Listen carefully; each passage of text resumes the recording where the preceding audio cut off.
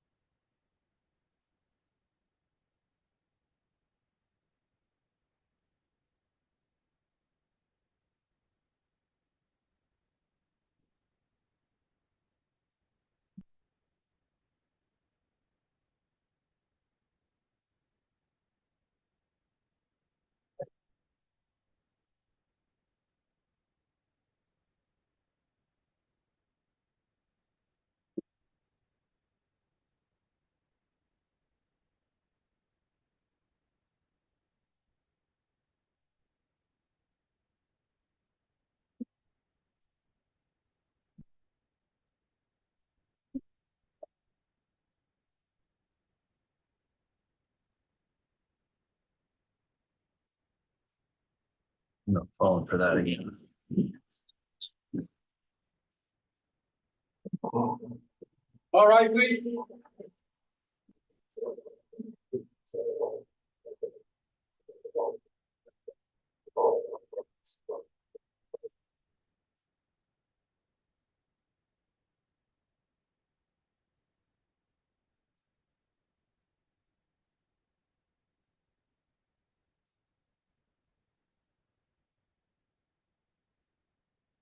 Here's our President Counter for Your Honor. All right. Thank you, Mr. Bailiff.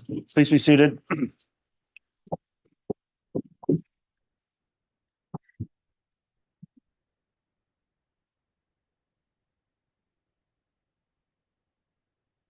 All right. Good morning, everyone. We're back on the record on case CR 2221-1623, State of Idaho versus Chad Guy Daybell. We are back on with continuation of the state's case in chief.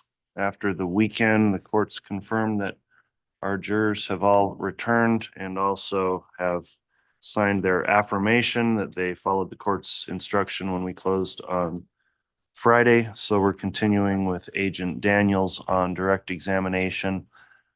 With our gallery here in court today, there's a lot of people. Apologies for the inconvenience of moving you around. I think at some point later today, or if not later this morning, we'll be able to use the other side of the courtroom again. So thanks for accommodating that. If the state would like to call your witness and have him return to the stand, then we'll continue with direct examination. Thank you, Your Honor. We'll be continuing with Mr. Daniels.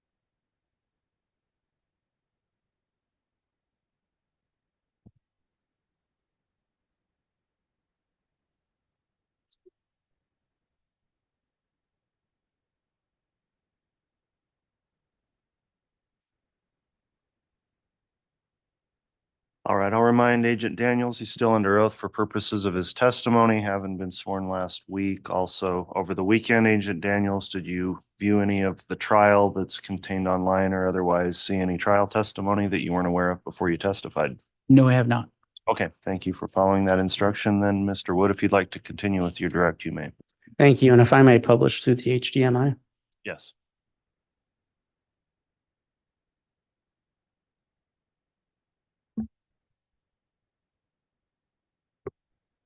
Morning, Agent Daniels. Good morning. Just to quickly recap and reorient the court and jury. On Friday, we had spoken about the June 9th and 10th search of Chad Daybell's property, correct? Correct. I believe the last place we talked about was searching the barn and tools. Is that accurate? Yes, that's accurate.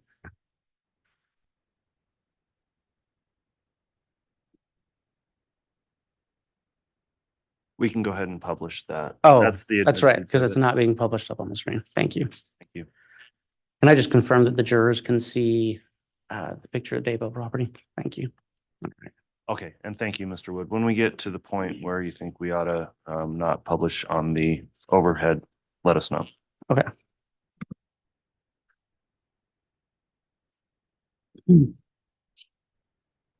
Agent Daniels, can you, well, I'm gonna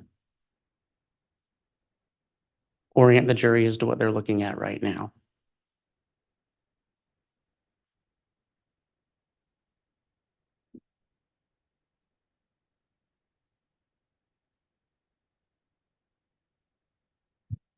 So, Your Honor, I am showing Agent Daniels what's been marked as Exhibit 170B. And where was that on the property? So right now we're in the kind of the northeast portion of the property. And from this photograph, we're looking back towards the residence. And in the photograph, you can see the second story bedroom window. And I'm pointing at it with the laser up there. And in the very beginning, last Friday, we showed you a vantage point photograph. And one of those vantage point photographs was from that second story window that's in that picture. So right above that back door. And so there's a rear man door that comes out of the residence also. So that's the Chad Daybell residence. That's the upper story, second bedroom window. And then we're going to be walking towards this large tree. And near the base of that tree is going to be J.J. Vallow's burial site. And so this is an overall photo as is. So as it looked when we were there, and we're just walking towards the burial. So what becomes the burial site. And this just gives you a good idea of how the taller vegetation or the taller grass as we're going that way. And that'll become important as we get closer.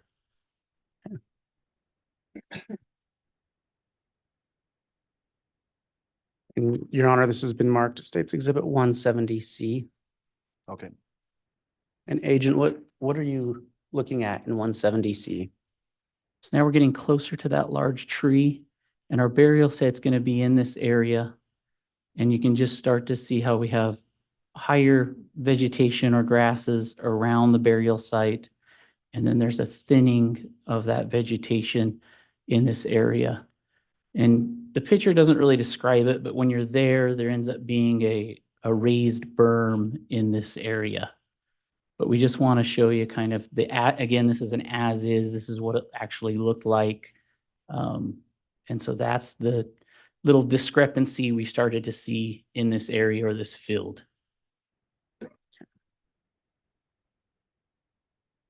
And Your Honor, this is what's been marked as States Exhibit 170D. All right. And Agent, what did you notice in 170D? So now we're just getting closer up photographs, and these are still as is, so hasn't been touched. But this is just showing that raised berm, and you can still see the higher vegetation around the raised berm. And then now that we're getting closer up it's a closer up photo, you can now see that just how that vegetation looks on the raised berm. It's not as thick as the vegetation around it. States Exhibit 170E. What was of note to you in this picture? We just this is just a closer up photo of the actual burial site where JJ is going to be located. And it's just a closer just to see that vegetation as it is on the raised berm. And you can just see how there's empty spots versus what it looked like around the area. So there's something of interest here to us.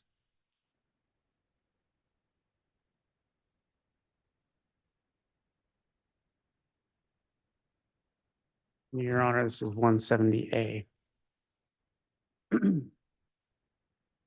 Agent, what was the significance of this photograph? This is another overall photograph as is. Now we're just on the opposite side of the pond. So we're over here now. The photographer's over here looking back this way. And so you can still see that large tree. So JJ's burial is going to be in this area. And in this photograph, you can kind of see one of our Faro scanner operators here taking some of the initial Faro scans of the area. We have a total station operator over here doing some total station measurements. And then just to give a relation, there's the fire pit areas over here. And then Tylee Ryan's burial is going to be in this general area. And so JJ's burial is going to be in this vicinity. And that's all that picture's showing. Your Honor, states exhibit 170F. All right. And Agent, what is the jury seeing here? And we talked about it last Friday with Tylee's burial site. But once we've kind of found an area we think there could be a burial, now our process is we're just going to go layer by layer down. And so now that we've located an area of interest because of that raised berm, we've designated a little perimeter here. And now our job is just to go layer by layer and excavate this site. And if there's anything of interest, anything of value, we'll stop and take photographs, scans, and then kind of continue down to see what there is, if anything, at this location. And this picture is just showing how we've now taken off some of that first layer of vegetation, and we've started the process.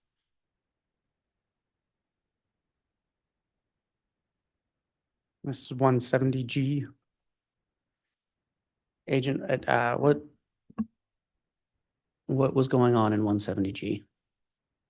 So we've removed the vegetation off the top, and what we start to notice are these different stones or cement blocks that start to protrude through the soil. So that starts to draw our attention. And so we stopped and took some photographs of what that's starting to look like.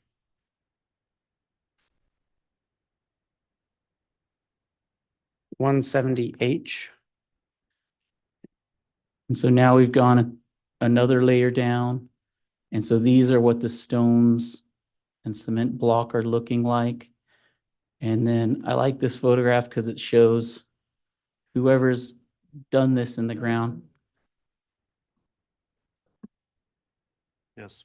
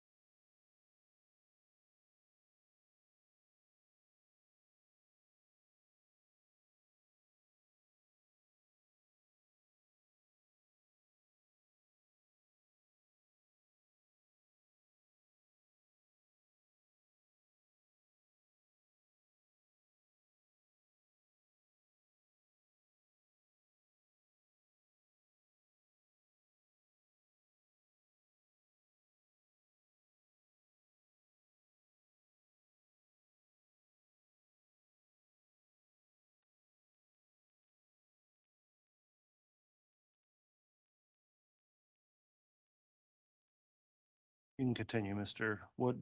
Thank you. Agent, what did you observe about these stones? So in this photograph, we see the stones now that are laid.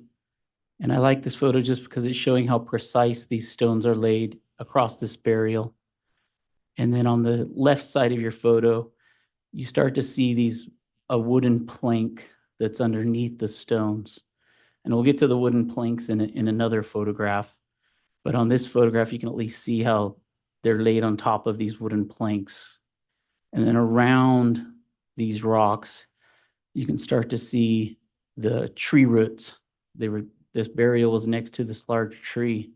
And you can see how somebody's taken the time to cut through these tree roots to place this burial here in this location. And so Agent, for clarity, did anyone on the ERT team cut those roots?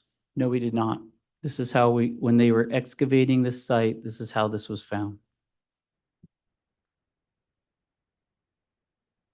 And Your Honor, States Exhibit 170I. Detective, what did you observe here? So after the stones were removed, these are two wooden planks that were underneath those stones.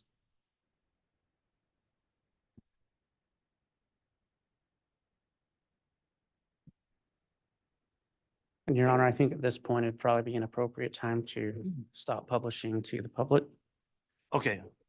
We are going to continue with the photos published to the jurors and the parties, but for purposes of the live stream or the public in the courtroom, these remaining photos, because of their nature, will not be published.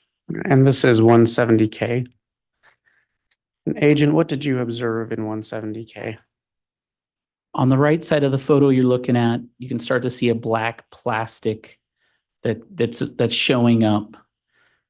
And so that was an indication that, okay, we're starting to find something in this burial site. And did you notice was there a change in the soil?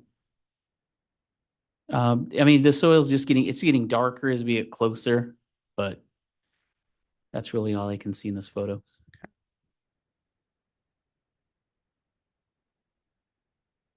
And this is 170L.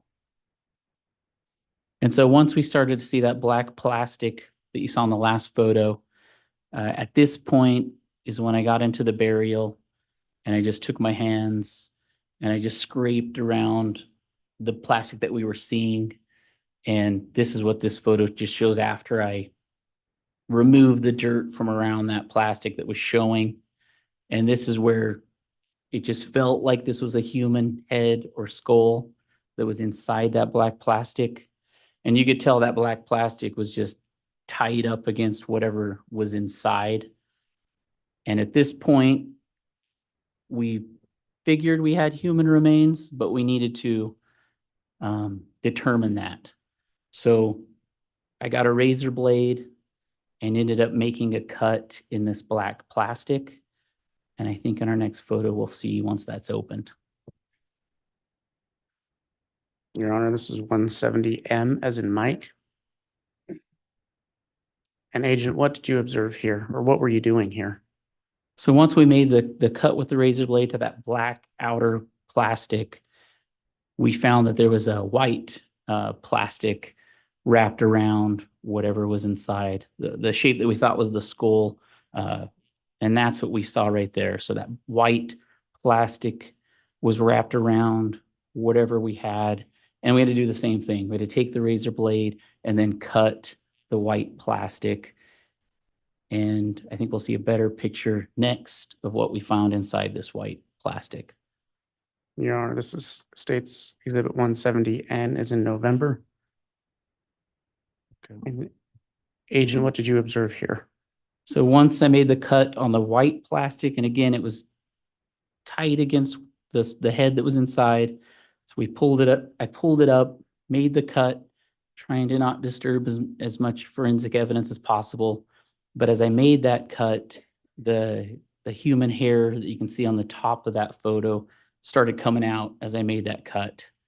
And that's the point where we knew these are the human remains, and these remains become J.J. Vallow's remains. And that's the point where this ends up becoming J.J. Vallow's burial site. And so that was the point where that becomes J.J.'s burial site. And we continue excavating after this. Your Honor, this is 170O. And what do you observe here? So now we've just continued, now that we know these are human remains, the team's just continued to excavate. So now you're starting to see that black plastic throughout the burial site. And if you look left on that photo, you can see that we've now uncovered the feet area of the human remains. So we have a pretty good idea that that black plastic is wrapping the entire human remains. And then kind of sporadically throughout that burial, you can see the little glimpses of black plastic. So it's looking like the entire remains are wrapped in that. So that's what this picture's showing a good idea of. An agent where you don't have the benefit of the laser pointer is the mouse or the pointer moving over where you're talking about the feet? Correct.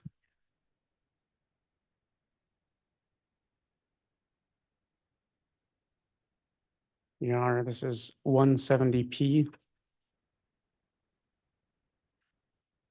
And what did you observe here, Agent? This is just continuing that excavation.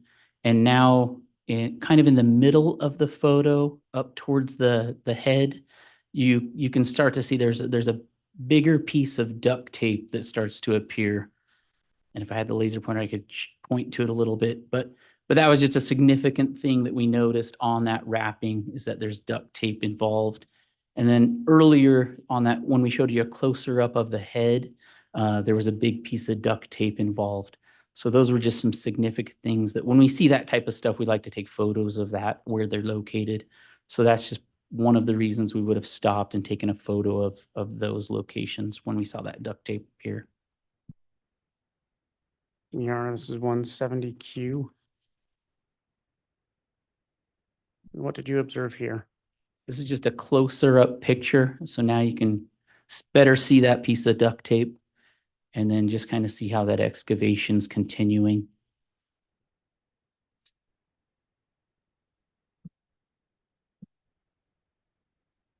The 170R. And this is closer to a full excavation of the remains. So now, and you can see more pieces of duct tape have appeared. So now you get a better sense of how JJ's remains were placed in this burial, how they were wrapped, and now it's ready to be removed by the team and provided to the coroner. And just for clarity's sake, this was on June 9th, correct? Correct. Of 2019? JJ's remains were the first remains we found, and they were the first remains that were fully excavated and provided to the coroner on June 9th.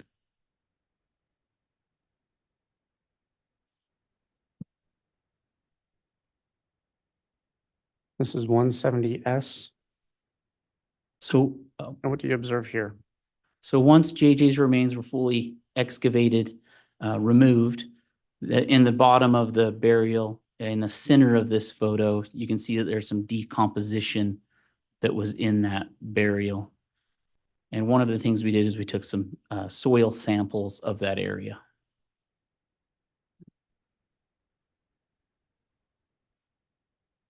One 170T. This is just a closer up photograph of that decomposition that was left in the burial.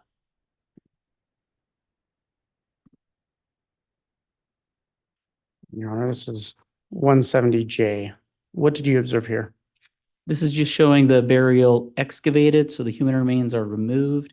And then on that tarp are the stones that were placed over JJ, and then the wooden planks that were over JJ.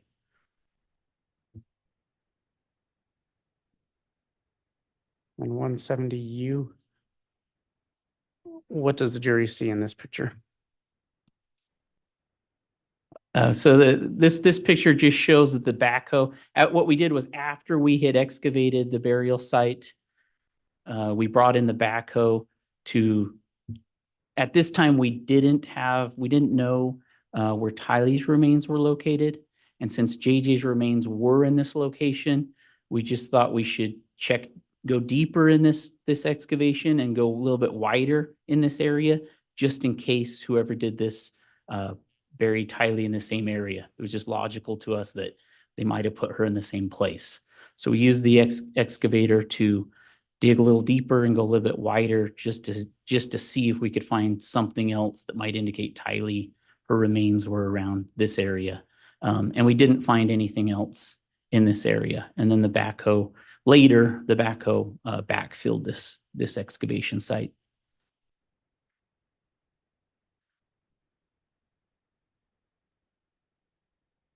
And Agent, we spoke the other day about Faro scans. What does the jury see here? So in the bottom of the screen, you're just going to see a diagram or graphs of what the Faro scanner scanned in of JJ's burial site. And then on the right side, you're going to see ERT photographs.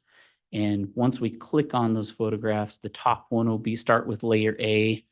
And then in the bottom scan of the burial, that layer A will show, the line will show up in the bottom of your diagram. That just gives you an approximate depth of where we were at layer A. So, and one thing to note about between layer A and B, there's not much difference because those rocks were right on top of the wooden planks. What do you see in layer C? And layer C was kind of at that point where we determined this was actually J.J. Vallow's human remains, where we cut open the head portion of the bag, and that's right at about 1 foot. And layer D? Layer D is where we've excavated a lot of the top of the human remains. And you can see that black plastic bag over the majority of the top of the human remains, and that's just under 1 foot. And layer E? Layer E was that final excavation point where we were ready to remove those human remains from the burial, and we're just over 2 feet.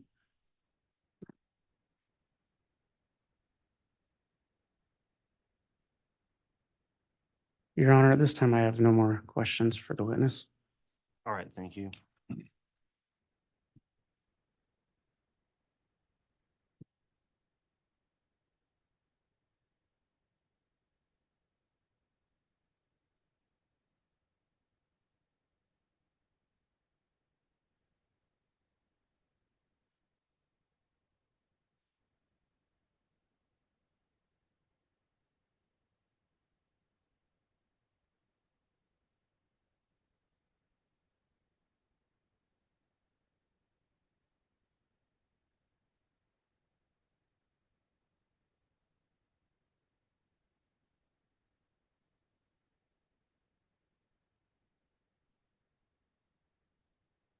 All right, once you're ready, Mr. Pryor, you can conduct cross-examination. And Judge, before I start, by stipulation of the parties, asking the court to admit exhibits 35 and 36, defense exhibits 35 and 36. Those would represent photographs taken from the garage. All right, has the state been able to review proposed exhibits 35 and 36? Yes, we have no objection. Defense exhibits 35 and 36 are admitted.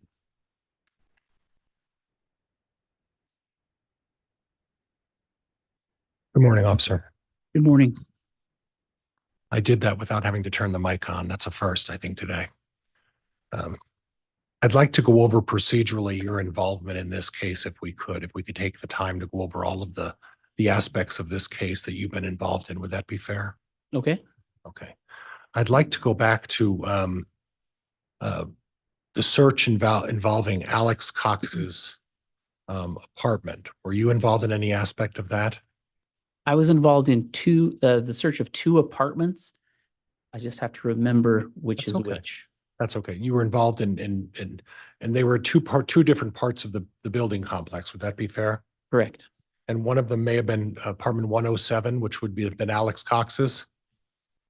I can't remember who owned which apartment, but there were Okay. 2 apartments that were fairly close together. And could you explain to me what your involvement was in the search of Alex Cox's apartment? I was an ERT senior team leader in the search of both the apartments, and I just don't remember who owned which apartment. Okay, and part of your the aspect of being involved in that is that you were involved in a cadaver dog search of that complex. Do you recall that? I do. Okay, and was that your cadaver dog or was it another agency's cadaver dog? It was an outside agency's. Okay, were you the supervisor in charge of that search? I'd have to review my logs for those searches. Okay, I remember speaking to those, the cadaver dogs, people that ran that operation. okay, So I may have been. okay. And there was some reference in some of the police reports of the use of luminol. Can you tell me what that is?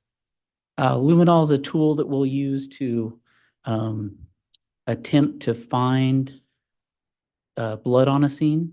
Okay. And as part of the cadaver dog and the use of the luminol, you applied that to an upstairs closet in one of the apartments. Is that right? I can't remember. I'd have to review my logs, my notes for that from that day for that apartment. Do you have those logs and notes with you? I don't. Okay. Okay. And then do you have a recollection of whether or not the cadaver dog indicated any positive on any of the locations of either of the apartments? I don't. Again, I'd have to review my notes. And were you involved in the search of any of those garages of either of the units? Yes, if the garages were right attached to the apartments, I was. Okay. But again, you don't have any recollection, would that be fair, of what was discovered in either of those garages? Is that right? I'd have to review my logs and records, my notes. Okay. And it's interesting that throughout your testimony in the last day or two, you didn't make reference of having to review your notes or logs about this case. Do you find it unusual that you have to review your notes and logs as part of a cadaver dog search of two apartments that were relevant to this case? No, I knew I was going to be speaking about this search, so I reviewed my notes and logs and records for this Daybell property we were speaking of. I didn't know I'd be talking about the search warrants of the apartments, so I didn't review those prior to coming. And I've conducted many searches in the last 4 or so years. Okay. Yeah. Now, you talked a little bit about the second floor and the view from the second floor of the Daybell residence. Is that right? Correct. Okay. Have you been in that house? Yes. Okay. Are you aware that the so-called second floor is an attachment to the garage? Yes. Are you aware that when you leave the main residence, you have to go in the garage and then further go through another entranceway to go up a set of stairs to get into that attached structure to the garage? Objection, counsel is testifying, move to strike from record. Sustain.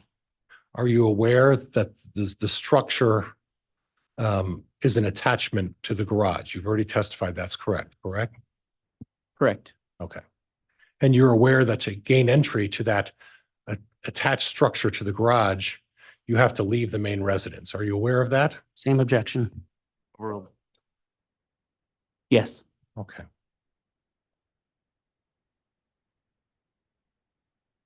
And you don't have any knowledge personally of what that attached structure to the garage is used for, do you?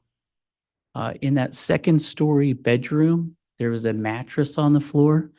And on June 9th, there was a comforter and Okay. it was opened and there were pillows there as if somebody had been Okay. sleeping in it. That's why I call it a bedroom. Are you aware of who was residing in the residence at the time of September of 2019? I am not. Okay. Are you aware who was residing in that residence as of June of 2020? I am not.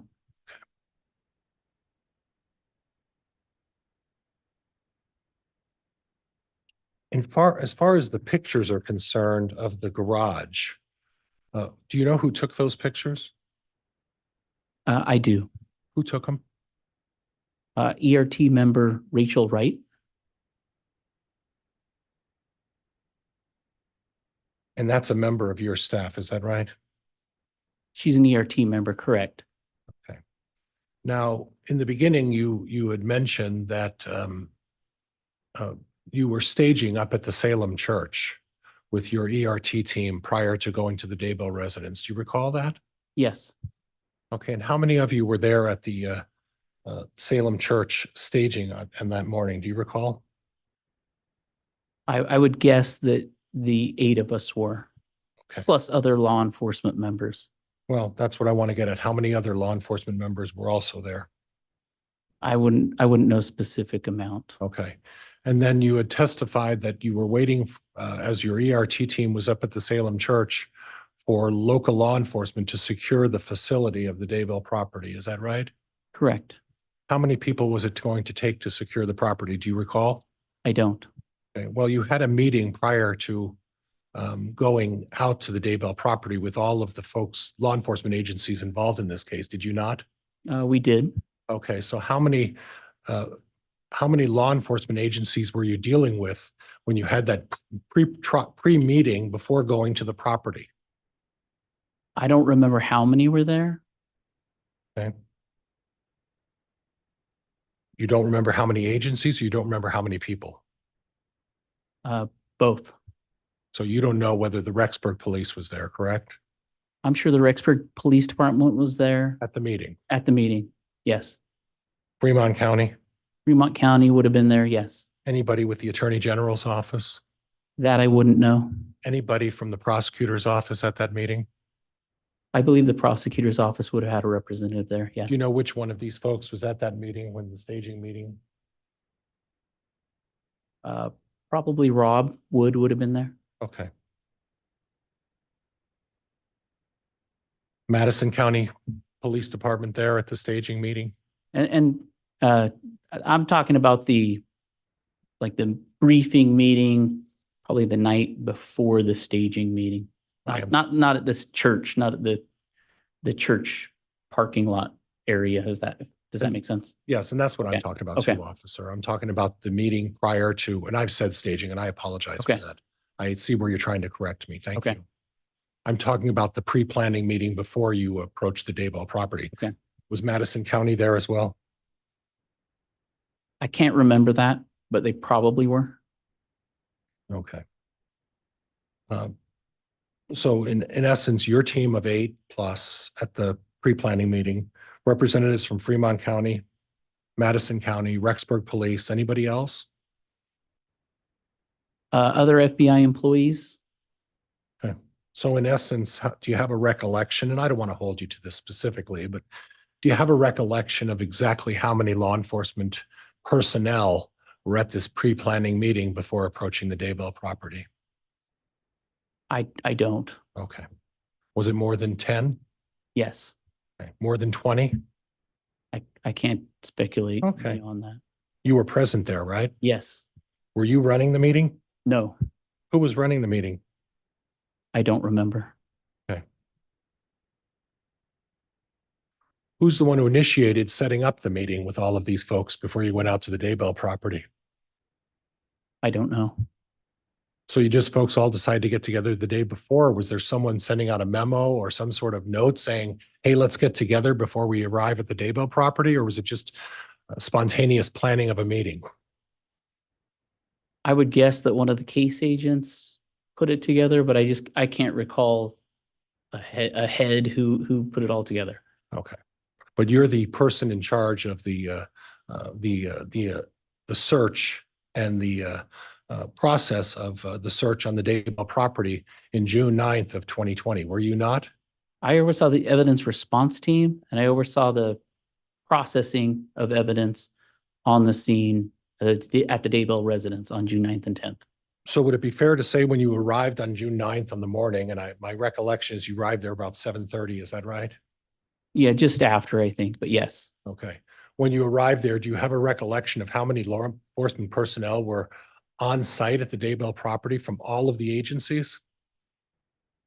I think our logs show that just over 50 people were there on both days. And that would have been the totality of the entire day. So I don't know how many would have been there at 7:30 in the morning. And I've taken the liberty of reviewing your logs and saying that there were 50 people there. That's what you recollect. Is that right? Just over 50 would be my guess. And you're aware that Mr. Wood was one of those 50 who were there on site at the search of the burial of JJ and Tylee. Is that right? I know I saw him on scene. At the time, I didn't necessarily know who Mr. Wood was. Okay. So when you met him the day before at the meeting, you didn't introduce yourself. Is that right? I don't think so. Okay. So prior to going out on any kind of an investigation of this case, you're telling me that the prosecutor was at the meeting before, the prosecutor was on the site, and you're in charge of the search. you never took the time to introduce yourself to the lead prosecutor in this case. Is that correct? I don't remember doing so, and Okay. I was busy. Okay. So would it be fair to say that there were a number of law enforcement personnel on that property in this rural piece of acreage? Would that be fair? Yes, And would it be fair to say that that would have caused at least some sort of an opportunity for people to look and see what's going on the property? Draw attention to the property, didn't it? Having all those people out there? like what kind of people? Well, you had to have security who prevented people from driving by. You blocked down the roads a little bit, did you not? Oh, I believe the locals did block down the roads, yes. And you had to stop people from driving by and gawking at what was going on, right? I didn't do that, but But you would agree in a situation where there's 50 law enforcement people ascending down onto a piece of property, that would have a tendency to draw some attention to what was going on, right? maybe. Do you think it's just another day out in the rural property that there's 50 people out on your property? Objection argumentative. Sustained. Okay.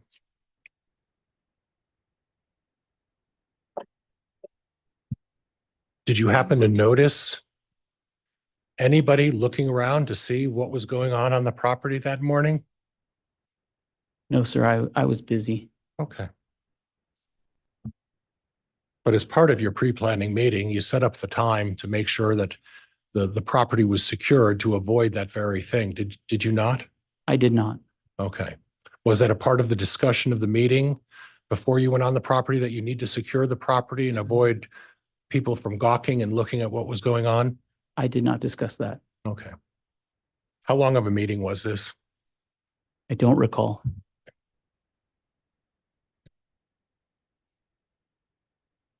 Now, when you arrived on the scene, you talked about the garage where these tools were located. Do you recall that? Yes, Okay. Did you happen to look at that garage? yes. Okay. The door of the garage was open when you folks arrived. Do you recall that? I don't recall if it was opened or closed. Okay. Were you present when the pictures were taken of the tools in the garage? I don't recall being present. Okay. Now, you showed some pictures of the property where the remains of JJ were located. Is that correct? Correct. And it appeared to me that it was some distance from the back of the house. Would that be fair? That would be fair. And how much of a distance, based on your estimation, would you say it is from the back of the house to the site where JJ was excavated? I don't know the distance. Okay. And would you agree with me that the amount of lawn on the property at that time around the burial site of JJ Vallow, the grass was quite high? I'm sorry, could you say that again? The length of the grass around the site where JJ was excavated, would you agree that the grass was high? In that general area, the grass was fairly high. And would it be fair to describe that as sort of a pasture part of the property? I wouldn't say yes or no to that. Okay. Would it be fair to say that the area in front of JJ's burial site, there was a significantly large tree? Near his burial site, for that property, there was a large tree. Right. And when you say near his site, within a few feet, wouldn't you agree with that? I wouldn't agree with that. I had somewhere that we have a measurement for that. So I would wait till I reviewed that to see what that measurement was. Okay. And in looking at the pictures in front of JJ's burial site, there's a large irrigation pond of some kind. Would you agree with that? Yes, there's a pond nearby. Okay. And it didn't look like the lawn or the grass back there had been mowed in some time, right? I don't know what kind of lawn or grass or pasture that was, or if you mow it. So I wouldn't. Well, it was quite high, right? The grass. I just don't know if you mow that grass. I don't know what you do to it. So Did it look like it had been mowed? it did not recently. No. Okay. Now I want to go back a little bit, and I'm going to change gears a little bit, and I'm doing this for a reason. The theory from the prosecutor is that the bodies were placed in the ground for JJ and Tylee in the month of September of 2019. Is that correct? I don't know what the theory is. Okay.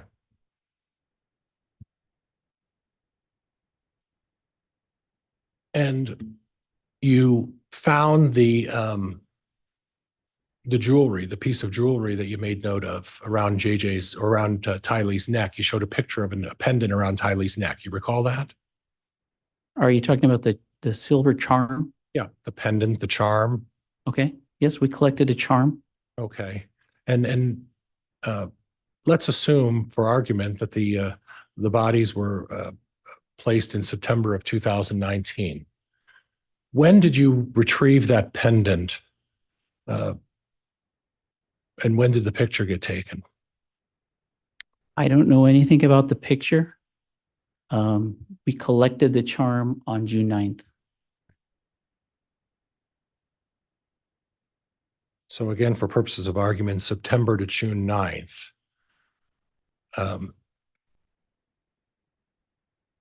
10 months, 9 months later? Is that what? I can just tell you when we collected the charm. Do you know whether the charm was on the top of the ground? Yeah, the silver charm was observable by eye. It was on top of the ground. It wasn't like anybody was trying to conceal it. All I can tell you is the charm was located on top of the ground. Okay, well, let's put it this way. The charm was in plain view. Would that be fair? We located the charm on top of the ground.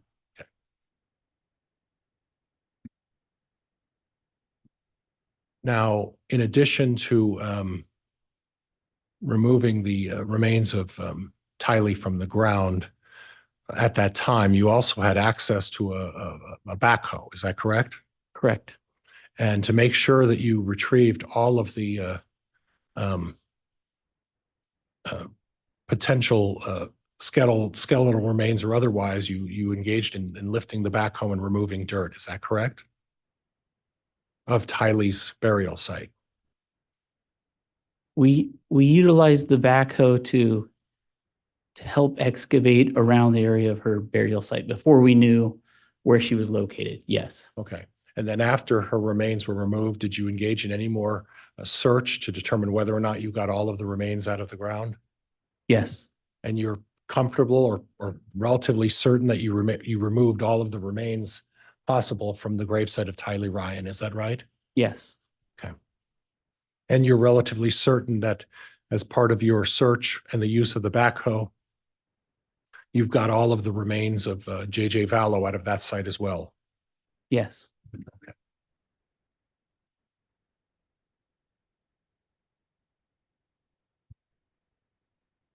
Now, at the conclusion of your search on the first day, and approximately what time was that? I would say it was sometime after 5 p.m. on the first day, June 9th. Okay. What plans did you put in place to secure the property overnight? It was the local Rexburg Police Department and Fremont County Sheriff's Office who secured the scene overnight. Okay. And you don't know the number of officers or who was there to secure the scene, is that right? I don't. It was their plan. Okay.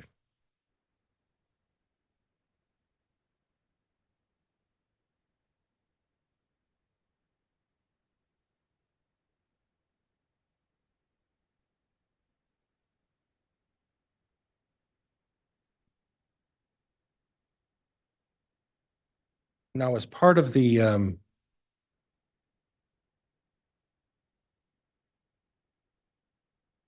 investigation, and Judge, could I have Exhibit 35 and 36, please? Yeah, we'll have. If I could just have a moment, Judge.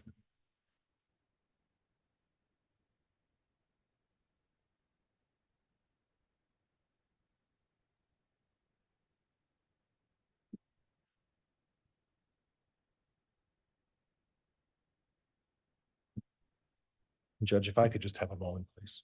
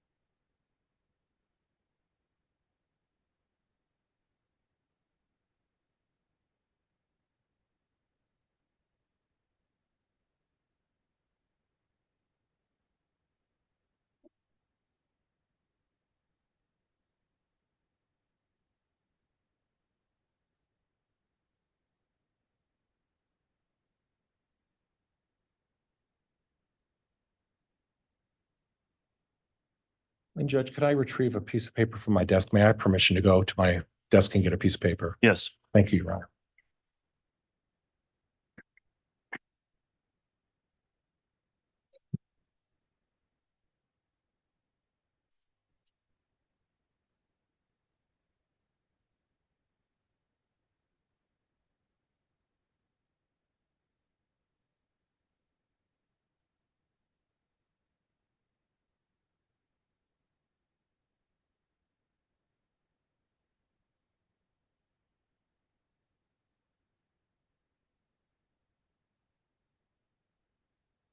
And Judge, if I could publish. You may.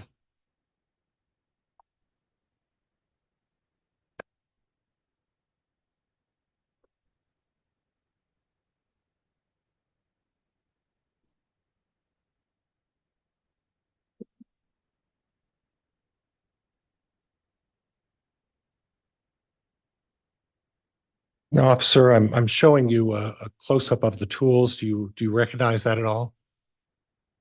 I do. Okay, and those are the tools that were in Mr. Daybell's, we would describe that as a garage. Would that be fair? That would be fair. Okay. And you're looking at the tools, and these are part of the tools that you felt that you would determine whether they had some applicability to the digging of any graves or in any way involved in the processing of the burial sites. Would that be fair? That would be fair. Did you confiscate all of these tools? No, we did not. Did you have an opportunity to look at all of the tools? Yes. Okay, and you examined them personally, is that right? I walked by all of these tools. Yes. And you looked for them for potential issues that might be involved in whether they showed any signs of being involved in the site, right? I just walked by all of these tools. And would this picture be a fair representation of what the tools look like on that particular day? This zoomed in picture, or Well, I'll zoom it back out if you'd Okay. like me to. this is, I would call this an as-is photograph Okay. of what the tools looked like as you walked into that Okay. main garage door. So this would be what the tools looked like as you walked in, and then you directed, I think you said the name was Rachel Wright, to take pictures of that. Is that correct? This would be what I would, this is one of her overall photographs that she would have taken. Okay. And there was nothing that you identified in these tools that would indicate any issues of concern. Would that be fair? No, I wouldn't say that. Okay. I'd like to zoom in on the large black handle tool. Is there anything that you can see on that tool that would cause you of any concern regarding part of the digging site of the Daybell property? I'd have to look at the entire tool. Okay, well, I wanted you to just look at the black handle. Is there anything on the black handle that indicates to you that there's any issues with that tool? Again, it's kind of the totality of the tool Okay, and the situation, where it's at, where it's located, okay, proximity of the fire pit. So there's more than just looking at a little speck on that handle. okay. And you would agree there's like a little speck on the handle, right? I wouldn't agree with that until I was able to see it in person, not just Okay. from this photograph. Okay. And Judge, I'm going to disconnect for a moment and then reconnect if that's acceptable to the court. Go ahead.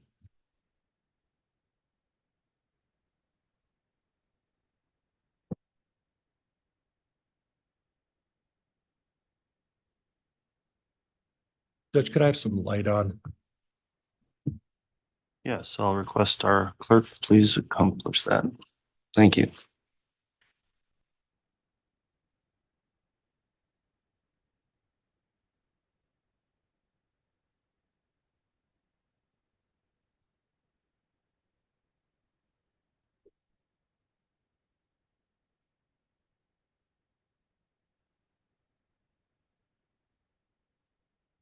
Now, Officer, you previously testified that that's how you saw the tools when you first, from your recollection of when you first approached the garage. Is that right? When I would have done a walkthrough, correct. And then at some point, the tools were removed at some point during the day, correct? Correct. And they were laid out. Oops, I'm sorry, Judge. They were laid out on the ground for photographic purposes. Is that right? The tools from that side, we laid some of them out Okay. just under the garage door. It was opened just to take an overall photo of some of the tools. Not all of those tools were taken as evidence. That would be right. Okay. And then Judge, again, I'd like to publish again. You may.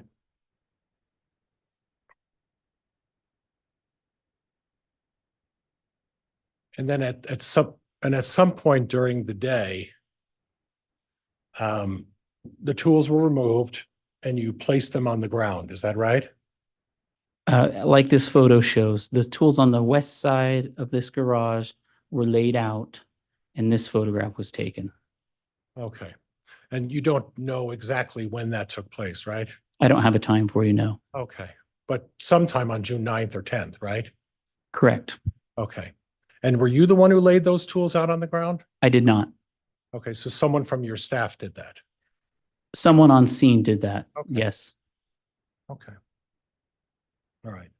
But you would agree with me that the tools in the prior picture were first, and this is a subsequent picture paid by or taken by someone who took it somewhat after the tools were removed and put on the ground. Is that right? That the first picture we reviewed was taken prior to this picture, I would Okay. agree All right. with. But then I'm moving in on this picture.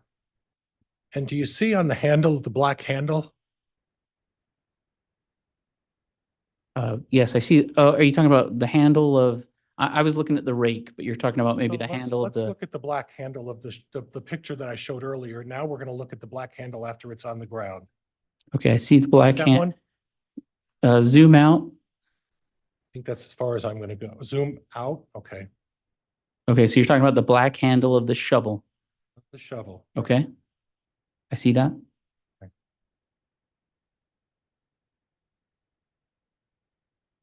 Let's try this a little differently. Now that's the same black shovel. What do you see on the handle of that black shovel? It's hard to tell what that is. Okay. It's something, right? I can't tell what that is. Well, I didn't ask you what it is. It's a different look than what was looking up when it was in the garage, right? I can't say that for sure, Okay. but All right. And Judge, again, I'd like to disengage.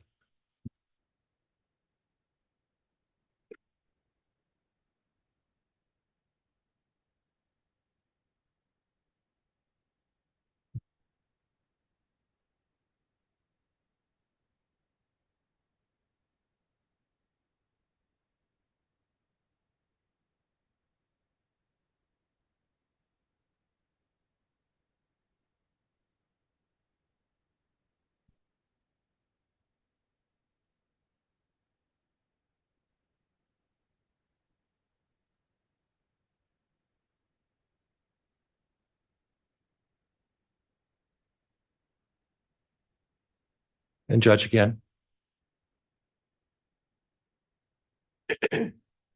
If we could on the HDMI, Judge.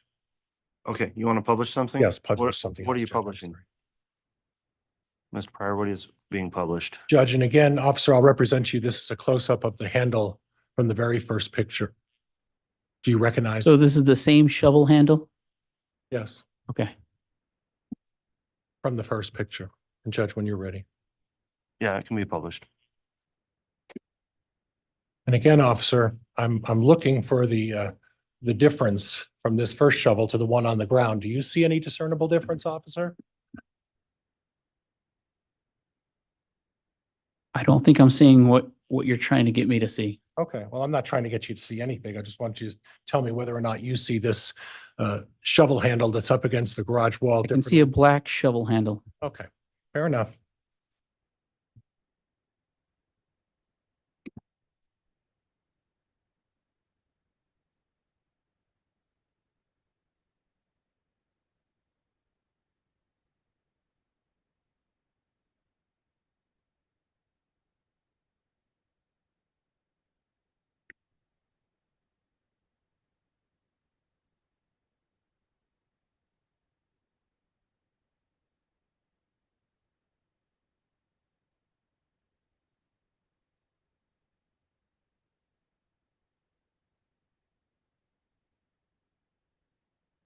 Judge, could we publish what's marked as Exhibit 36?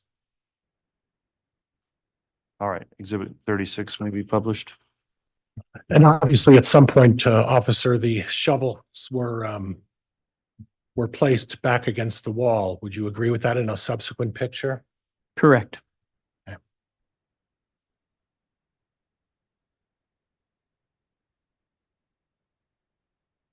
Do you see anything unusual about the handle of the shovel from the picture on the floor? From this picture, I don't see anything unusual. Okay. Does that help? I'm still not seeing anything. Okay.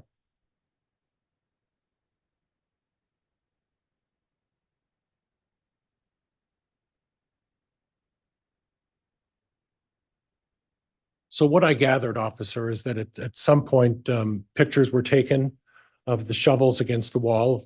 That was the first picture I showed you, correct? The very first picture, I think, was the as-is photo of the shovels against the wall. And then subsequently, the pictures were shown to be on the floor of the garage, correct? Correct. And someone took the shovels from the wall and put them on the floor, correct? Correct. And then at some point later than that, the shovels were taken from the floor and put on the garage wall, and that would be the last picture I took, correct? Somebody moved them and put them against the wall and took a photo. Right. I don't know at what time Okay. that happened. But you do know that the pictures were, in terms of a time frame, the pictures were, the first picture was the as-is photo, correct? I know that. I know the first picture was the as-is photo because they were in place. Okay, and then the other two photos, we don't know exactly when those were taken. I'd have to look at our photo logs Okay, to kind of match that up for you to tell you which one was taken before the other. If that makes Okay. sense. at any time, officer, did anybody during the digging of either of the grave sites use the Daybell's shovels to dig the grave sites? No, they did not. Did anybody use the pickaxe there on the Daybell grave site during your excavation? No, they did not.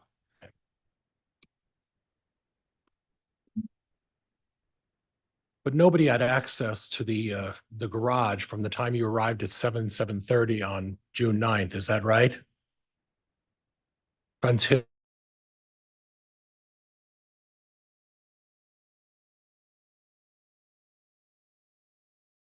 Sorry, that wasn't particularly clear, was it?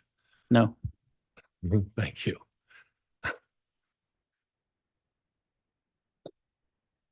Nobody other than law enforcement was able to go on the property on June 9th through June 10th during this excavation, other than law enforcement. Is that correct? As far as I'm aware, yes. So there wouldn't have been any citizens or anybody else who would have had access to the Daybell property from June 9th until June 10th, correct? Correct. So the shovels, as they see, were basically secured by your law enforcement or all of the law enforcement agencies that were there on those particular days. Would that be fair? Fair. Okay.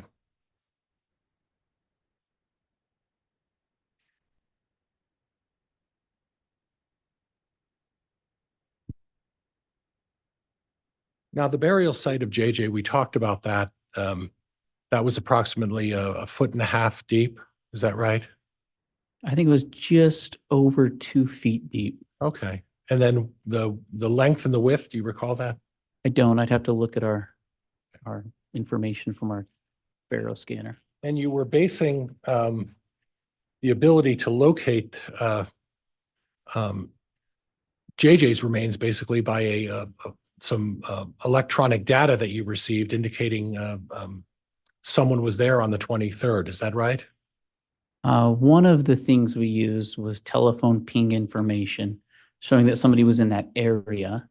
But one of the reasons we showed you those photos we took was just to show you that it was fairly easy to walk to.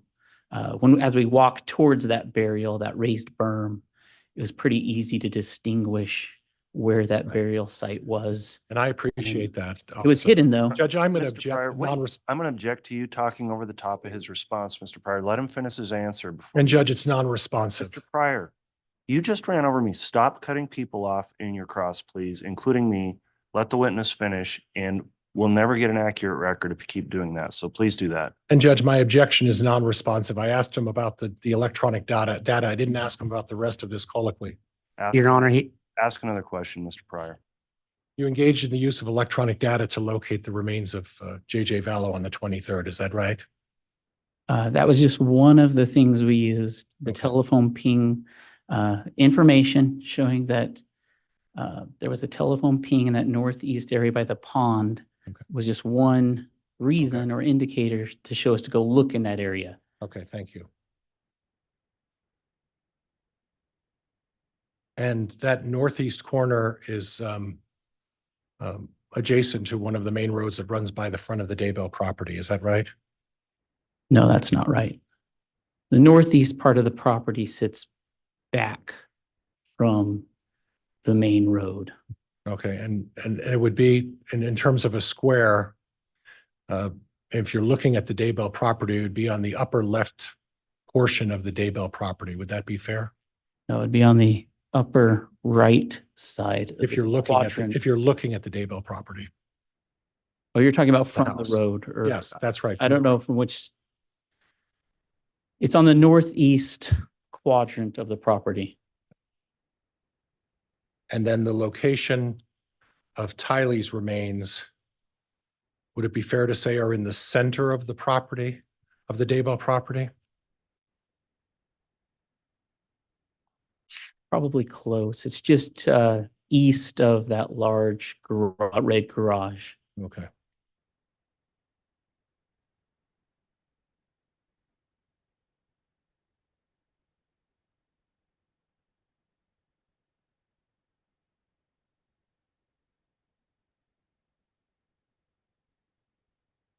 Now on the, you had made mention of a pet cemetery. I think that's the word you used. Is that right? Correct. And as part of the search, did you locate some pillars or what appeared to be a makeshift sign of some kind on the Daybell property? Near the area that I called the pet cemetery, there were two wooden posts. Right. And in front of one of the wooden posts, there was a dog statue. Okay. Okay. And was that part of the way you were able to identify where this pet cemetery was by that dog statue? When I initially designated an area of the pet cemetery, there was the dog statue that was an indicator. Okay. And then in front of the pet cemetery or the dog statue, there were several depressions, which could be an indicator of burials. So I kind of made a square area Okay. or perimeter around those burials and called that the initial pet cemetery. And was there also a tree somewhere in a close location of that, those two pillars and poles? I don't remember that. Okay.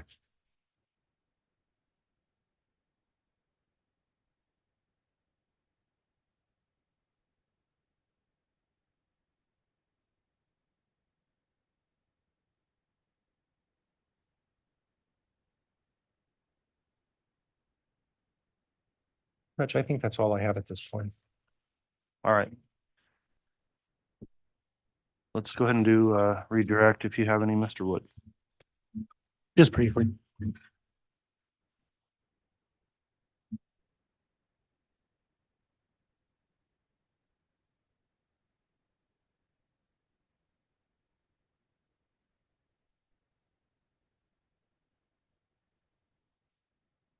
Agent, you were talked to about by counsel about securing the scene between the 9th of June 10th and, the night of June 9th and the morning of June 10th, correct? Correct. When you returned on June 10th, was the property in the same condition as you had left it on June 9th? It was. You were asked about some tools that you collected. Yes. When you collected those tools, what did you do with them? We packaged it at the end of the day. We packaged them and provided them to the Rexburg Police Department. You're asked about JJ's burial site. and electronic data that helped you find it.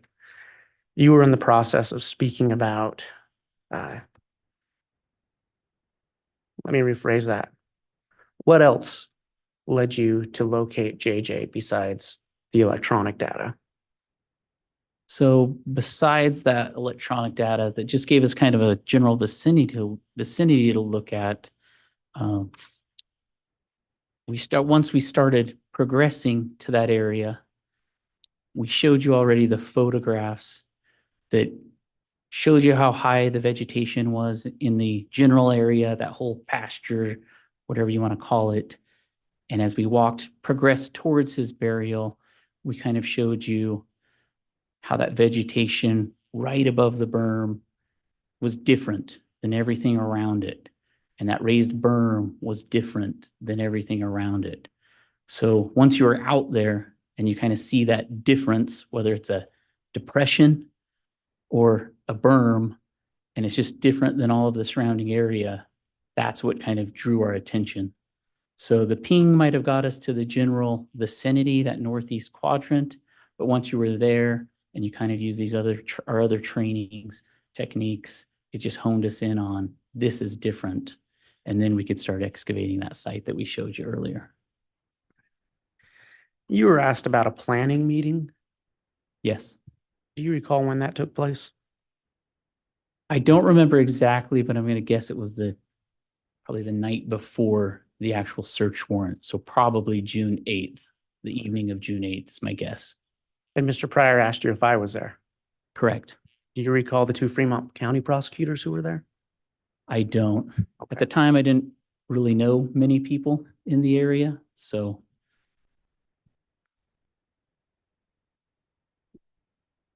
I believe earlier, well, you were asked about the pet cemetery. yes, Did you locate any pets in the pet cemetery? we did. What did you locate? We found a dog remains and cat remains. Your Honor, that's all I have. All right. That will conclude the testimony then of Agent Daniels. I'm going to inquire from the state and the defense, is there going to be any recall of this witness coming up? Your Honor, we're not planning on it. However, we are advising all of our law enforcement that they will essentially remain under subpoena up through rebuttal. Okay. And with that then, Agent Daniels, you are still subject to the exclusionary order, meaning please don't watch the trial because it is being live streamed and easily accessible, or observe any trial testimony so that you may have the ability to be recalled to testify if necessary. Yes, sir. All right, thank you. That'll conclude your testimony. You can go ahead and step down.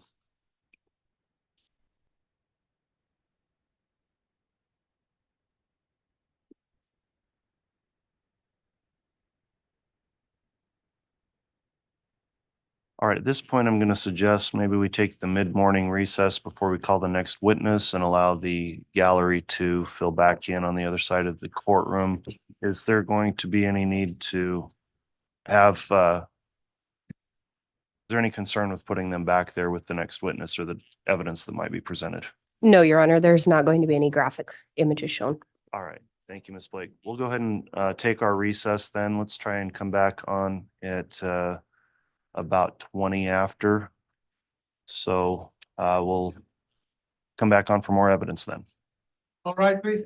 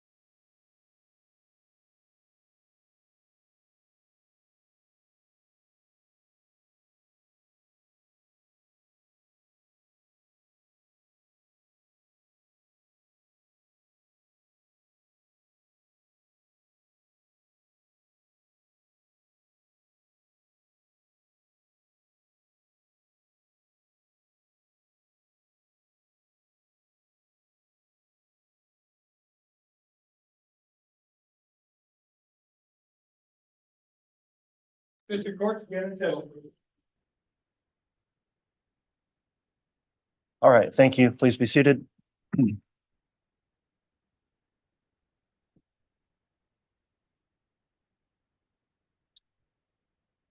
All right, Mr. Bailiff, if we could please have our jurors return.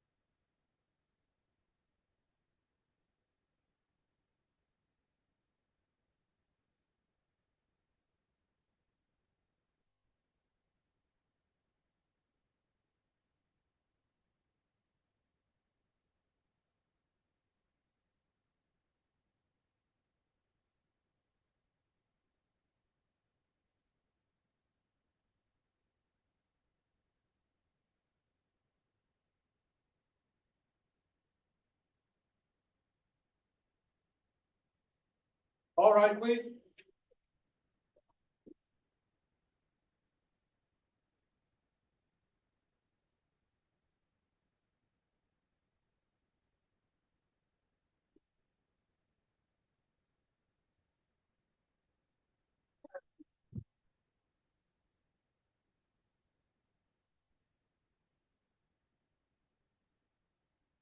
Here's all present and counted for your honor. Thank you. Please be seated.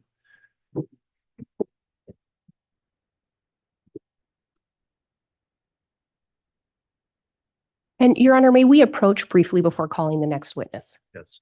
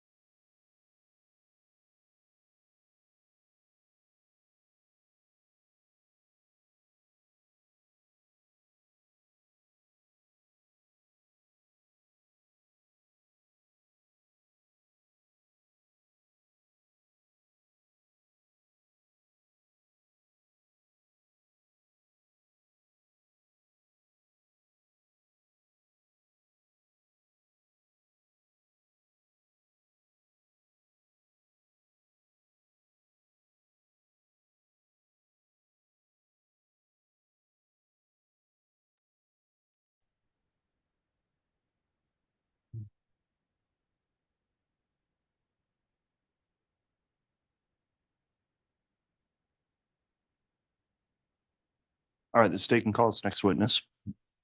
Your Honor, the state will call Melani Pawlowski.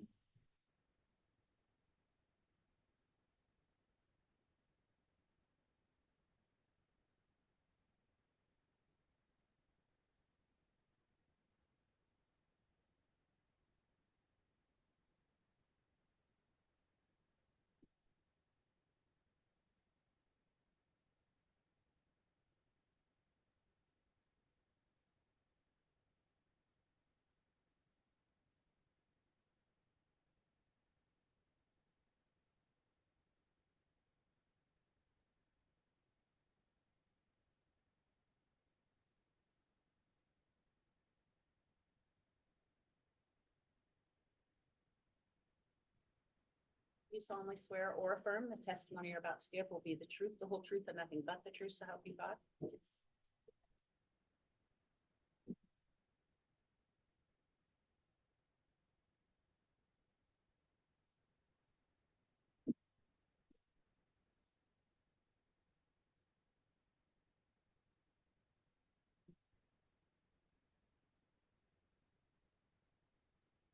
All right, the witness has been sworn. Before we begin with direct examination, I am going to inquire from the witness because this trial has been both live streamed and open to public access. Ms. Pawlowski, have you reviewed or watched any of the trial testimony since this case started? No, sir. Have you talked to anybody about the testimony they've given at trial? No, sir. Okay, that'll conclude my inquiry. Then you may inquire Ms. Blake on direct. Thank you, Your Honor. Would you please state your name and spell your last name for the record? Yes. Melani Pawlowski, MELANI PAWLOWSKI. Ms. Pawlowski, do you know an individual named Lori Vallow? Yes. How do you know her? She's my aunt. Do you know an individual named Alex Cox? Yes. And how do you know him? He was my uncle. And do you know an individual named Chad Daybell? Yes. How do you know him? He married my aunt Lori. Do you recall approximately when he married your aunt? I believe they were married sometime in November of 2019. And had you met him prior to Lori and he getting married? Yes. In relation to your relationship with Alex Cox, were you close with him? Yes. And how about with Lori? Were you close with her? Yes. At some point, did you look to Lori as a mother figure? Yes. And when you met, do you recall approximately when you met Chad? I believe in November of 2018. Did you continue to interact with Chad from that point on? Through Lori. So when you say through Lori, would you communicate with Chad through Lori? She would say, Chad said to tell you this, it would be mostly through Lori for the most part. Would you also send messages to Chad through Lori? Yes. Did that include you asking Chad for guidance or advice? Yes. Would you say at some point you developed a close relationship with Chad? Yes. At some point, did you eventually begin referring to him as dad? Yes. At some point, did Lori and Chad begin sharing teachings with you or their purported beliefs? Yes. Do you recall them sharing some teachings regarding light and dark? Yes. Do you recall which one of them, or if it was both of them that shared those things with you? Both. And when you say both, at times, were they both together when they shared those with you? Both together and separate. So at times just Lori would share them, Yes. and at times just Chad would share them. Is that fair? I don't know if I remember a time where it was just Chad. I do remember them being together and then with just Lori. And with what Lori was teaching you, do you know where those ideas were originating from? I believe they came from Chad. Do you recall what they taught you or told you in relation to light and dark? From what I remember, Chad was said to have a gift to spiritually discern, and he could see light and dark, or if a person had good intentions, but that he could see through and had that gift. And did you ever learn about him having some kind of a tool or something that he would use to help him discern light and dark? Yes. What did you learn about that? That he had a pendant or like necklace, something to that effect, that he could like a pendulum kind of thing, where he could get an answer to something he wanted to know. And it looks like, and just for the record, it looks like you were making a swinging motion with your hand. Is that correct? That's what I've seen from other people that will use like a tool or something like that, I think you swing it, and if it swings one way, it means yes or no. I'm not sure exactly. And was it your understanding that Chad always had to use that tool to discern light and dark? From what I remember being told is that he didn't always need that. It was just something extra he could use. At some point, did Chad and Lori teach you about castings? Yes. What do you recall them teaching you regarding castings? From the basis of where it comes in the scriptures, where you raise your, actually, I don't even know if that specifically is in the scriptures, but where you raise your right hand and can cast out a dark spirit or a demon.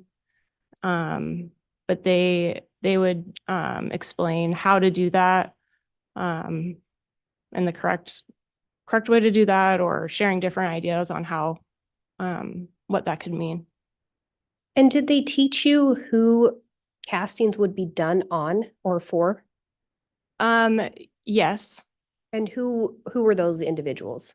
That you could do, you could cast out at any time for anybody if you feel like you're being inflicted with some type of dark spirit or a bad feeling, that anybody at any time could raise the right hand to the square and cast out. Did you participate in any castings? Yes. Do you recall who those castings were done on or for? I remember one where Lori invited us over to do a casting on Charles. And Or for had, Charles. oh, sorry. Sorry. And you said it was done on Charles? Yes. Had you been told anything in relation to Charles being dark at that point? I think at that time they believed, and Lori and Chad believed, Charles was affected by some type of dark spirit. When you participate in a casting, is the person there? So was Charles physically present when you participated in the casting? No. And as part of the casting, was anything physically being done to Charles? As I'm not By gonna any of you? understand. Oh, no. So he's not there, no one's laying hands on him during a casting? No. At some point, did you learn whether or not JJ had been labeled as dark? Yes. And what did you learn in relation to that? There's an objection based on foundation And Your Honor, I'm just asking broadly if at some point she learned that. and subruled. At some point, did you learn that JJ had been deemed dark? Yes. Do you recall what you learned in relation to that? I don't remember super clearly on that, but just that at some point JJ was affected by some type of darkness. Did you ever learn anything in relation to Tylee being labeled as dark? Yes. And what did you learn in relation to that? That I believe Chad labeled her as dark. And do you know who it was that labeled JJ as dark? I assume that it was Chad. And is that because Chad had the ability or Judge, I'm going to object at this point. It's bleeding. Sustain. previously had you learned about Chad having the ability to discern light and dark? Yes.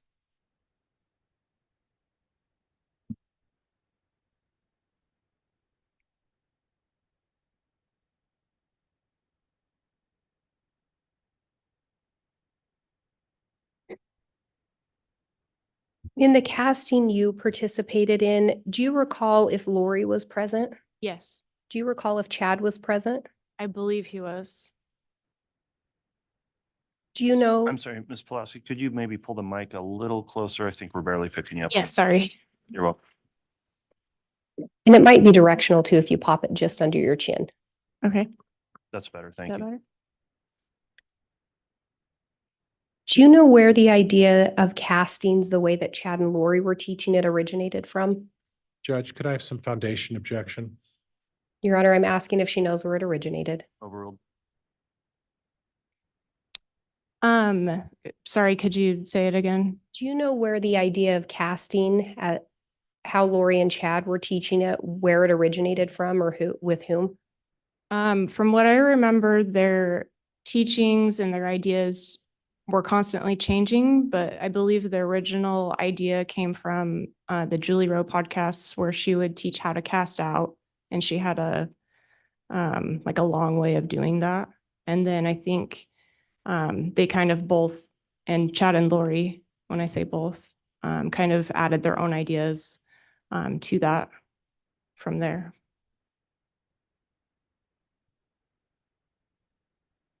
And we talked a little bit about Tylee, but did you know Tylee, Ryan? Yes, And how did you know her? she was my cousin. Do you recall when the last time you saw Tylee was? I believe the last time I saw her was when she was packing up in Arizona, preparing to move with her mom and with JJ. And do you know JJ Vallow? Yes, And how did you know him? he was my cousin. And you last saw him around that same time? Yes. Prior to Lori moving, do you recall Charles passing away? Yes. Do you recall learning of Charles passing? Yes. Who did you learn about it from? From what I remember, my ex-husband pulled me into the garage and had Adam Cox, my uncle, on the phone. And he said, I'm going to object at this point. Calls for hearsay. Sustained. Your Honor, and I would say it doesn't go for the truth of the matter. It goes for the effect on the listener. I'll still sustain the objection. The question was, what did she learn? And that's coming directly now from some hearsay, so it's sustained. So you learned from Adam Cox. Yeah. Judge, the witness is being led. Objection. I'll sustain that as well. That was a leading question. Strike the answer. Who did you learn? Who told you about Charles passing? I remember Adam Cox told me, my I'm ex, going to object at this point. The response calls for hearsay. Overruled. You can my continue. uncle Adam Cox, I remember, was on speaker on my ex-husband's phone, and he said Charles had been murdered. Judge, I'm going to move to strike. I previously objected. That's sustained. The answer is stricken. At some point, did you speak with Lori about Charles' death? Yes. Do you recall what she told you regarding Charles' death? Yes, I remember, I went to her home and her and Tylee, were still shooken up from it, but they explained that there was some type of, fight that my uncle Alex got into with Charles and that Alex shot Charles.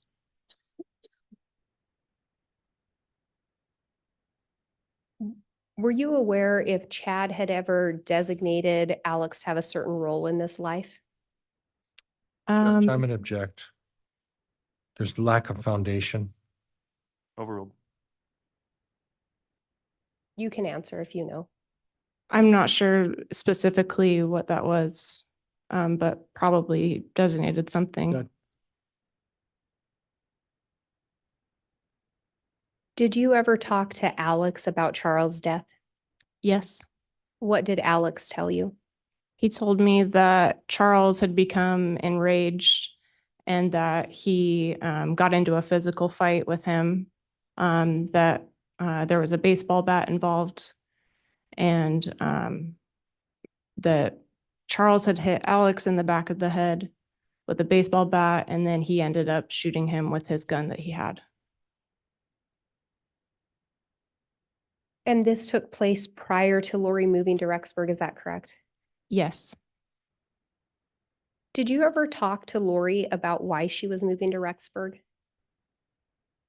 I don't know if she told me she was moving right off the bat. She was kind of I just remember when she was moving, she was telling everybody different things, kind of where she's moving, or that she was needed to be protected and had to protect the kids, that she was going into hiding. So she mentioned needing to be protected. Yes. Who else moved with her, if you know, when she left to Rexburg? She took Tylee and JJ, I believe, with her when she moved to Rexburg, and Alex Cox helped them move. Did Alex Cox also move? Yes.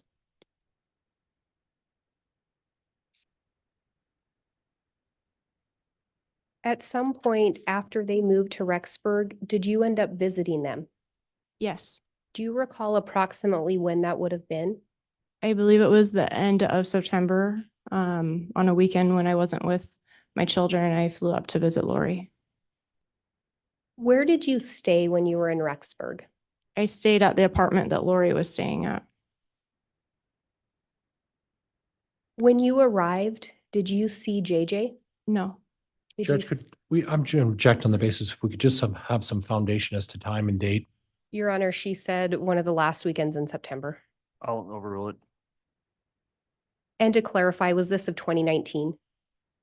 Yes. When you arrived, was JJ there? No. Was Tylee there? No. Do you recall if Melanie Gibb or David Warwick were there during your visit? I don't remember them being there during my visit, from what I remember. Did you ask Lori where Tylee was? Yes. What did she tell you? I got a few different answers, but one I remember clearly was that she was with a friend from college at BYU, and that she was kind of doing her own thing. But that's one of the main answers that she would give.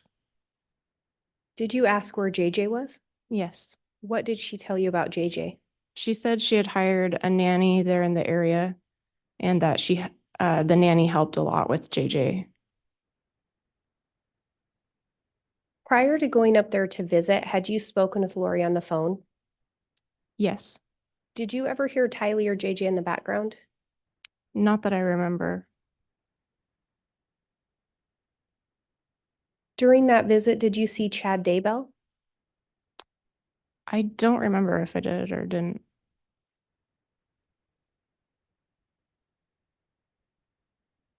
In October, do you recall going on a trip with Lori? Yes. Where did you go?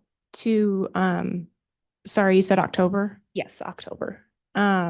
We went to Hawaii. Do you recall going somewhere with her prior to traveling to Hawaii? Yes. And where was that? Missouri. When you went to Missouri, was Tylee with you? No. Was JJ with you? No. Did you ask Lori where they were? Yes. What did she tell you? I think she said that the nanny was helping with JJ, and I don't think Tylee at the time needed like a babysitter. She was old enough to kind of be independent. Or maybe it could have been too that Tylee was helping with JJ. I can't remember exactly. Did you ever hear Lori on the phone with them while you were in Missouri? No. And then you said you traveled to Hawaii with her in October as well. Yes. And again, is this October of 2019? Yes. Do you recall approximately what part of October, what time in October you went to Hawaii? I believe it was in the middle of October. Was JJ with you in Hawaii? No. Was Tylee with you in Hawaii? No. Did you ask Lori where they were? I believe I did. I probably would have, yes.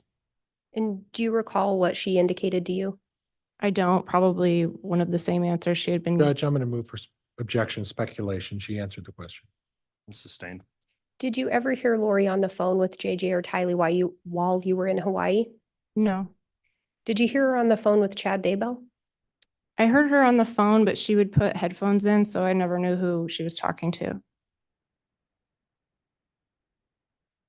Did you know the nature of Chad and Lori's relationship?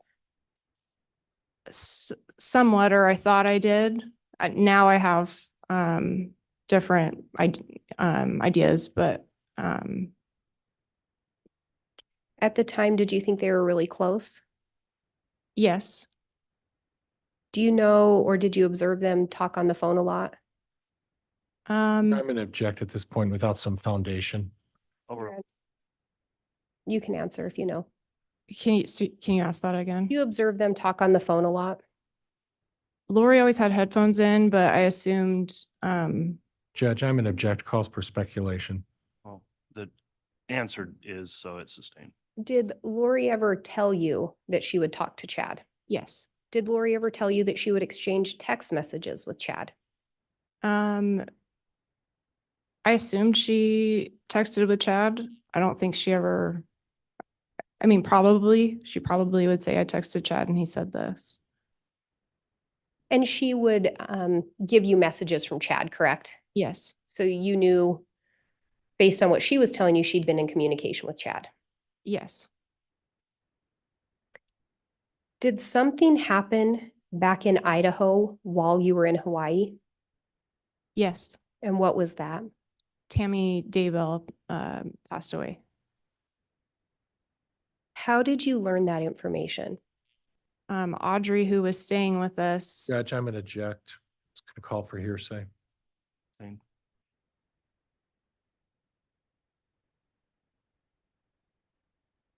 At some point while you were there, you learned of Tammy's passing, though. yes. How did Lori seem to be? She, from what I could tell, seemed in a state of shock, just surprised. Did Lori head back to Idaho after that? Yes. Did you head back to Idaho right away? No, I stayed longer. Was someone else supposed to go on the trip with you and Lori to Hawaii? I think I found out later that Alex was going to come with us on that trip. Why didn't Alex go? Lori said Chad had something that he needed help with.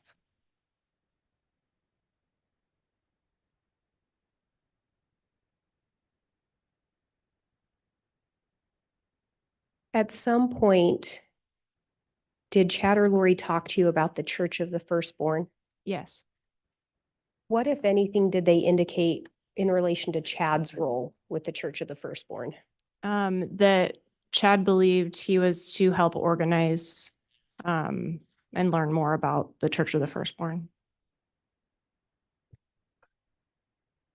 Did Chad and Lori ever share with you what they believed their mission in this world to be? I believe it was to help with the second coming of Jesus Christ. And we talked about the dark and light and you turning to Chad for advice. Were those some of the things that you would ask Chad if someone was dark or light? Yes. At some point, did you learn a different term for people that were possessed? Yes. And what was that term? Zombie. Do you recall who introduced that term to you? I believe it was Lori. At some point, did Chad or Lori also talk to you about what it meant if someone was possessed or became a zombie, where the actual person would go? Yes. What did you learn in regards to that? So that there was some type of darkness that you couldn't cast out. And so if this, that the Lord in his due time would have to take, that person would pass away because this darkness was too much or something like that. So if someone were to be possessed and with a strong enough entity, essentially the body would have to die. Judge, that's leading, calls for Sustained. speculation. That's a sustained on leading. If someone became too dark, would the body have to die? Judge leading. Overruled. I believe so, that I think that was their idea, that they would pass away because they couldn't have this darkness inside them. Or that it overtook them.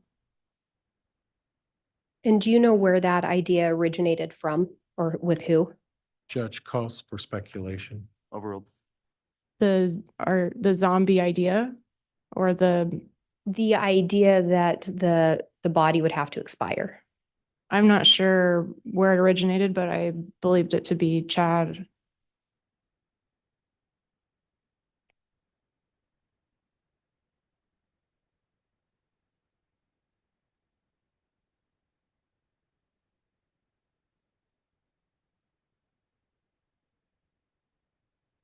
At some point, did you have conversations with Chad and Lori about law enforcement? Yes. What did they tell you in relation to law enforcement? They told me that law enforcement was corrupt and that they were after them and that they couldn't be trusted. Did they tell you anything in relation to whether or not to speak with law enforcement? Yes. And what did they tell you? They told me don't speak with law enforcement. Judge, can I have some foundation? Overruled. Objection. At some point, do you recall if specific law enforcement officers were identified as dark by Chad and Lori? Yes. Who were those officers?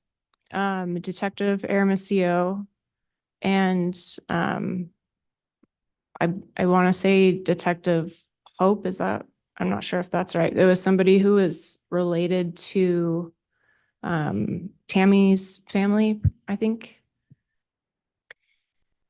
And those are the two you specifically remember being named? Yes. At some point, did Chad, well, let me back up. Where were you living in November of 2018?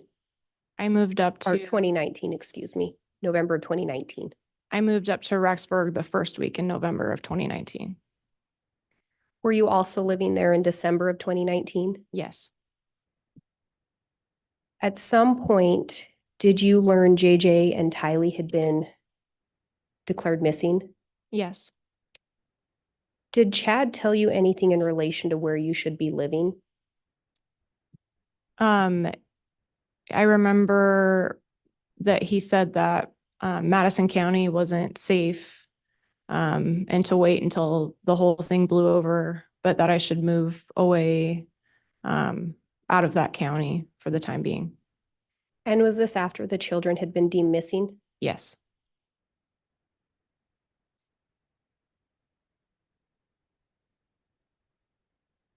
Did you have occasion to observe Lori and Alex together? Yes. What did you observe about their relationship? That they, from what I could tell, just had a playful, fun sibling relationship, would help each other out as brother, sister. Would Alex do what Lori asked? I'm not sure everything she's asked him, but for the most part, he would help her if she needed his help with something. Did you have an opportunity to observe Alex and Chad together? Yes. What did you observe about their relationship? Alex admired Chad and looked up to him like a brother. Would Alex do what Chad asked him to do? Objection calls for speculation. Overruled. I believe he had enough trust in Chad that he would listen to him. And you talked about learning Alex stayed behind from Hawaii because Chad needed his help with something? I believe that's what Lori said, that he was going to come with us, but ended up not working out.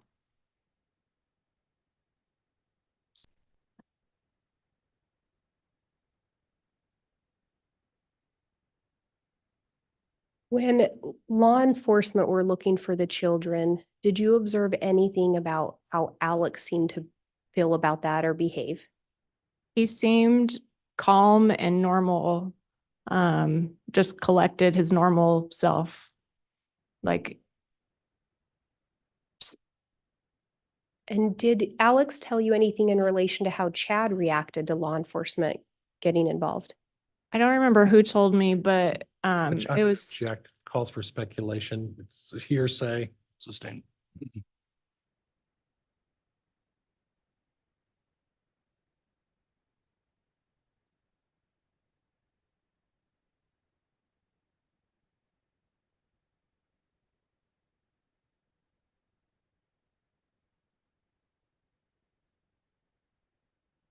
Did you ever talk to Chad about concerns you had regarding tracking devices? yes. What do you recall about that? Chad reached out and told me that my ex-husband was following me and had put a tracking device on my car. Did that turn out to be true? Yes. Did that make you trust him more? Chad? Yes. It validated a lot of the things he was saying, for me at least.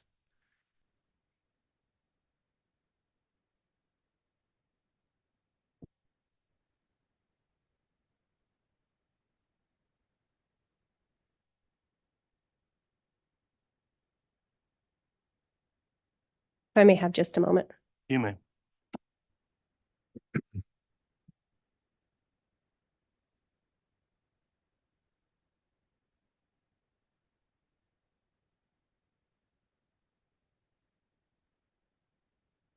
I have no further questions. All right. Thank you, Ms. Blake.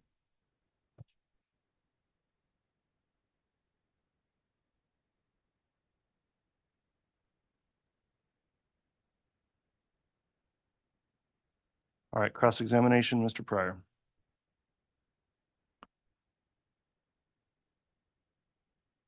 Good morning, Ms. Pawlowski. Good morning. I want to start off with the trip to Hawaii. Can you tell me when approximately you and Lori went to Hawaii? I don't know the exact dates, but it was towards the middle or end of October. And how long of a trip did that detail?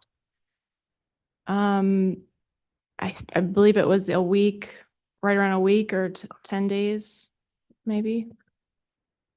Do you have any recollection of Lori ever leaving in that relative period for a longer trip to Hawaii, like 2 months or longer?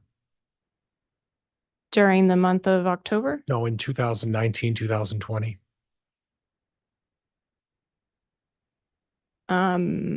After, I guess if this answers your question, like after December when they left to Hawaii. Well, I'm referencing a time when JJ was with Charles and Lori went to Hawaii for some time during that period. You remember that? I'm not sure how long she went to Hawaii for. February and March of 2019. Do you recall that? I'm not sure what dates it was. Okay. I want to go over a little bit of a procedural history so I get some context as to where you were living. So in November of 2018, where were you living? 2018, I was living in Gilbert, Arizona. And you were close to Lori and Lori's residence as well? Yes. Okay, how close? If I remember right, she was living in her Chandler house, so probably 10, 12 minutes. And in November of 2018, did you at that time know a person by the name of Melani Gibb? Sometime in 2018, I think was when I was introduced to Melani Gibb. Do you remember when in 2018? I think towards in November sometime. Did you participate in go to a seminar in 2018 with Melani Gibb and Lori? There was one Prepare People event that I attended, and I believe, I don't remember if she was there, but Chad was speaking at it. Okay. And prior to that time, are you aware whether Lori had been introduced to Chad prior to November of 2018? I believe she had already met him by November 2018. Oh, okay. And you had already met Melani Gibb at that time as well? I believe so. And you travel to this Preparing the People conference? It was in my city or just in Mesa, I believe. And Preparing the People, explain to me what that is. It was my first time attending. I didn't know much about it, but Chad was speaking amongst a few other people, and it was like a mostly LDS based ideas of the second coming or how to prepare for the end of times. Okay. And thank you for bringing that up. These Preparing the People conferences, these gatherings are based on your LDS faith. Is that right? Objection, Your Honor, misstates the testimony. Sustained. Based on ideas of LDS faith. Some of the ideas there were LDS based. Okay. And when you said the idea about the second coming, Yes. is that one of the ideas that's LDS based? Yes. Okay. So these Preparing the People conferences are not anything that's inconsistent with being a member of the LDS Church. Is that right? Not that I saw. Okay. And you were there for the conference, right? Yes, I went to that one conference. Now, I came across some information on something called Seven Gatherers. Remember that? It doesn't really ring a bell. Okay. And you don't recall being involved with an organization called the Seven Gatherers with Melani Gibb and Lori and Saluma Pastenes? Objection, Your Honor, counsel's testifying. Overruled. Do you recall being involved in an organization called the Seven Gatherers with Melani Gibb, Saluma Pastenes, Lori, and yourself? I don't remember being a part of a group of the Seven Gatherers. Okay.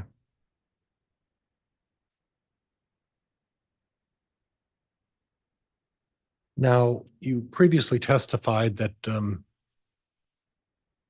well, I'll ask it this way. The vast majority of the information that you received about Chad came only from Lori. Is that fair? Yes, most everything came through Lori. So you didn't confirm any of this with Lori. You basically took your aunt's word when she said Chad talked about these various topics. Would that be fair? Yes. Okay. And when Lori talked about moving from Arizona up to Idaho, you indicated that she wasn't particularly clear actually where she was going to move at that point. Would that be fair? Yes. In fact, there was a discussion with Lori at the time after Charles's death that she talked about living with Melani Gibb. Do you recall that? I didn't know she planned to live with Melani Gibb. She never told you that? That doesn't sound familiar at all. Okay. So if Lori were to make a representation that she would be, Objection, Your Honor, counsel's testifying Sustained. and move to strike. Stricken.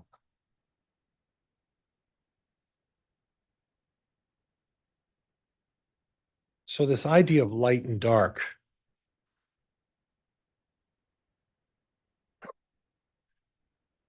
you originally mentioned that the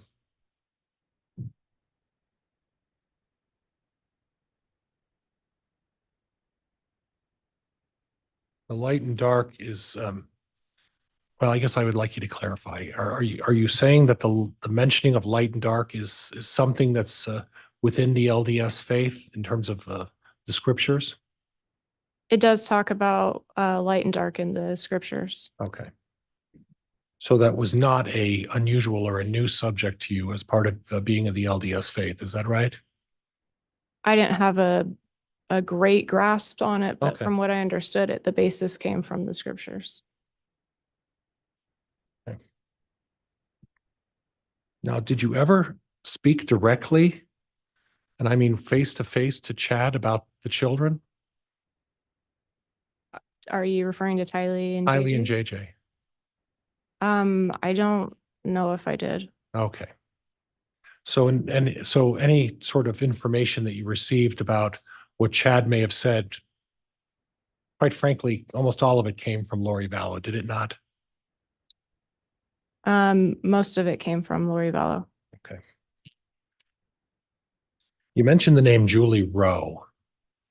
That name has come up previously. How do you know Julie Rowe? I've never met Julie Rowe.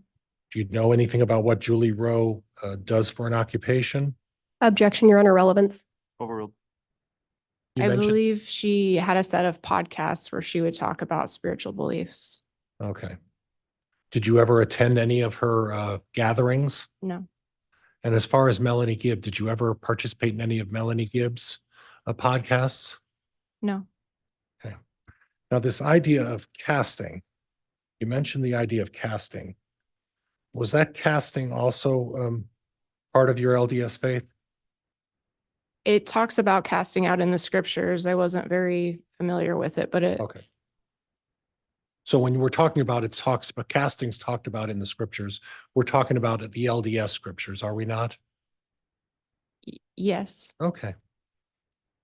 And then I want to ask you a little bit about the term energy work. Are you familiar with that term? Yes. And what does that mean? I think some people believe in doing different types of energy work. And I guess what, I don't give me know an example exactly of the what it type of means. what type of energy, what would be an example of a type of energy work? I'm not super familiar on it, but from people I've met that do energy work, they will either almost like a reading. Okay, They'll say if you have certain cords attached or certain connections to like your ancestors. okay. I does that answer your question? Yeah, it kind of does. But the term of vibrations, have you heard that term before? Yes. And what is vibrations? I believe in energy work there that you could be on a higher or lower vibration, like a frequency. And that frequency is used for what? I'm sorry, I don't know. I'm not super familiar on Okay. frequencies. Would it be fair to say that some of this energy work is to be able to communicate with other entities? Yes, Okay. It could be used to communicate with the dead, right? yes, Ancestors. yes. Okay. And did you ever participate in energy work with Lori and Melanie Gibb? I didn't really know a whole lot about energy work. From what I remember, I think Melanie Gibb was more familiar with it. So I would listen to their ideas, but I don't know if Right. And your recollection is Melanie Gibb was the one who was instructing you and Lori about the different aspects of vibrations and energy. Objection, Your Honor. Counsel's testifying. These are facts not in evidence. Abstain. Move to strike. The question is stricken. Would Melanie Gibb teach you about this vibrations and energy work? I don't remember talking a lot with Melanie Gibb about vibrations or energy work.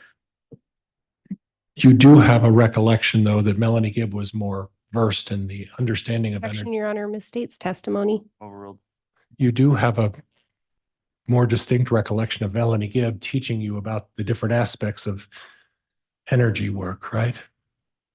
I don't have a distinct memory of talking about all the different aspects Okay, of but it she with was her. well versed in it. Prior, I'm sorry, Judge. cutting her off before she's done, please. You can complete your answer. Thank.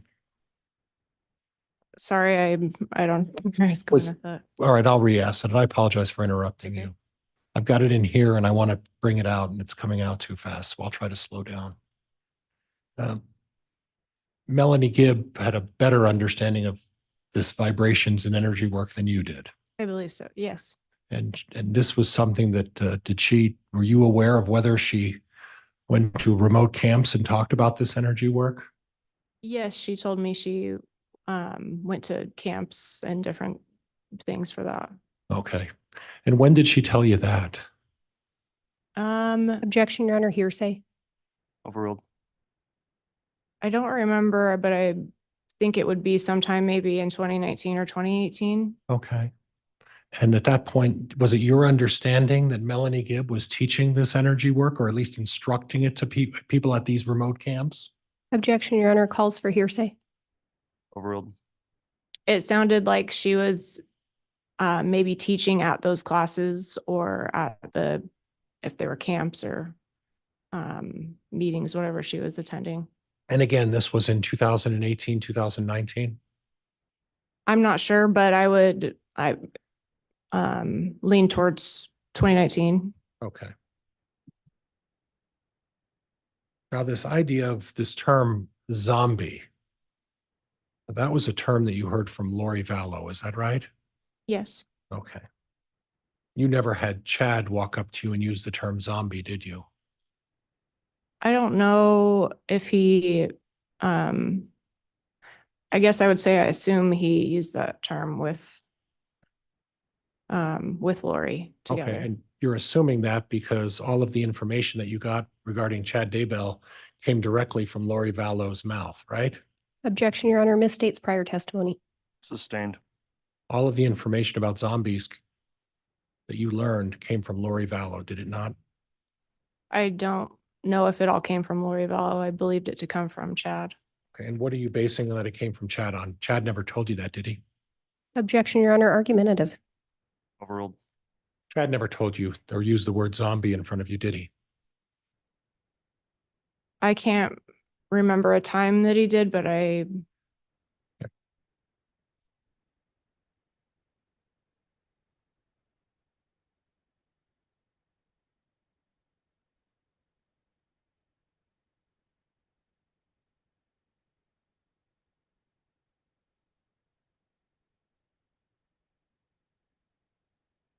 And again, this reason for when you went to Hawaii, I believe that was in October.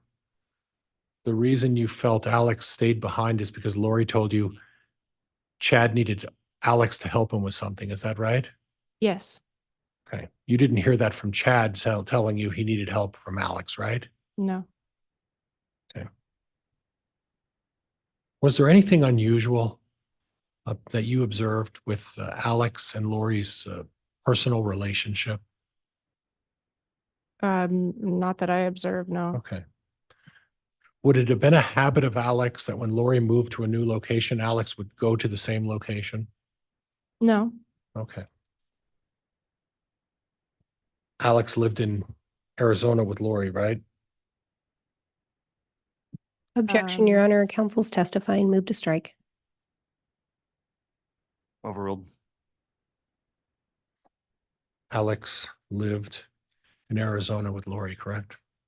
for a time, yes. Okay. Alex wanted to go to Hawaii with Lori when Lori moved to Hawaii. I don't know if he wanted to go to Hawaii. Alex moved to Rexburg, Idaho when Lori moved to Rexburg, Idaho. Yes, he moved with Lori. And Alex wanted to move with Melanie Gibb and Lori when she was going to move back with them to Arizona. Objection, Your Honor, facts not in evidence. Counsel's testifying. Move to strike. Sustained. Judge, I don't have anything else. Thank you. All right, Ms. Blake, once you're ready, you can conduct any redirect if you wish. Oops.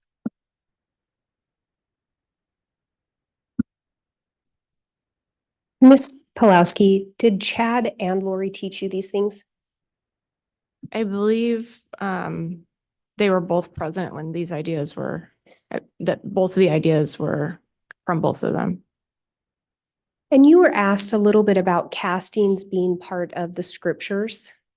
When you're referencing that, do the scriptures reference it the same as the way Chad and Lori were teaching about castings?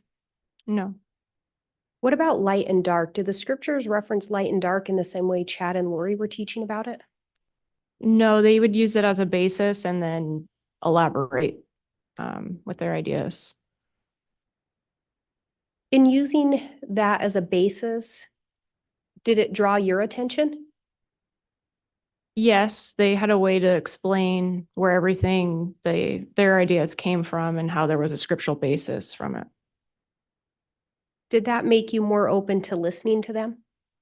Yes.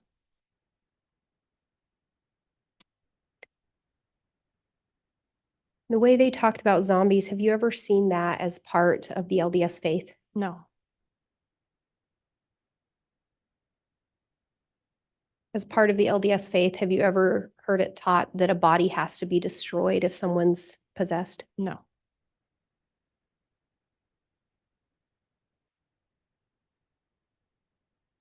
And Alex didn't live with Lori in Arizona, is that correct?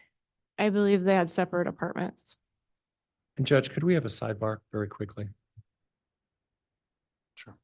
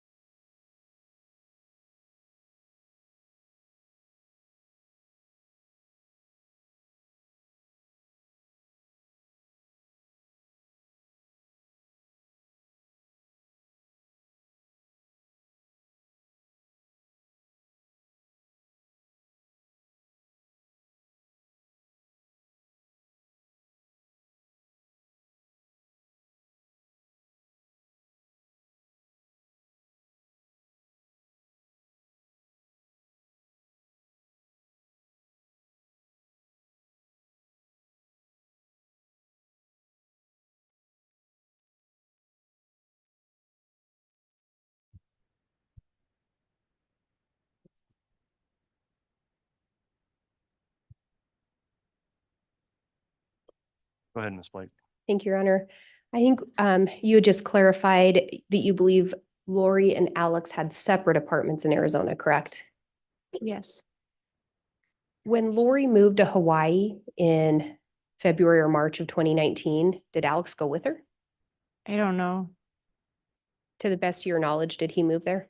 I don't know at all. When you talked about Alex going to Hawaii, that was for just a trip in October?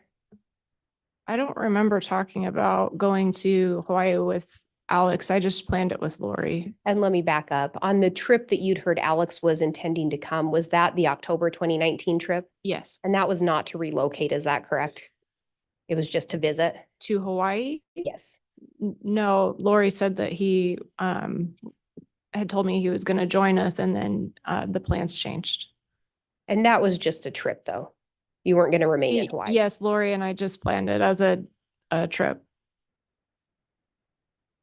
And when we talk about the light and dark, would you ask Lori to get the answers from Chad on that, if someone was light or dark? Yes.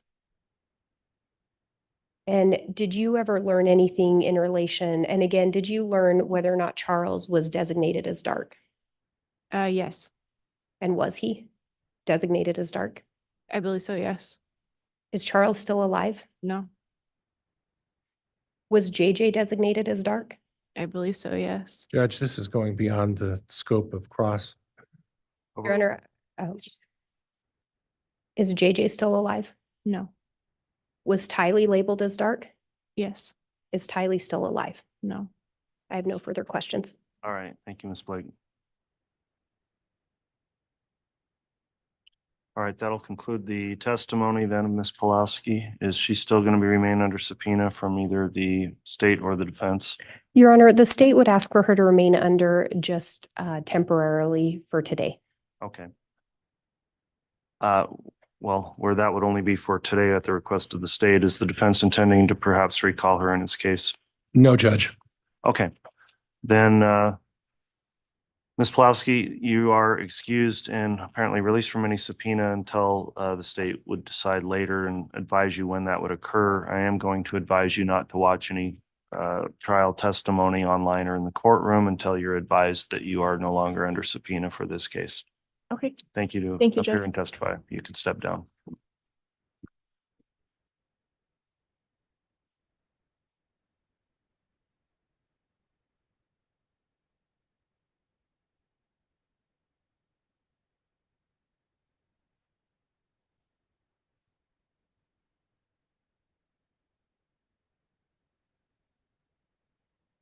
All right, the state can call its next witness. Your Honor, the state will call Ian Pawlowski. Very well.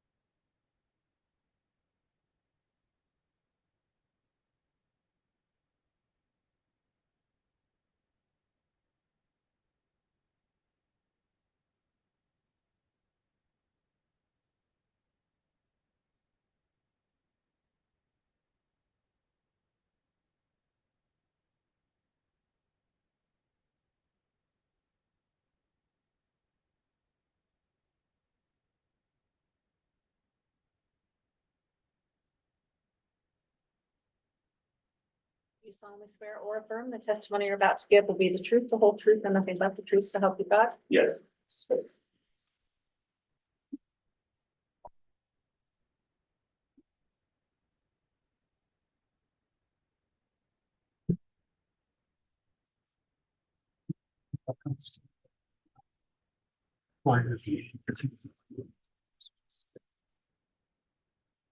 All right, now that Mr. Pawlowski's been placed under oath, I do have an inquiry before we start on direct. Mr. Pawlowski, there is a exclusionary order not allowing you to listen to any court proceedings before you've testified. And this case has been streamed live as well as open to the public. So have you listened to or reviewed in any way any testimony that's occurred in the Have not. trial since it started? No, sir. All right. Have you talked to anyone else about their testimony? No. All right. Thank you. Ms. Blake, you can inquire on direct. Thank you, Your Honor. Would you please state your name and spell it for the record? Ian Pawlowski, IanPawlowski. Do you know an individual named Lori Vallow? Yes. How do you know her? I met her through my wife, Melani Pawlowski. Do you know if she's related to Melani Pawlowski? She's her aunt. Do you know an individual named Alex Cox? Yes. And how do you know him? Also met through my wife, Melanie, and he is her uncle. Do you know an individual named Chad Daybell? Yes. And how do you know him? Met through Melanie, married Lori Vallow. Do you recall approximately when you met Lori and Chad? I believe it was the 23rd or 24th of November, 2019. Did you meet them in person? Yes. Do you recall where they were located when you met them? They were in the apartment just next to Melanie's apartment in Rexburg. And do you recall when you first met Alex Cox? It was the night that Melanie and I got married, And do you recall approximately when that was? November 30th, 2019. So he was not present when you met Chad and Lori? No. At a later date, did you have a conversation with Chad and Lori over Zoom? Yes. Why did you have that call with them? It was to ask their blessing in marrying Melanie And why did you want to ask their blessing in marrying her? because of how I understood the relationship that they had. What did you understand about Melanie's relationship with them? That Melanie had a kind of a parental view on them. Chad and Lori were kind of guides and supports to her at that point in her life. When you reached out to them on Zoom, did the call actually take place? Yes, Did you end up asking for their blessing? yes, Did they give it to you? yes. Do you recall anything else that happened during that call? They gave me, in addition to, giving me a blessing, or saying, they approve of me marrying Melanie. They gave me a religious blessing. Was anything strange about the religious blessing to you? It was unorthodox based on the LDS beliefs that I held at the time. They he talked about shielding me with light, removing dark weapons from me. The fact that it did not occur in person. Typically, in LDS faith, when you receive a blessing, it's by the laying on of hands and not over Zoom. Had you ever had a blessing like that before? No. Did you end up saying anything about thinking it was a little odd? Yeah. Did you say it to Chad and Lori at that time? No, I said it to Melanie.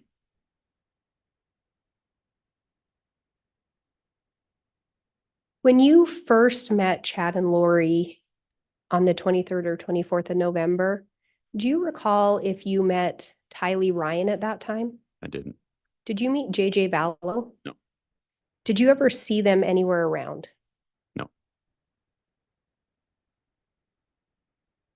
Did Lori ever mention them to you? No. Did Chad make mention of them? No. When you had the Zoom call, where were you located? I was at my sister's house in Arizona. Do you know where Chad and Lori were at that time? I didn't.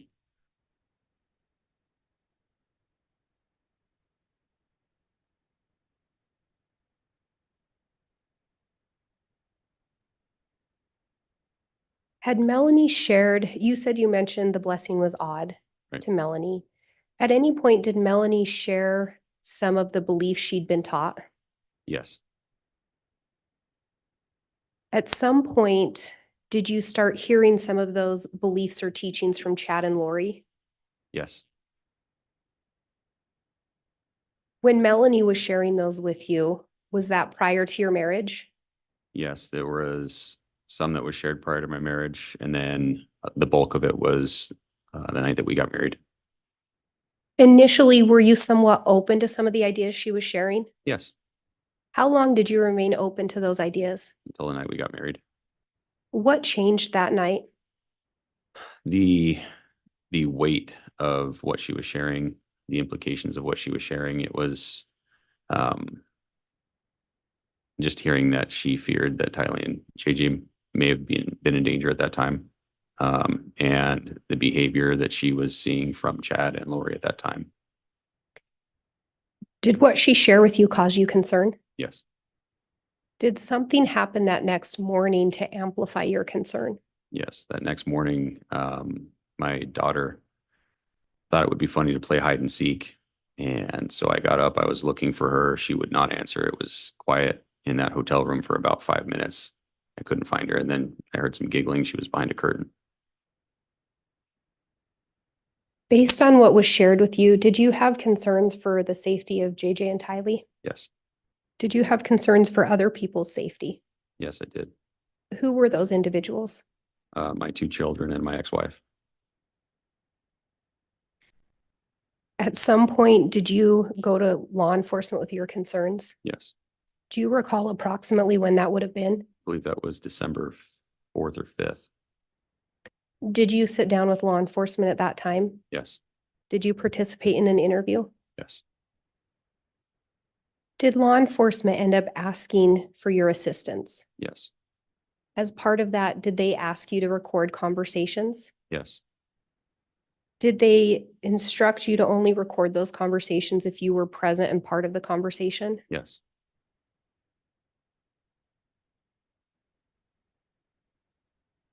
Did Chad and Lori ever talk to you or talk in front of you about people being light or dark? Yes. Do you recall specifically talk of law enforcement? Yes. What was shared with you in relation to law enforcement? That there were specific detectives that had been possessed. I can't remember, there were a few different types of possession that they discussed. And I can't remember specifically what type of possession they classified. But there were a few detectives named. Did they, and at the time these conversations took place, they would have been after December 4th or 5th of 2019? Yes. Do you recall approximately what time period you would have had these conversations or done the recordings? Would have been the weekend that Melanie and I went on our honeymoon to Jackson. Do you recall what weekend that would have been? It was the weekend of my birthday, so December 6th, 7th, and 8th, I believe. During that time, was there a recording made with Lori and Chad on the call? Yes, Were Zulema and Alex also on the call? yes, And you and Melanie? yes. Do you recall learning that Alex had passed away? Yes. Do you recall approximately when that would have been I want to say that was December 10th or 11th, of 2019? 2019. Yes, Do you recall making a recording that day as well? yes, And on that call, do you recall Chad and Lori being on the call yes, and you and Melanie? yes. When these calls were being made, had you learned whether Tylee and JJ were missing? Yes, And did you know they were missing at that time? yes. Where were you living in December of 2019? I had an apartment just across the street from Melanie's, but I had, at that point after we got married, I had moved into Melanie's apartment. And was that in Rexburg, Idaho? Yes, Do you recall Chad telling you anything in relation to whether or not you should move? yes. And what did he direct? That we should leave as soon as possible. Just get away from law enforcement, basically.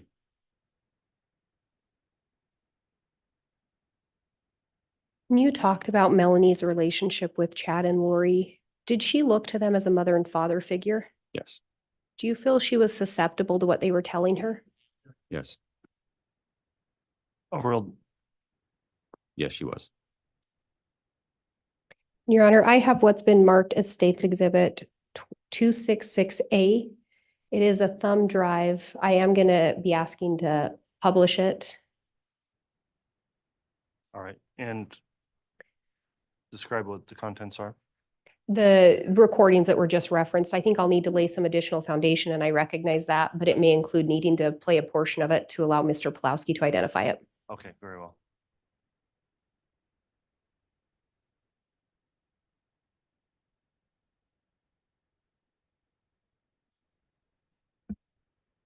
And if I can be handed that. All right, Mr. Bailiff, we'll have that exhibit please return to council. And then for the limited purpose of establishing foundation, you can play a small portion without any content that would otherwise not be admissible. And Mr. Pawlowski, you talked about making some recordings at the request of law enforcement. Do you recall that? Yes, And you talked about making one recording when you were on your honeymoon in Jackson. yes. And again, do you recall when that was? December 6th, I believe, or 7th that I made the recording. And did you in fact turn those recordings over to law enforcement? I did. And if you were to hear a portion of what's purported to be that recording, do you think you would recognize it? Absolutely.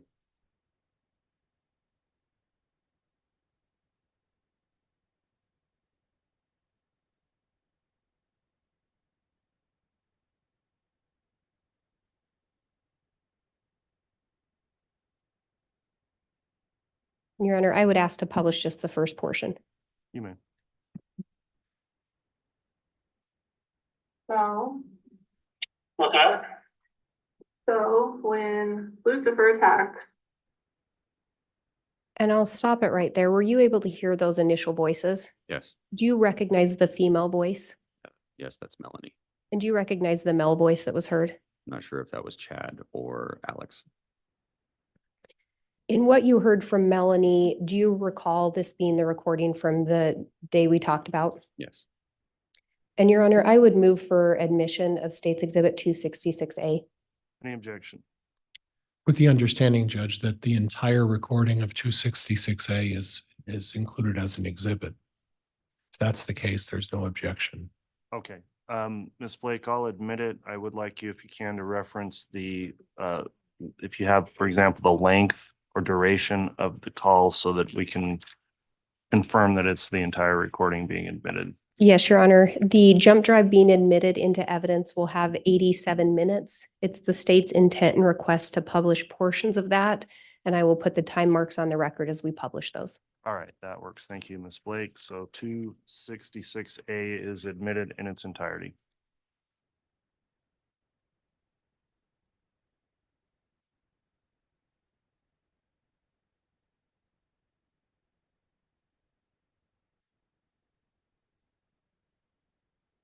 And Your Honor, for the record, I'm moving to the mark 6:36, so 6 minutes and 36 seconds. Thank you. Go ahead. You guys heard about Gibb yesterday? No, So she was talking to Dave, and Dave said the reason he wasn't moving forward in their relationship is because he never got a confirmation on zombies. And he doesn't believe she was really ordained, and when, if she was really ordained in 148,000, we'd be done with Peter James and Brennan. right. So he's not buying anything. And Gibb said, talk yourself into thinking that the only way to clear her conscience is to call the police and tell them that she knows, which is that she never had JJ, and when she asked who it was, you and I told her that she was better off not knowing. I said that? That's what she says. She threw me under the bus for nothing? Yes, we were walking in the park. No, not just you. She was throwing everybody under She was throwing everybody in the bus because she thought the cops were representing the Lord, and that was gonna clear her conscience with God. Which made, she didn't even know what anything is. Okay, so. That's Raphael. You what? Hold on.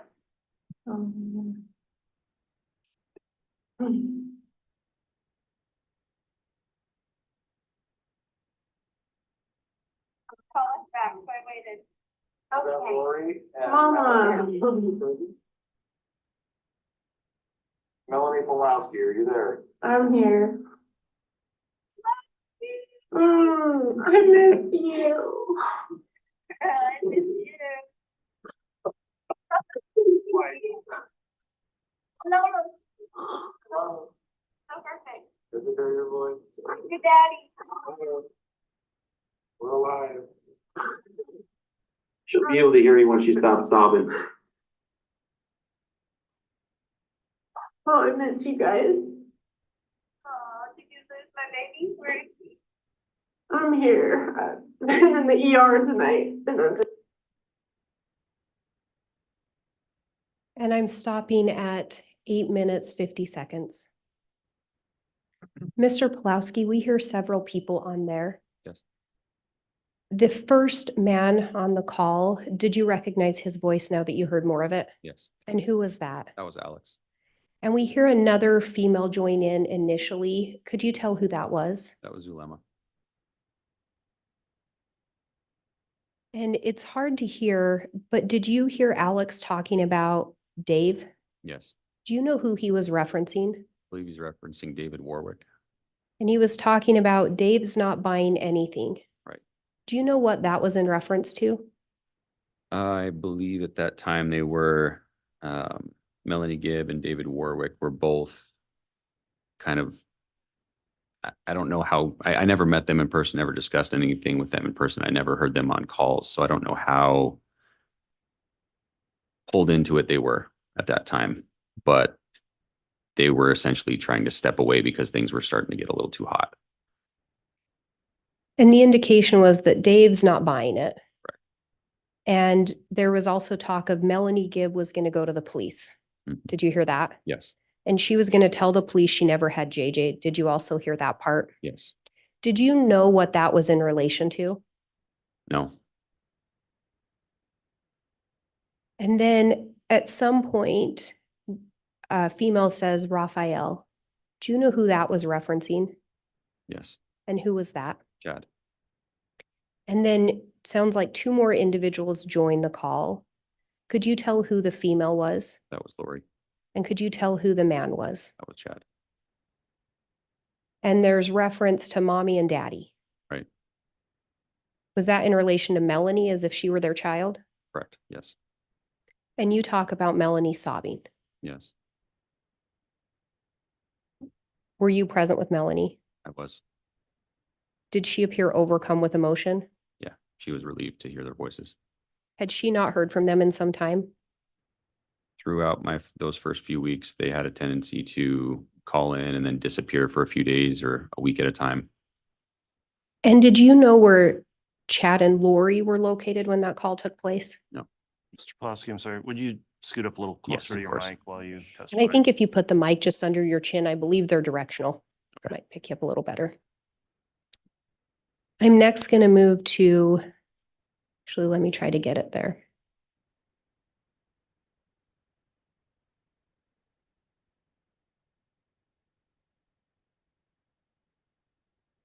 I'm going to be starting at 9 minutes, 25 seconds.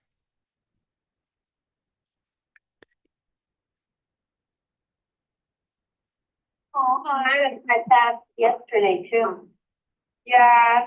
Well, I was out yesterday, she attacked us all so bad. Well, it was emotional for me yesterday. Like, I just missed my kids like nuts. I was bawling in the temple, but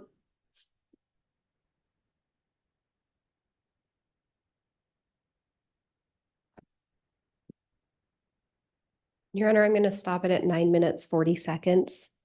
There was some talk on there about some attacks, and Melanie talks about an emotional attack in relation to her kids. Do you know what's being referenced there? Was someone actually being attacked? There were no physical attacks. What they're referencing were spiritual attacks from Satan. Did that link back to the blessing that you were given by Chad? Yes, Had you heard of spiritual attacks before, like they were talking about them? yes. And had you heard about them from someone besides this group? I had only heard these types of attacks from Melanie. Or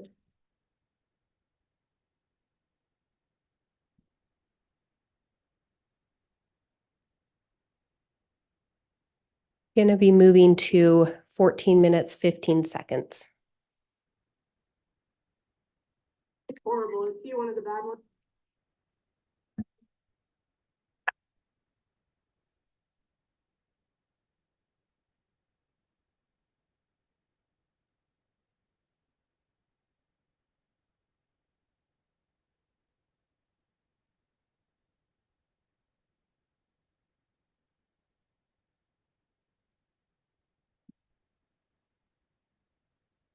Horrible. Is he one of the bad ones? Yeah, him and Hope are the two bad ones. I wondered if it was Lieutenant Ball. Lieutenant Ball kept bringing me food and water, and I was like, is he poisoning me? He's like, here's some fresh banana bread. And I was like, I don't know about this banana bread. He's probably good. The other ones are good. Hope, you said? Hope and your guy, your Messina guy, those are the two bad ones. Yeah, so he has all my stuff. And stopping at 14 minutes, 44 seconds. In there, do you hear the reference that Hope and Hermosillo are the bad ones? Yes, Do you know where Hope and Hermosillo work? yes. Where do they work? Rexburg Police Department.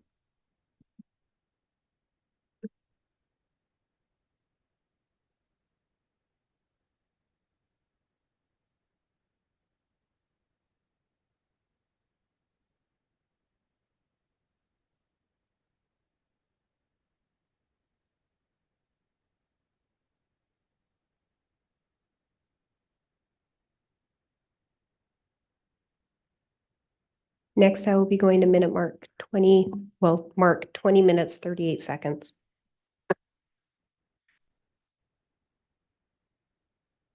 So, like, you know about you? Just that she's not good. She's doubting and falling because of Dave.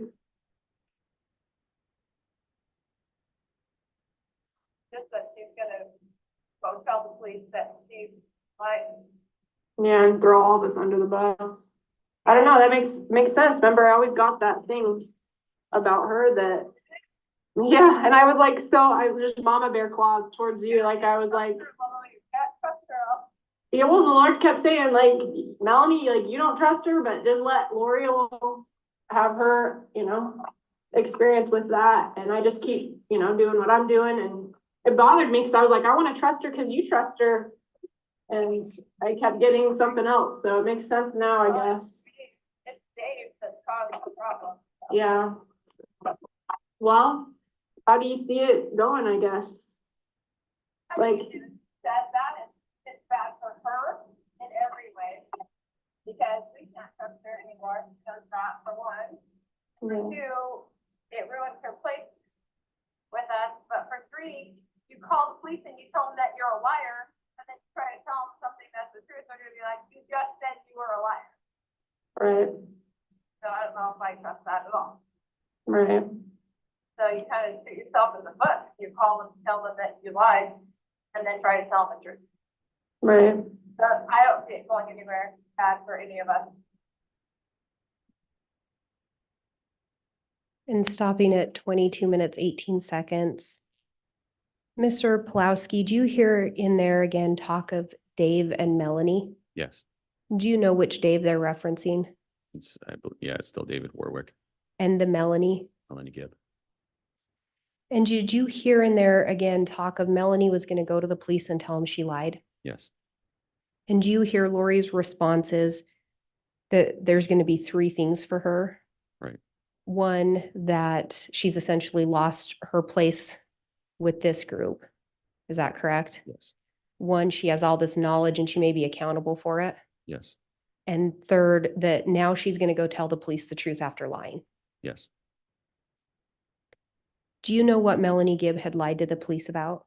She had lied to the police about having, I believe it was just JJ in her possession. And again, there's reference to Dave kind of being the problem or Melanie's falling because of Dave. Did you hear that as well? Yes,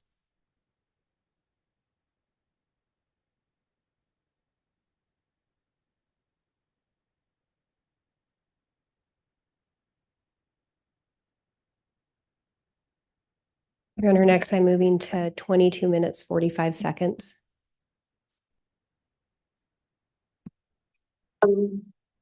So Julie had said that you guys felt that maybe we should consider going to Idaho Falls for a little while, and we prayed about it and felt like, I don't know, I felt like either one will be fine. Like we're gonna be okay no matter what. So I don't know if there's a better option and a good option, but we kind of just felt like we're okay to stay there. Like that's our home and we're making it just our place of light and it'll be protected. But is there something we need to be aware of or? My only worry was if they're still watching you. Yeah, watching you and. Yeah, well, they are. And they're probably tracking my phone and listening in or whatever, but I'm aware we're just doing our own thing and kind of just hanging out together. So we're at my apartment. Where you're at, okay. Well, right now we're in Jackson, but we've just been sleeping at my apartment and we're putting the 30 days on his apartment. He lives literally across the street at those other apartments.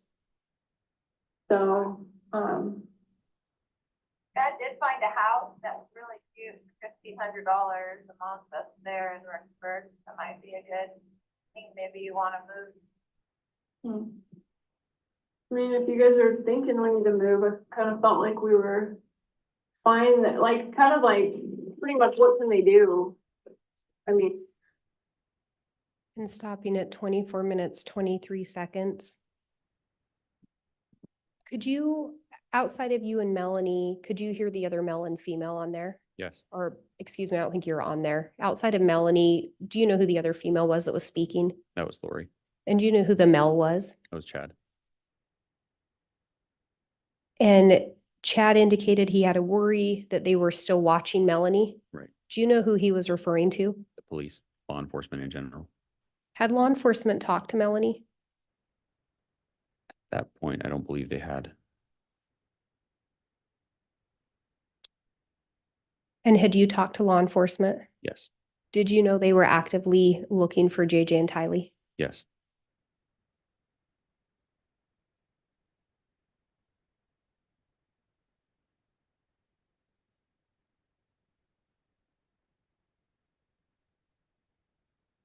Moving to minute 26, second 07.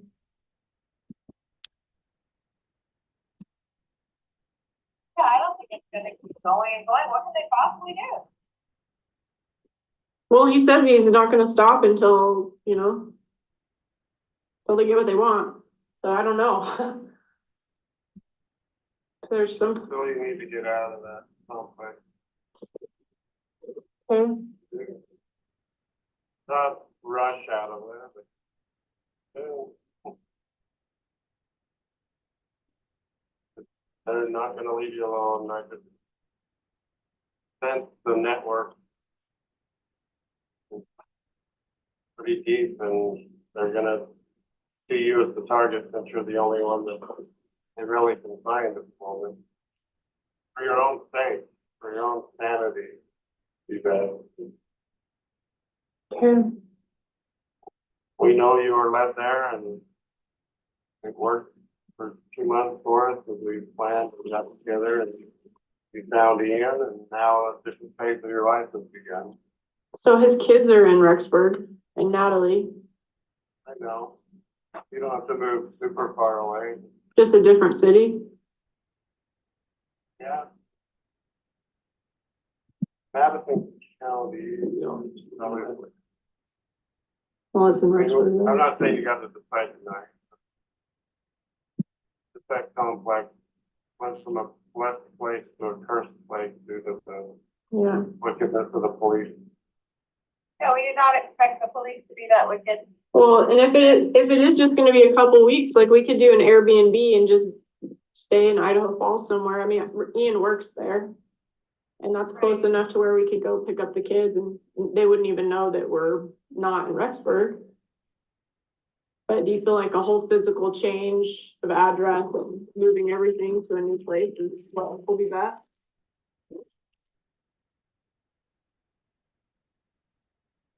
They do, I know it's pain. I think they're not gonna leave you alone, so you're out of that city. Like the Saints in Missouri, I just keep moving and I can't find a safe place. Oh, baby. Even sugar, even like, you know. So how do you get Aramitio to stop? Cause he's not gonna stop. He's so like raged with this whole thing. He was just pacing, like yelling at me, like he's like, I'm not gonna stop for anything. And how do you resolve that, I guess? You get out of it. Like, Okay. he's not going anywhere. It's like the standard story where the wicked stay in one place and the righteous flee. In this case, it's not a whole community, it's you. You and Ian fleeing out of the way of darkness. Like Lehi had to leave Jerusalem. I wasn't expecting this to go on and on, but move every 2 weeks. Maybe get on Zillow or whatever website and just investigate a little bit. I saw a cute little house for sale in Ashton's further from your work. So probably 40 minutes. Probably Idaho Falls will be the best. That'd be your postal work. But isn't Rexburg like the place of safety when all things happen? Yeah, but there's been lots of prophecies about major turmoil there. The plague's gonna sweep through Rexburg. Civil unrest, I had a vision of Second East where McDonald's is and everything, just chaos, people starving, fighting. So there is still a stretch of bad times coming to Rexburg before City of Light. So we had to kind of pave the way, but and we were told to flee. of it's because of agency, right? We were all told to go there and that was where we were supposed to stay. And because of the agency of the dark and because Lucifer is able to negotiate terms still to this day about eternal law, he's been allowed to do certain things that had to force us out with the police. We had no idea the police were infiltrated with such dark people in Rexburg itself proper. So we Makes sense in retrospect, but you don't think that immediately that little Rexburg would be planted with Cain's translated followers, but that makes it's sense. because of so many light multi-creations being there. And of course, the dark ones are there too. So opposition in all things. So we just feel like it's time to, just because of the situation, not be there for a season. Yeah. You don't have to go far. But just get out of their line of sight. For your own sanity. And for Ian to be able to go to work and not, and feel like you're okay there by yourself, you know? Yeah. Yeah, it just feels that way. It just feels kind of eerie when Ian's not there. I just don't want to be there by myself. Right, I mean, you've done everything to decorate that place so cute, do everything so adorable, but. I'm just looking on Idaho Falls rentals on Trulia, and there's several that are just as good as your apartment there. Little houses, decent sized houses, Yeah, that was really, for about the same price. that's really cute. Yeah. Yeah, we'll go wherever. I'll live in a dumpster with Ian. He's so amazing, so. But Idaho Falls is pretty good price in terms of rentals. Especially this time of year, you should be able to find a nice one. Okay. Yeah, I hate to say that, but it's just pounding me that you need to get out of that city. Okay. You did great, babe, you did great with. Oh, we loved it. So amazing. So Yeah, grateful for you. he wanted to know, who I went to Arizona with, so I just, I drove with Ian and, yeah, I mean, Maybe stopping at 33 minutes, 26 seconds. And looking at the clock, I'm assuming the court would like to break for lunch. Yeah, I think that would be an ideal time to do that if we can, Ms. Blake. Okay, we'll go ahead and take our lunch recess. We will return back at 1 o'clock. All right, please.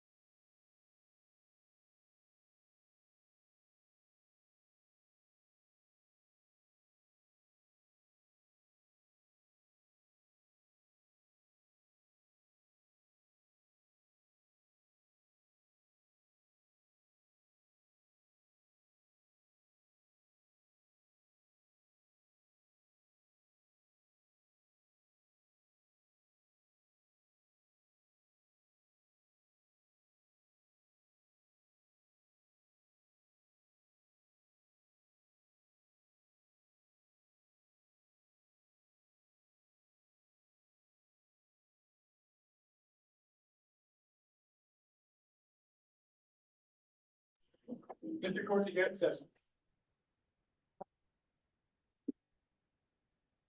Thank you. Please be seated.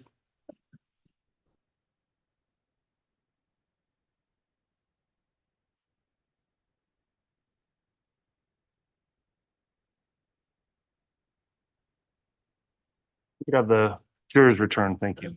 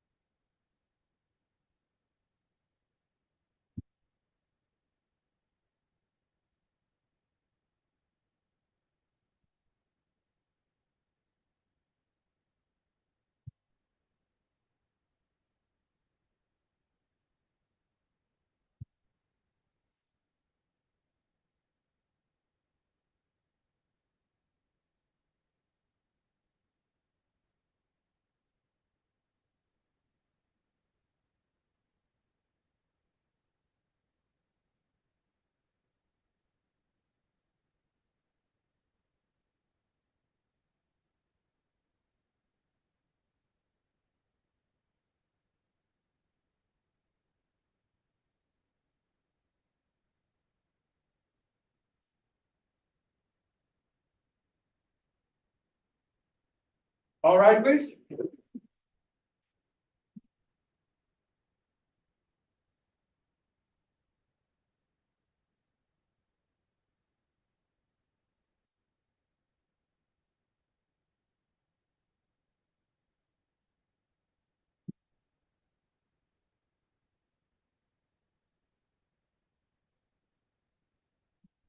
Resolved, President accounted for, Your Honor. Thank you. Please be seated.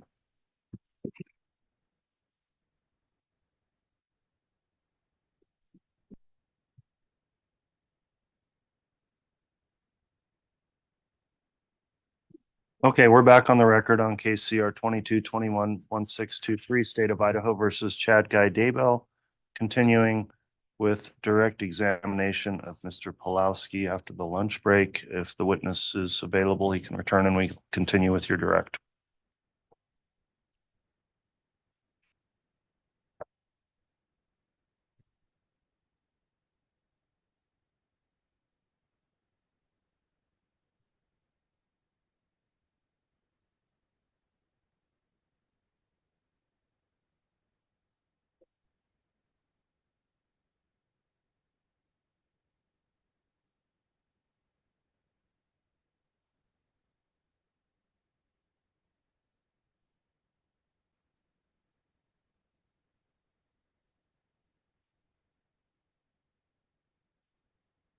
All right, Mr. Pawlowski is returned to the stand. I'll remind you, Mr. Pawlowski, you are still under oath. And I am going to inquire simply because of the order of witnesses here, and we did have the lunch break. Did you discuss your testimony or anybody else's testimony about the trial while you were on the lunch break? I did not. Okay, thank you. You can continue, Ms. Blake. Thank you, Your Honor. Mr. Pawlowski, right before we broke for lunch, we'd listened to a little bit of a lengthier clip of that recording. Do you recall that? You'd have to refresh me a little bit. Do you recall in that clip do you recall hearing Chad on that?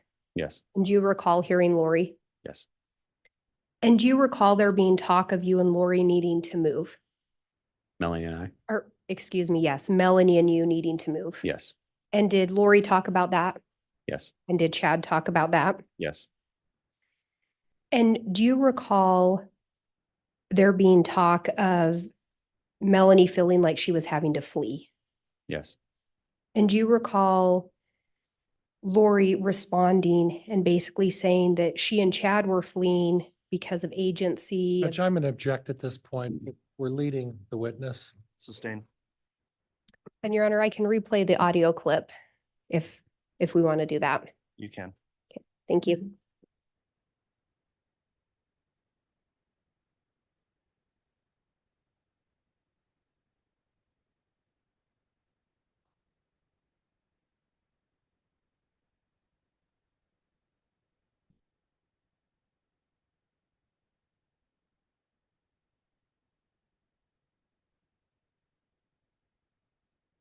Hi.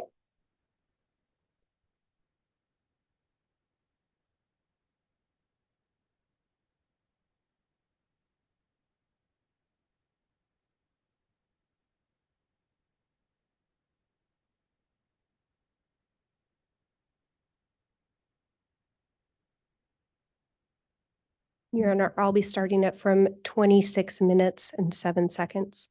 Very well. Yeah, I don't think it's gonna keep going and going. What can they possibly do? Well, he says he's not gonna stop until, you know, until they get what they want. So I don't know. There's some, So you need to get out of that complex. okay. Not rush out of there, but.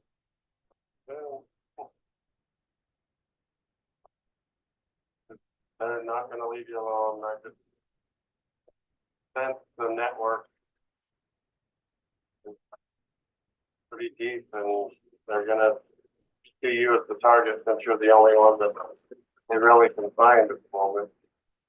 For your own sake, for your own sanity, be best. Okay. We know you were led there, and it worked for 2 months for us as we planned and got together, and you found Ian, and now a different phase of your life has begun. So his kids are in Rexburg and Natalie, I know. You don't have to move super far away. just a different city. Yeah. Madison County, you know, probably. Well, it's in Rexburg. I'm though. not saying you got to decide tonight, but the tech complex went from a blessed place to a cursed place due to the Yeah. wickedness of the police. No, you not expect the police to be that wicked. Well, and if it is just gonna be a couple weeks, like we could do an Airbnb and just stay in Idaho Falls somewhere. I mean, Ian works there. And that's close enough to where we could go pick up the kids and they wouldn't even know that we're not in Rexburg. But do you feel like a whole physical change of address, moving everything to a new place is what will be best?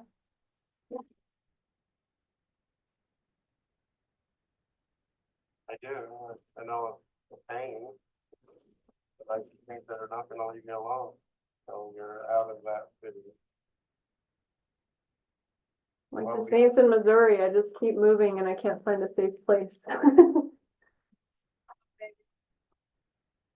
Even sugar, even like, you know. So how do you get Aramasio to stop? Cause he's not gonna stop. He's so like raged with this whole thing. He was just pacing, like yelling at me, like he's like, I'm not gonna stop for anything. And how do you resolve that, I guess? You get out of it. Wait, Okay. he's not going anywhere. It's like the standard story where the wicked stay in one place and the righteous flee. In this case, it's not a whole community, it's you. You went in fleeing out of the way of darkness. Like Lehi had to leave Jerusalem. I wasn't expecting it to go on and on. You have to move every 2 weeks. Maybe get on Zillow and whatever website and just investigate a little bit. I saw a cute little house for sale in Ashton's further from your work. So probably 40 minutes. Probably Idaho Falls will be the best. And I'm going to pause at 29:47. Mr. Pawlowski, in listening to that, did you hear at the beginning where there was an indication, Melanie saying he's not going to stop until he gets what he wants? Yes, Do you know who the he is that she's talking about there? Detective Hermosillo. And do you recall hearing in there Chad speaking as well? Yes, Do you hear reference to Melanie essentially being a target for the police? yes, So Chad and Lori were aware the police were trying to talk to Melanie? yes. At any point in this recording, did Chad and Lori offer to come forward with the whereabouts of the children? No, Do you recall in here Chad again telling you and Melanie that you should move out of Rexburg? yes,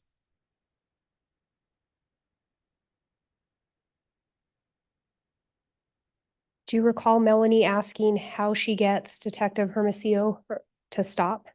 Yes, Do you recall Chad's response? yes, What was that? get away.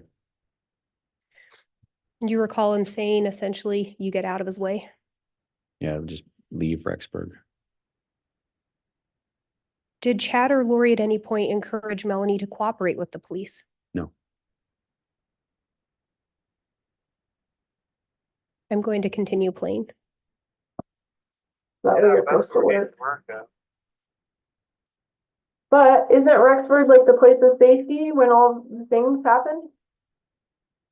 Yeah, but there's been lots of prophecies about major turmoil there. The plague's gonna sweep through Rexburg. Civil unrest, I had a vision of Second East where McDonald's is and everything, just chaos, people starving, fighting. So there is still a stretch of bad times coming to Rexburg before it's City of Light. So we had to kind of pave the way, and we were told to flee. I'm going to pause at 30 minutes, 32 seconds. Did you hear Chad say we were told to flee? Yes, And at this point, were Chad and Lori in Rexburg? No. Did you know where they were? no, Did they disclose to you where they were? no, Because of it's because of agency, right? We were all told to go there, and that was where we were supposed to stay. And because of the agency of the dark, and because Lucifer is able to negotiate terms still to this day about eternal law, he's been allowed to do certain things that had to force us out with the police. We had no idea the police were infiltrated with such dark people. In Rex. I'm going to pause there at 31 minutes, 3 seconds. Did you hear Lori talking about part of why they fled? yes, And did you hear her talk about anything in relation to the police? that they had been infiltrated.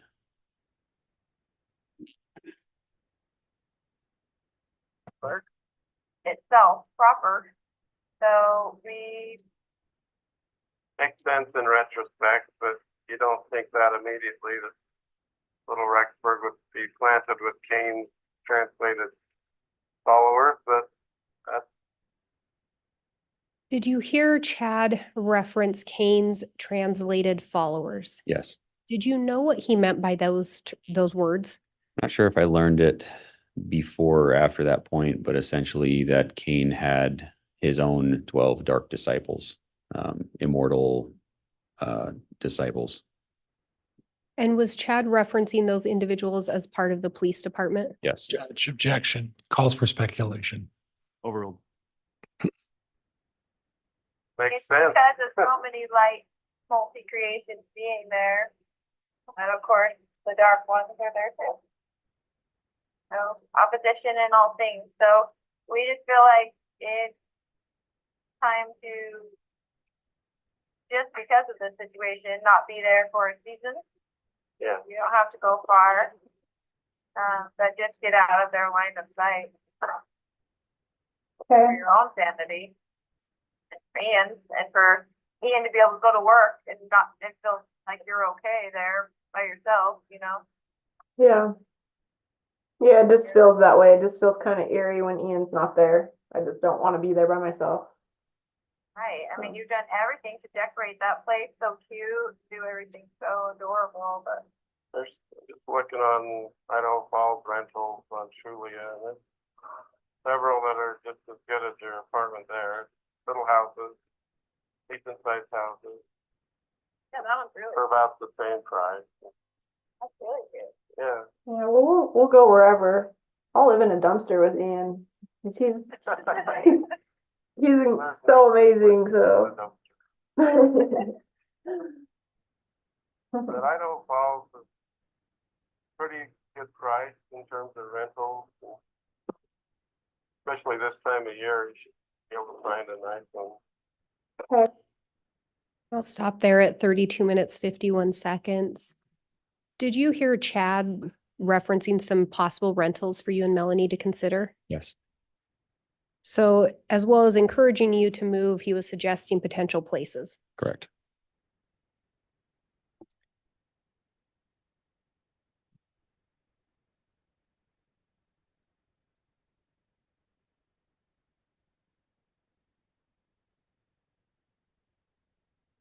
And we talked before about your observations of Melanie's relationship with Chad and Lori. Yes, Would you say that she would turn to them for advice? absolutely. I'm going to play starting at 34:57. I know Dad, you were saying to get some money out just so Natalie couldn't like come after finding out I had money and try to get more child support or whatever. So I went and got 50,000 out, and this banker came up. Stopping at 35:11. Did you hear Melanie in that recording? Yes, When she says dad, do you know who she was talking to? he's referring to Chad.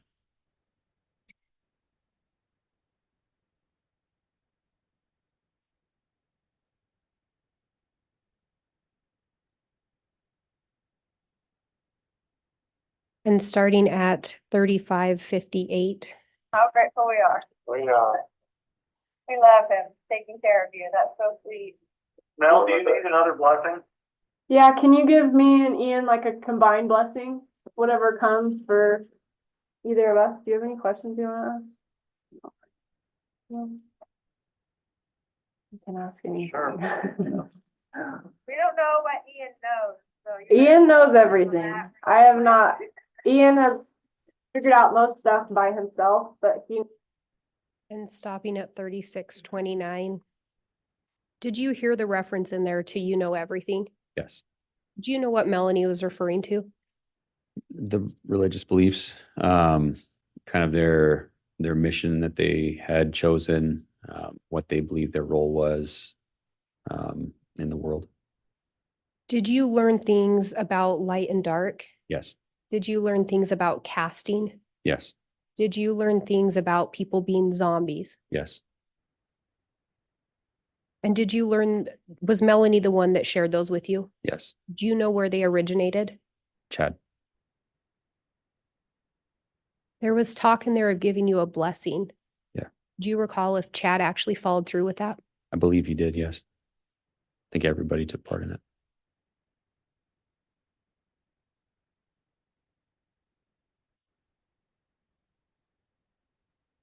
And again, we'd talked before about a blessing you received over Zoom. Mhm. For this blessing, you were not present in the same place. No. So was this out of the ordinary with what you would expect within the LDS faith? On this current recording? Yes. Yes. And starting at 39:06. We go to Mel and Ian in Jackson and invite all those others Raeliel and Ilana. to join us and all others in the heavenly realm that are willing to participate at this time. Come jump in, baby. So we all lay our hands on your head. This will be a dual blessing. Gave Zulema and Al blessings yesterday, and the angels filled the room, and I feel that the same numbers are there again. Same wonderful helpers, angelic ministers are there, happily joining in on this blessing. So at this time, I say to you, Ian and Melani Pawlowski, by the power of the Holy Melchizedek priesthood and the patriarchal order of which we are a part of, and in the name of our Savior Jesus Christ, we lay our hands upon your head in a united effort of happiness for your union, and how vital it is to the overall plan of our Lord and Savior in these latter days. You are a powerful couple with unlimited potential, and you'll be utilized by the Lord in tremendous missions of life and salvation. Or you'll team with Mother Earth to help cleanse the earth at times through earthquakes, moving mountains, changing rivers, but also healing hearts of mankind through your powerful testimony. Trials you're going through right now are events that you'll be able to share with others who are experiencing trials in the future. You'll be able to relate to them and understand what they've been through, the persecutions that they've faced by supposed Christians, and you will make it so much easier for them to transition to accepting the gospel. I see you both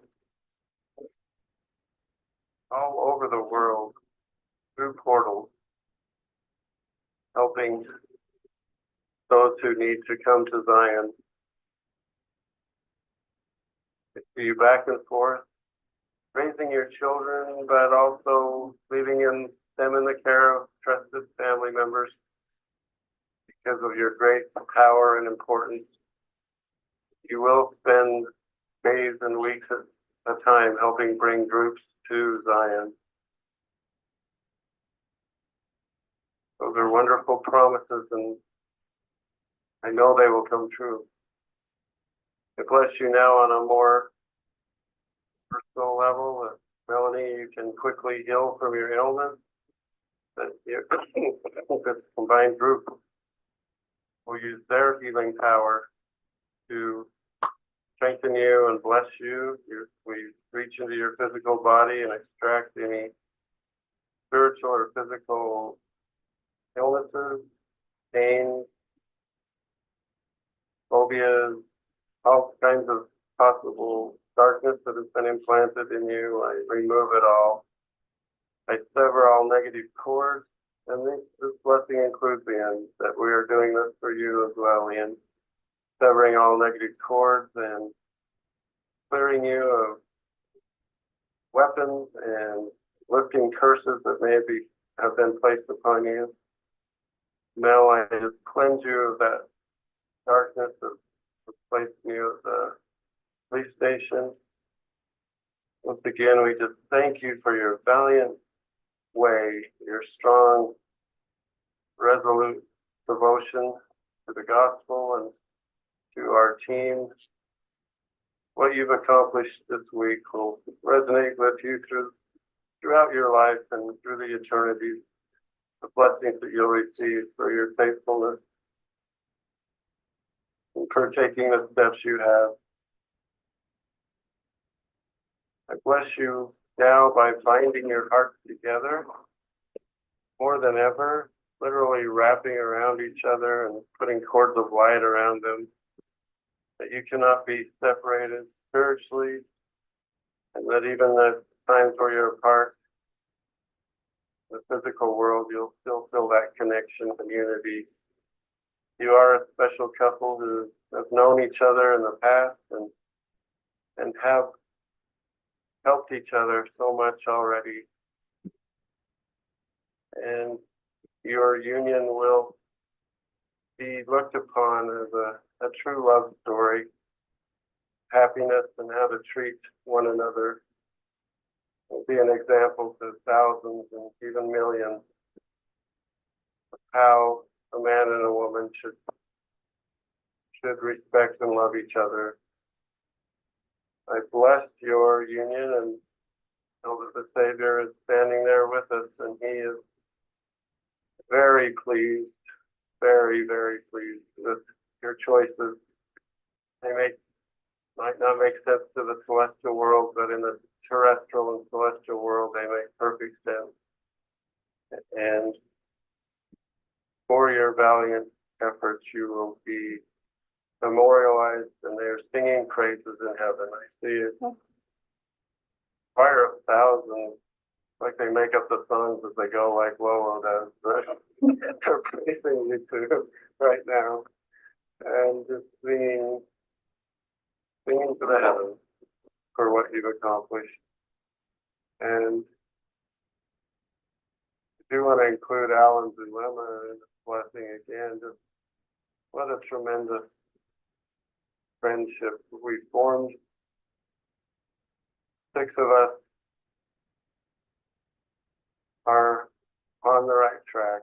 I assure you of that. I give you my testimony that this is a power team, that we are the genesis of the 144,000. We don't say that boastfully. It just is the beginning of a new terrestrial order.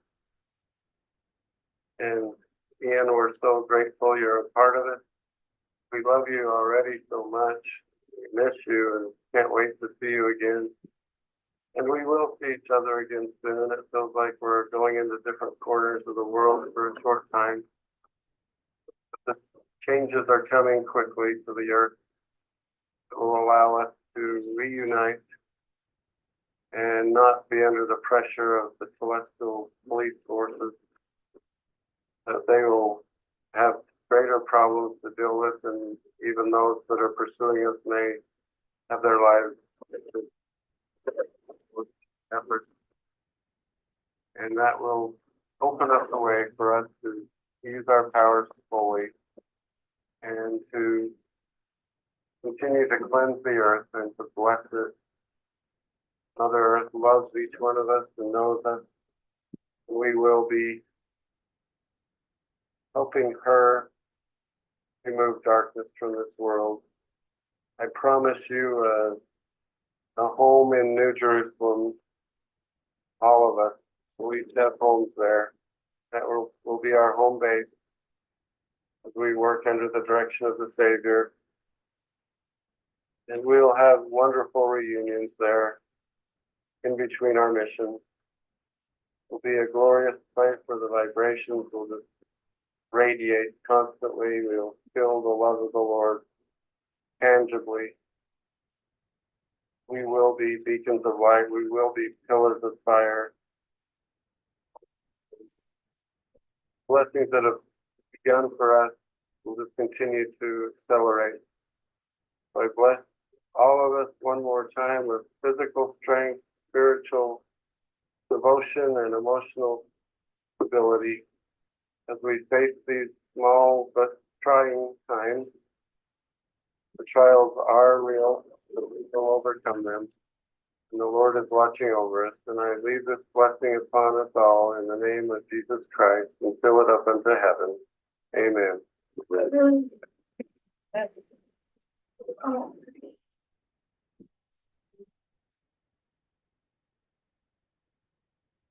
Mr. Pawlowski, did you hear talk in there of portals? Yes. Do you know what was being referenced? My understanding is at the time, well, now is, and at the time was that upon reaching a certain ability or level of spiritual worthiness and strength, you could open up a portal and step through it and land anywhere you saw fit.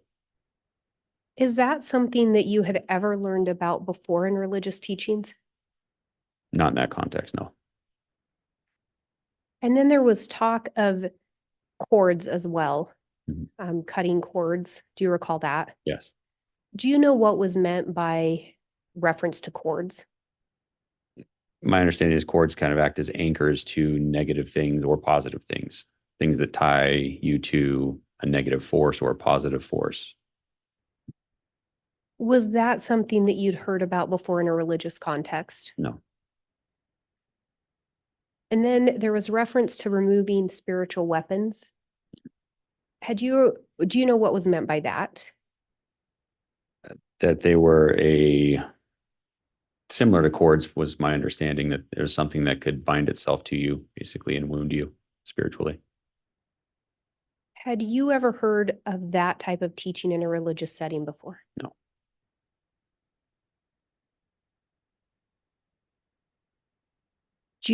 And then did you hear in there or recall talk of the 144,000? Yes. And do you know what Chad's role was with the 144,000 or what he claimed it to be? 144,000 would be the group of individuals that would bring in the second coming of Jesus Christ. Do you know if Chad and Lori designated themselves the leaders of that group? It seemed that way, yes. And do you recall again reference to the of darkness in the police? Yes. I think he made reference to the telestial police force. Yes. Do you know what would have been meant by the telestial? So in traditional LDS faith, there are three kingdoms that you would pass into after judgment: the celestial, the terrestrial, and telestial. So telestial is basically the earth that we live on now. Terrestrial is a step beyond that. Celestial is, the fullness of glory. So the telestial police would reference the police here on earth. Correct. And do you recall in there Chad indicating that they would have greater things to deal with eventually? Yes. And then a reference that it would open the way for us to use our powers fully. Yes. And then do you recall Chad saying that they could continue to cleanse the earth? Yes. Do you know what they intended to cleanse the earth of? Not specifically. There were, things that Melanie had shared she was worried about. There were discussions of earthquakes that could happen to, tear down. There was one that was talked about that was going to happen in Utah, and at that point, anybody who was wounded or weakened would be possessed, and you'd have to cleanse those people or cast out, whatever had possessed them. Casting out wickedness, spreading the gospel, that sort of thing. So the people that would be cleansed or cast out would be those that were possessed? Correct. So those labeled dark. Correct.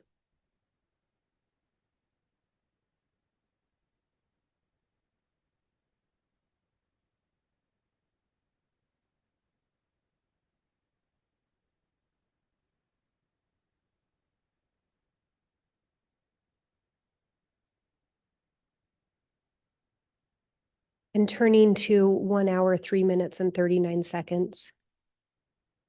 And Serena? So, but she could. It's just sad for Gib. We worked on Gib spiritually, healing her and helping her and cutting her cords from Dave all day. Yeah, I worked on her Last night. today too, just sending her lots of love to cast out all this fear that's inside her. It was all just fear. It's all celestial fear. And I needed to remind her, and I didn't get to talk to her, but I needed to remind her, like I did when she was getting divorced. You are not a celestial being anymore. So don't go to the celestial world. But that's what she's doing and Dave's talking her into doing it. So I need to remind her, she's a terrestrial being. Dave is not. Well, that's the problem. And he's not gonna be. And he's not going to be at this rate. He's not going to be. So sad. I wanted that for her, but I love her so much. It's such a doll. Yeah, I know. But I don't think she's gonna do it. She's down to, what's her percentage now? 10% that she might do it. That's good. I think she wrote it down, and after she wrote it down, she doesn't really want to do it. So I don't think she did it, but she's down to 10% that she's gonna do it. We want to know our. I'm going to stop at 1 hour, 4 minutes and 55 seconds. Again, in there's talk of a Dave and Gib. Do you know who those individuals are? Yes, David Warwick and Melanie Gibb. And there's talk of Lori telling Melanie that she needs to get over just has telestial fear. So again, would that be referencing earthly fear? Correct. And then she references that Melanie's not a telestial being anymore. She's now a terrestrial being. Correct. Do you know what's being indicated there? That she either she had gone through the process of translation or she was going through it. And there was reference as well to cutting cords from Dave. Do you recall hearing that? Yes. And again, you described you could be attached to something positive or negative. Correct. If it was negative, is that when you'd want to cut the cords? Yes. So the indication would be Lori viewed Dave as negative. Correct.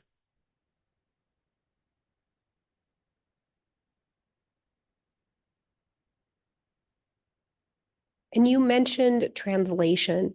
Yeah. Had you heard of translation before? Yes. Had you ever heard of it in the way that Chad and Lori were teaching it? It sounded similar. I had heard of it in scripture. You talk about the city of Enoch being translated, taken up into heaven, that sort of thing. But I had never heard of it in the exact context that they were talking about.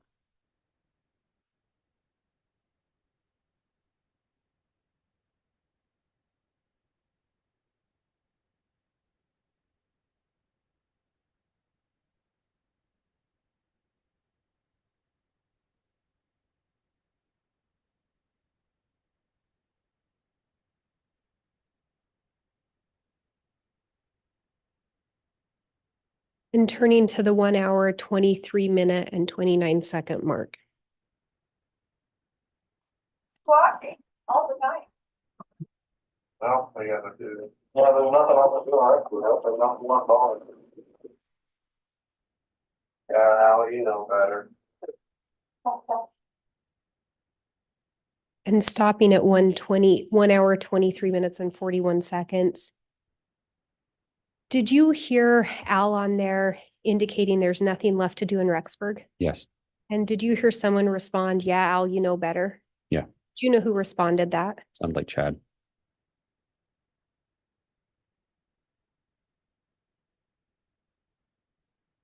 At the time this call was placed, do you know if Alex was still living in Rexburg? He had left Rexburg at the time this call had been placed. Do you know if he still had an apartment there, He did. but he was not residing there? Correct.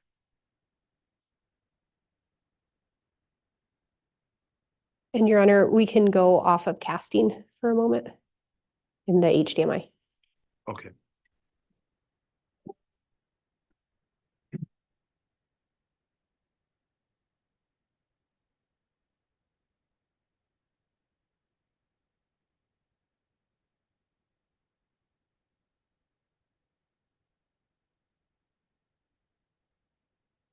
And excuse me, Mr. Pawlowski, I'd ask you about another recording that was made the day Alex passed away. Do you recall that? Yes. And do you believe if you were to hear some of that recording that you would be able to recognize it? Absolutely. Your Honor, I have what's been marked as states 266B. My intent would be to ask to publish a portion of it for to allow him to lay the foundation. All right, for that limited purpose, you can publish just enough to lay foundation.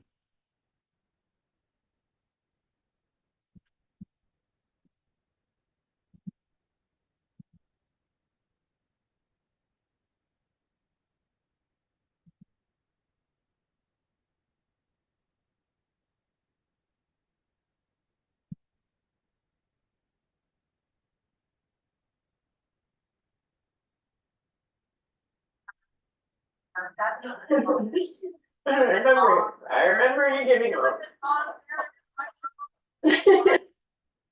And Mr. Pawlowski, could you hear a couple women on there? Yes. Are you able to recognize who they were? That was Melanie, who was present in the room, and then Lori was on the phone. And do you recognize this recording? Yes. And is it the recording that you made approximately December 11th of 2019? Yes.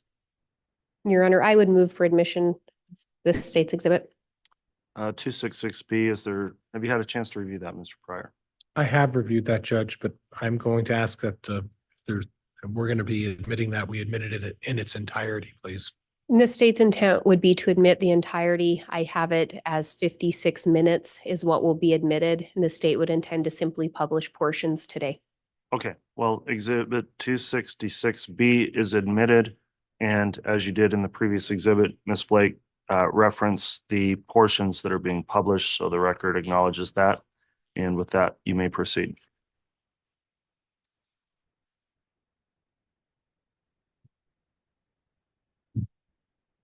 And Mr. Pawlowski, do you know if Melanie was close with Alex Cox? Yes. Was she upset by his passing? Yes.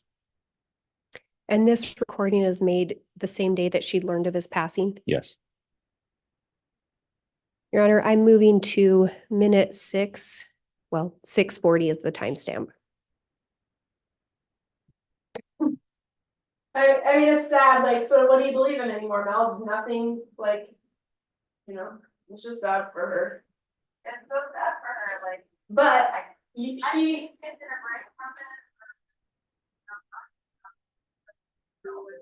I kind of had a glimpse of that today because I was like, what's gonna happen with that? And she was like, did you know Lori said that she felt inspired to say that I had JJ?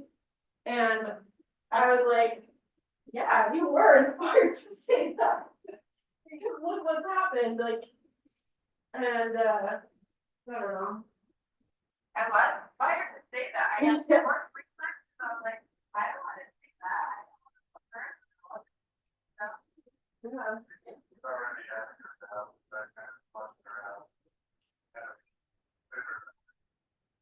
Yeah, yeah, everything has happened how it's supposed to, I feel like, and it's just sad for her, but I had a glimpse of her like she's just doing this because she wants Dave so much, and Dave is totally deceived her, and I had a glimpse of her, like, when everything goes down and it's like us standing together, like, he will feel like we'll just embrace her with love, but she'll come around finally.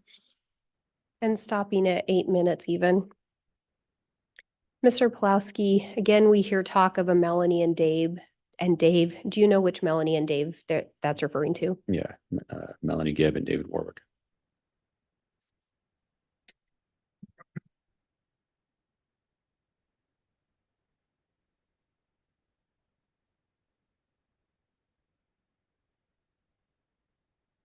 And Mark being 8:44. He's been a huge part of our life. We talk to them every night. Yeah. They're like our only friends. You guys are all I know, I call him every day, I just, even if we talked about nothing, I just need to talk to him and report to him and tell him everything. And stopping at 9:05. Did you hear Lori in there referencing someone that we talk to every night? Yes, Do you know who that reference is in regards to? I believe at that time they were referencing God.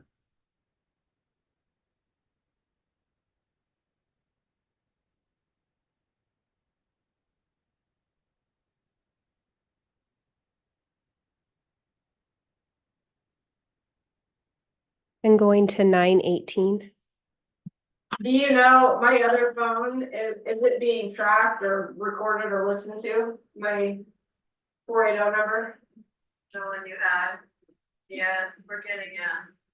Okay, so I'm keeping it, I just talked to Ian on it basically and make sure there's phone calls, so. So I've got a line for my. Westwood. Yeah. Let me give you a blessing. Al will join us. Okay. Absolutely. Okay, Ian's gonna join too, we'll go on my. Closet. I'm gonna pause here briefly at 10 minutes even. Did you hear in there Melanie inquiring if her phone was being tracked? Yes, And what was the response from Lori? that they were getting yes. Was it common for Melanie to turn to Chad and Lori for answers? Yes,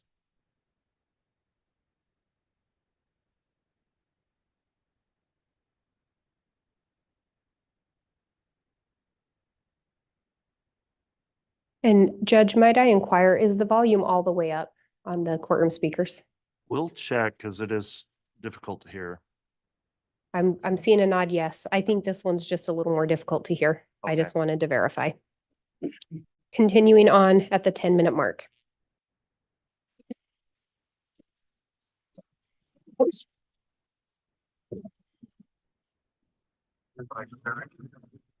I'm going to the house. Many darkness or booby traps or time bombs that might affect you, and raise the vibration in the house. You put sheets of light around all sides and may protect you above and below. And close all dark portals that are nearby. You feel protected. The dark side can be kept at bay. So at this time, Melani Pawlowski, by the power of the Holy Melchizedek priesthood and the patriarchal order, and in the name of Jesus Christ, We lay our hands upon your head and invite many others to come. There, the front of the lens out. Oh boy, might have been Moroni out of the way. You know, I'd like that.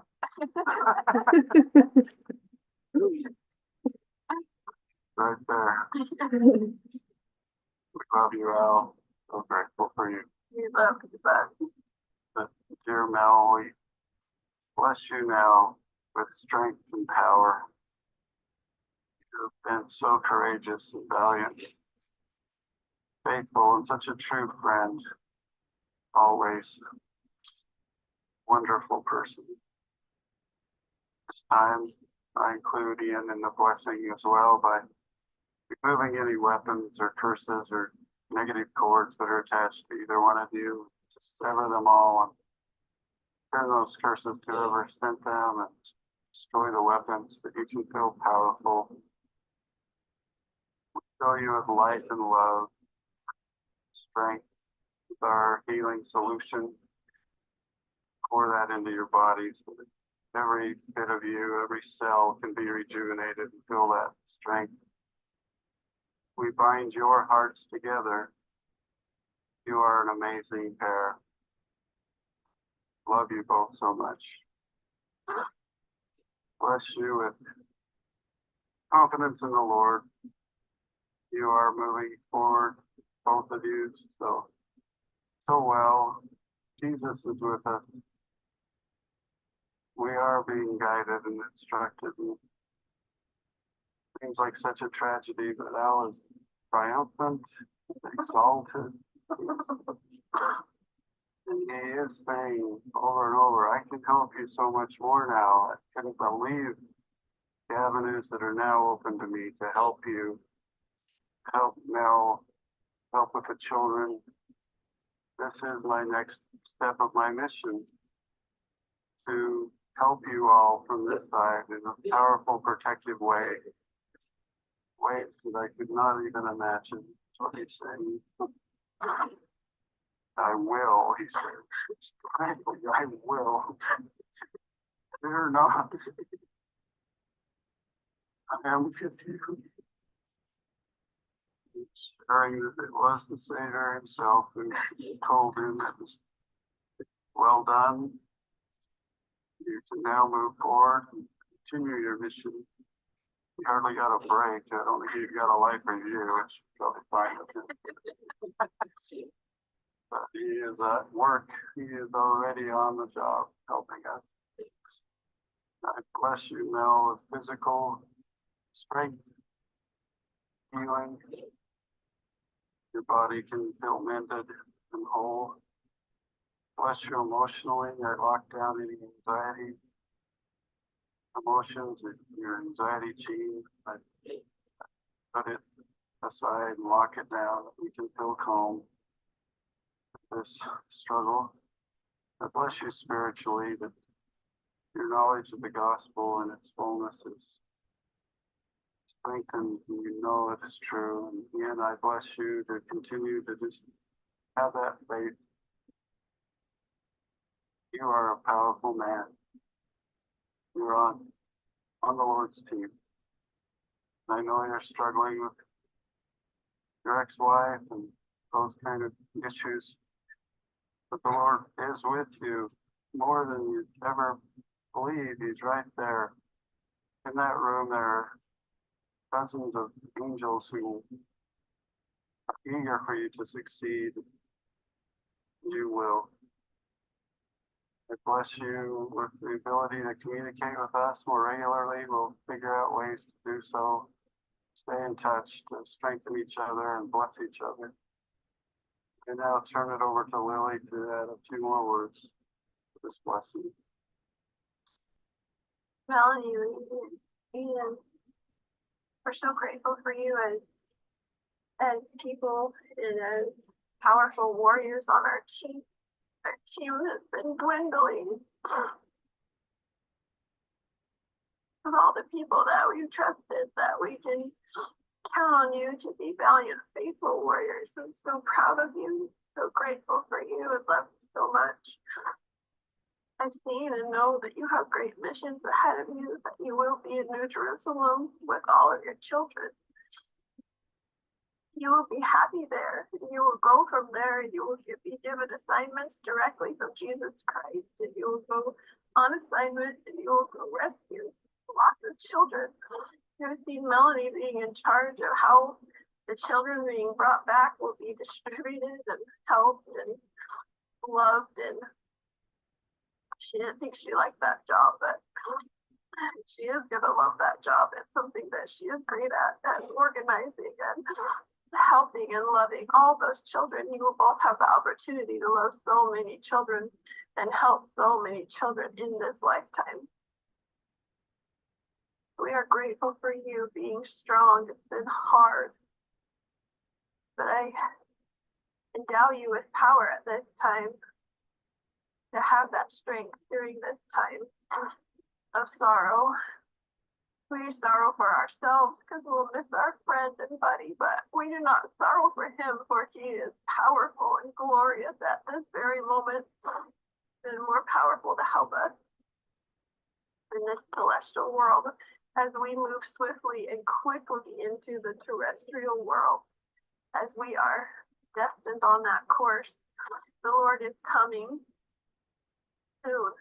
And we are his warriors that are cleaning and purifying the earth and preparing it for his coming. He has asked us to do so on this errand, and you are both a part of that number one team. It is our job, and we will do it. And he will come and rule and reign in majesty and power and might, and everything will be glorious. And there will be no more tears, and there will be no more pain.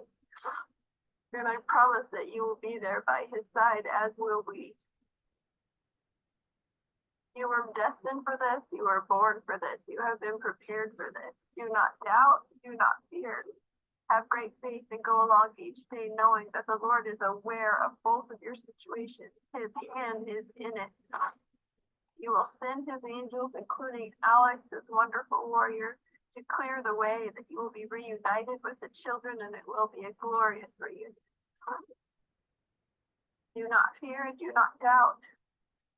Call down angels to surround you at all times, legions of angels that we have at our charge that will be round about you at all times, that they may help you feel peace and comfort as you go on about your daily celestial tasks that you must do. And remember, you will be reunited. And it will be glorious, and it will be soon.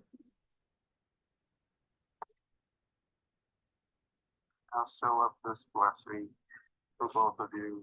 Seal it up in heaven. The angels will not leave you desolate this evening. You'll feel them throughout the night and into tomorrow. And guide you in every step. We do this all in the name of Jesus Christ. Amen. Amen. Thank you. You're welcome. And pausing there at 1917. Mr. Pawlowski, we'd talked before that you were open to these ideas for a brief period of time. Yes. When these recordings were made, were you still open to these ideas? No. In that, excuse me, in that blessing again, did you hear reference to removing weapons Yes. and removing curses, Yes. cutting negative cords? Yes. And again, is that something that you'd ever heard in religious teachings prior to this group? No. Removing curses had been something that I'd heard about, but cords and weapons I had not. And had you heard about it in the context that Chad and Lori talked about it? Yes.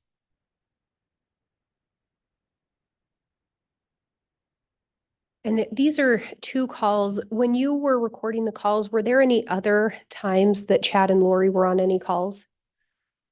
You'd have to refresh my memory. There's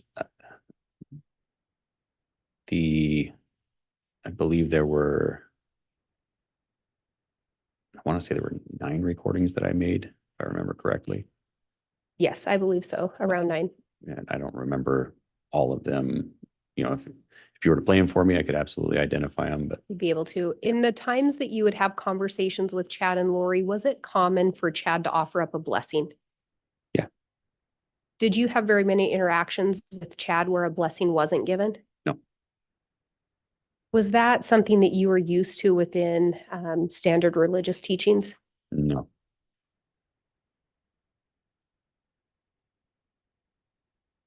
And continuing on from that 1917. No, what did you talk to Julie about? Did you talk to him about Al's witness? What is she planning on doing? Do you know? She called me first. I was like, well, what did mom and dad say? And she said, I just called you first. I know. She said, I don't know what he would want. And I said, he just didn't care about anything in this world. He just wanted his guitar out of his house. He didn't want anything. And so I said, he probably would want to just have it be simple and cheap, like be cremated. And I said, you know, talk to dad. Dad knows how to do all that stuff since he was a sexton. And when we hear Melanie refer to mom and dad, do you know who she's referencing? Chad and Lori.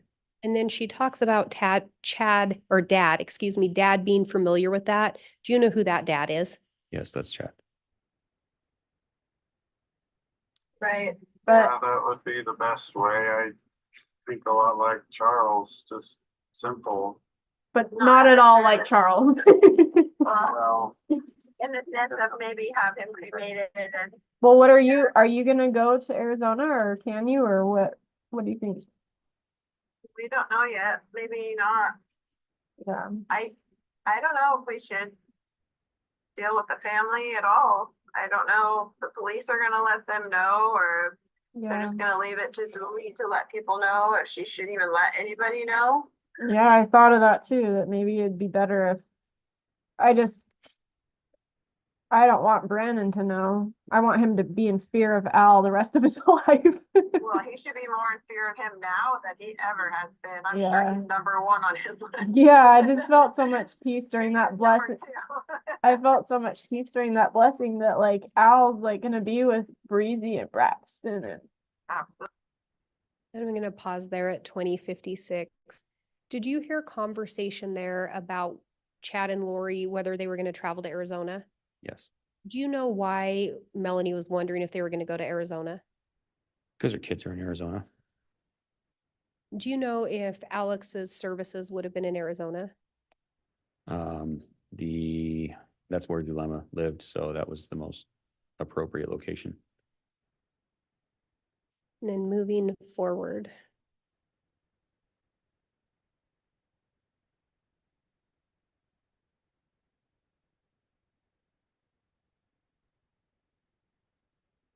And going to 2237. so I don't So know. I was telling Al that Tammy, I don't remember if we told you this, but Tammy was here the other day and said how the Rexburg police are ridiculous. And she told me that as we We were know trying to already. converse with her. And then Al was laughing at that so hard, so I'm like, he's gonna be handling the police from now on. Yeah, he can handle Hermosillo from now on. I was so upset though because they still have all my stuff and like I don't care about my things, but I have a hard drive that has all my pictures on it and Right. I'm just frustrated with them. Like they have no reason to even keep it, but They don't, but they're just corrupt. So so they're just are going to. are they the ones tracking my phone or is it Brandon? Or both? it's Rexburg. Yeah, they are checking you.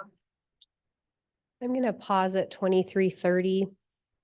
Mr. Pawlowski, did you hear a reference to the name Tammy? Yes.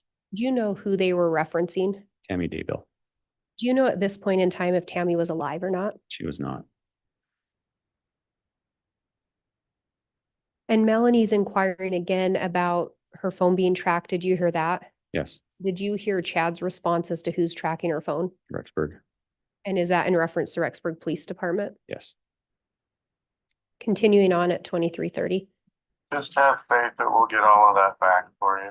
We Yeah, will. I don't care. It's just I just didn't know if I needed to call them and get it back or if I should if they call me and say they want to give it back to me, they're gonna do what they did last time and just corner me in a room for hours.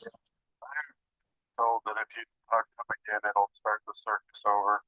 So just avoid them. Yeah, Okay. Al's passing is kind of a marker for us all that it's move forward. Trust in the Lord. I Yeah. feel bad. I'm gonna pause at 2407. From that conversation, does it sound like Melanie had talked to the police before? Yes. And does it appear that Chad's encouraging her to speak to the police again? He's not. Is he encouraging her to avoid them? Yes. And then Chad makes reference to with Al's passing, basically it's a chance to move forward. Right. Do you hear that in there? Yes. Continuing on from 2407. Those items are still at that police station to hopefully soon we can just get them back for you. They told us they were gonna give us all of our stuff back from Charles too, and they've never given it back to us. They have no intention of giving it back. Yeah, that's fine. But yeah, I feel like if he comes to try to talk to me, like I'll just be shut down. I'll just be like, look, like I just lost my uncle. I don't want to, like I'm not talking about anything, you know. Yeah, I don't have anything to I say. don't have anything. I already said everything, and just leave me the freak alone and give me my stuff back or don't, but just don't talk to me. So, Right. but we're gonna stay here in our little apartment here in 174. Okay, And we'll protect it. Also, we could probably, it's the same landlord as the 175. yeah, it is. Sue, So you or could Jen- maybe email her or something and tell her that Al passed away and so he's not gonna be doing the lease anymore or I think he whatever. just put in his 30 days. He already so- did. I think he already did, but I should let her know. Yeah, just so whatever you wanna do with that stuff, give it away or whatever, it's fine. We Yeah. don't care about anything in there. Yeah, Al wanted me to just call DI and see if they'd come take all the stuff in the house, but I don't know if they'll do that. Yeah, I don't know how that works. Goodwill maybe would, I don't know. Okay. You guys don't want anything out of there? Nope. I wonder if Zuli does. I'm pausing at 2543. Did you hear Melanie inquire if Chad and Lori want any of Alex's belongings? Yes. And did you hear Lori's response? They don't want anything. And this is the same day that Lori's brother had passed away, I believe it was the day after that this recording was made. even the day after. And she wanted nothing of his. Right. Continuing on from 2543. We just took his swords and his guitar and all his like musical stuff. That's what he wanted. And Right. so, You take the Band Hero and the Xbox 360. I hope you already have it. yeah, we got that. Okay, good. So yeah, I don't care about anything in that house, so. Hey, is this your number? This is the number we're using today, but we might check Change you by from a tomorrow. different number tomorrow. Okay, well, I'll, 'Cause this is the phone we were talking to Al on when all that happened and they went to search the house, so they probably got his phone. yeah, well, you have my number and I feel like it'll be, I don't know, I feel really safe with this phone. Like I set it up really carefully with, so. Yeah, it's good, babe. We have your number. I wrote it down on a piece of paper so that way I can call you. Okay, maybe I can give you Ian's number or something, but you can always call me through Zuli or something too, so. Right. I'm going to pause at 2650. There was talk in there of Chad and Lori maybe changing their phone number. Did you hear that? Yes. Did you learn whether or not it was common for them to change their phone numbers? Yeah, they went through quite a few burner phones. Did Melanie always have access to that information? Not always. Did she sometimes have to rely on them to reach out to her? Yes.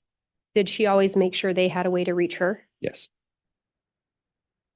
Continuing on at 2650. Yeah, we'll just send a password, what word would you recommend, just to let you know it's us. So we were using Pretty Bird if it means your phone is not safe or the cops have your phone. And then we were using Not Happy Bob if it's safe to, is that if it's safe to call? Safe, yeah. So, but the Okay. police have seen those text messages, so they might be on to that, so. come up with something. Let's that- say Don't hurt people. Jamie Powell. Katie Powell? Yeah, Jamie Okay. Powell, if it's like good, if it's you and it's good, it's safe to call, and if it's not safe to call, then we'll say, Daddy, we're down. Okay, that's good. Jamie Powell and Daddy, we're down. Fine. And stopping at 2744, there's talk there of some code words. Did you hear that in there? Yes. Do you know why the code words were necessary or why they wanted to have those? They wanted to be sure that whatever phone they were using to communicate was not being tracked by the police.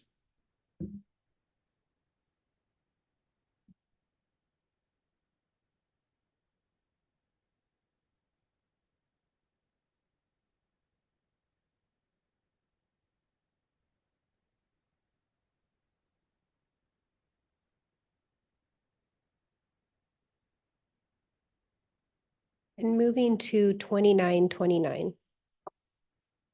Everything's gonna be different.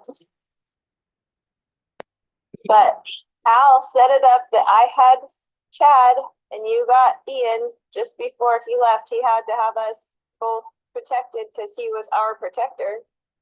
Yeah. And he couldn't go until that mission was accomplished. So I'm But so he loves grateful that you have Julie. Ian. Yeah, don't ruin it with Ian. Be nice.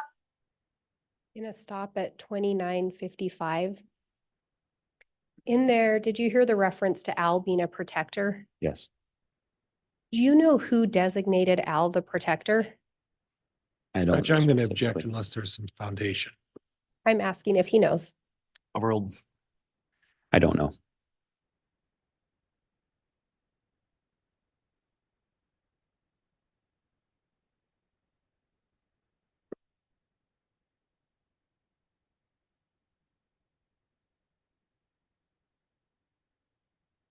And moving to 3001.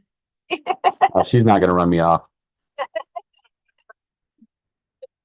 You ever need to talk to Dad? Here I am. There you go. Yeah. Did you hear someone on there saying, ever need to talk to Dad? Here I am. Yes, And who's saying that? Chad. Do you know who he's saying that to? Me. At any point, had you referred to Chad as dad? I may have. I'm sure. I'm pretty sure I'd kind of taken that up and just, in support of Melanie and how she looked to him. Did you look to Chad as a dad? No. Did you look to Chad for advice? No.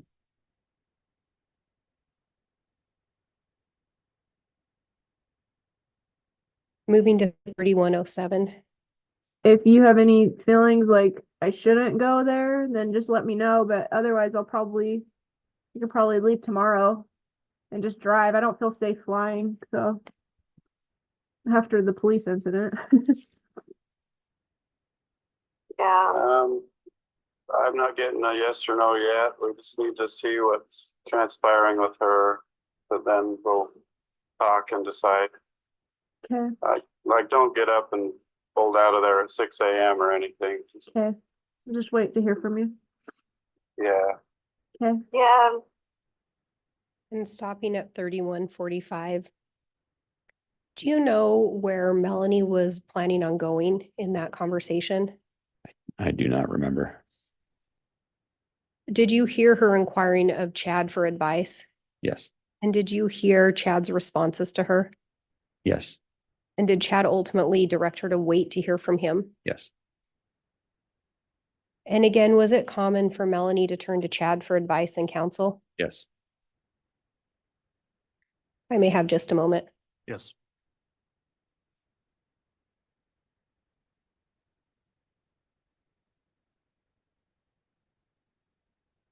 I have no further questions.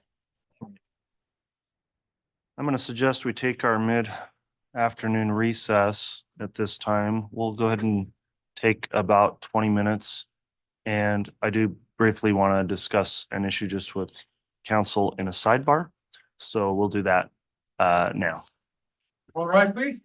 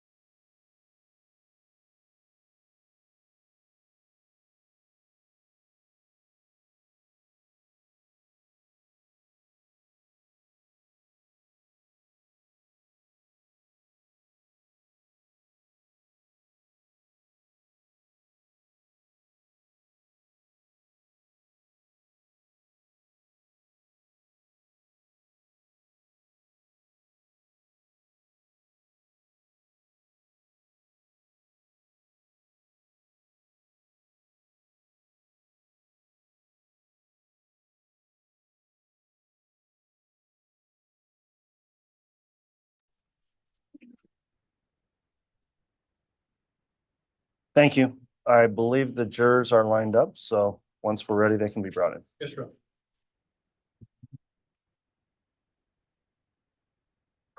All right, please.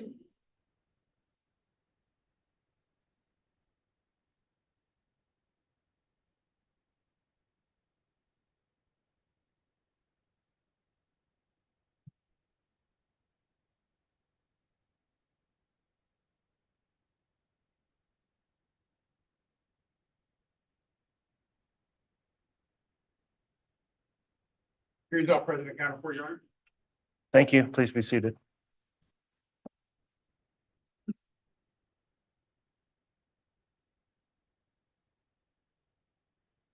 All right, that concludes the mid-afternoon break. Mr. Pawlowski still on the stand on direct. We can have the witness brought back in. You can continue with direct, Ms. Blake. And Your Honor, I believe I just had concluded direct. Oh, thank you for the reminder. I will have Mr. Pryor commence with cross then once our witness is back on the stand.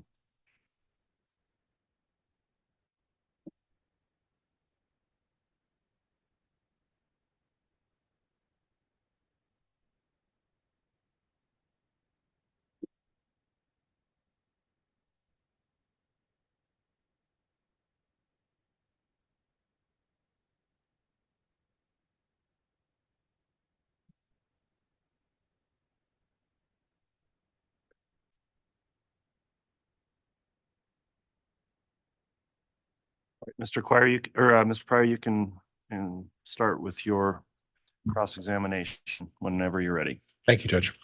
Good afternoon, Mr. Pawlowski. My understanding is that your marriage to Melanie was when? November 30th, 2019.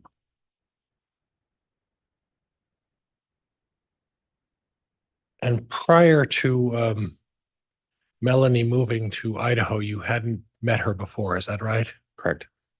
And Melanie moved to Idaho in late November? It was mid-October, I believe. Okay. But you met Melanie through a LDS site, is that right, on about the 19th of November? A dating app, yeah. All right, on the 19th of November, sir? Yes. Okay.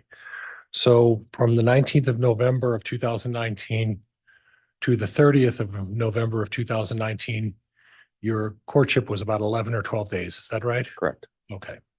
And then you decided to get married after the 11 or 12 days, is that correct? Correct. Okay. That's not particularly unusual in the LDS faith, is it? Early or quicker marriages, correct? I'd say it's faster than most LDS marriages. Okay, but for the most part, it's not unusually that for people. Objection, Your Honor. Asked and answered. Sustain. Okay.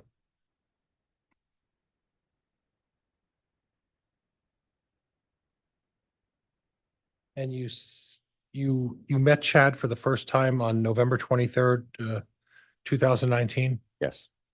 Okay.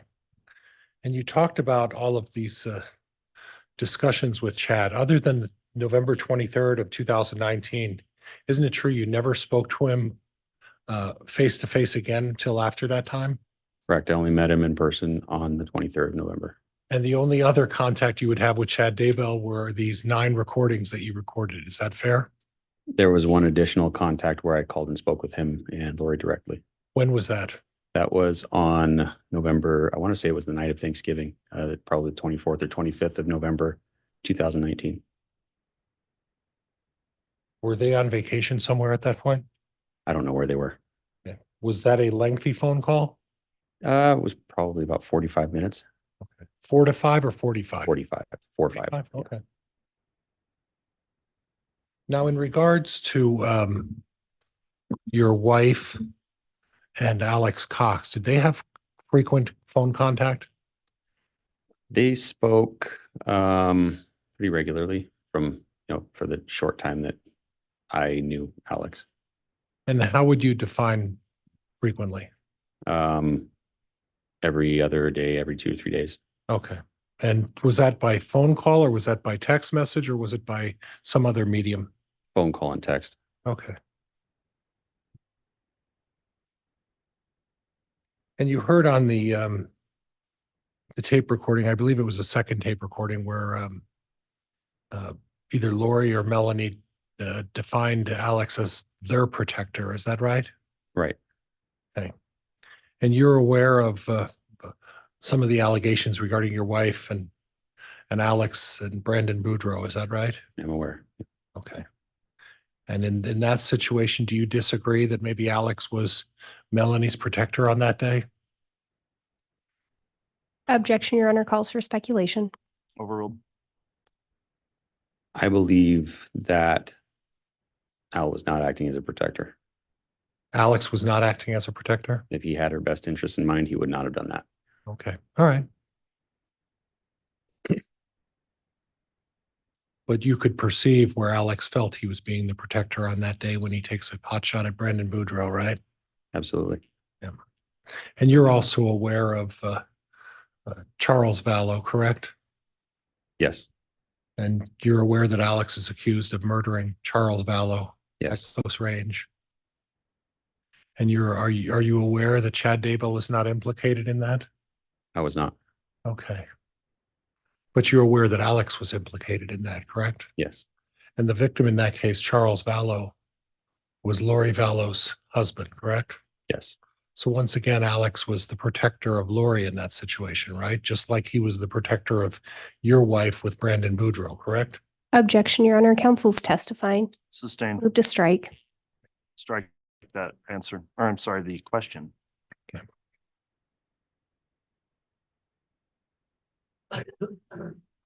Did you ever get any information that your wife was a suspect in this case? No. Okay. Your wife lived close in proximity to Lori Vallow, correct? Yes. Okay. And would you say that your wife was and Lori were as far as relatives, as close as relatives could get? Yes. Okay. There was a mention of your wife being in the ER tonight. What was that all about? She was suffering a medical condition that was causing her a lot of pain, Okay. and we went to the ER to sort it out. Okay. Mr. Pryor, I apologize to interrupt. I want to have a quick sidebar with counsel.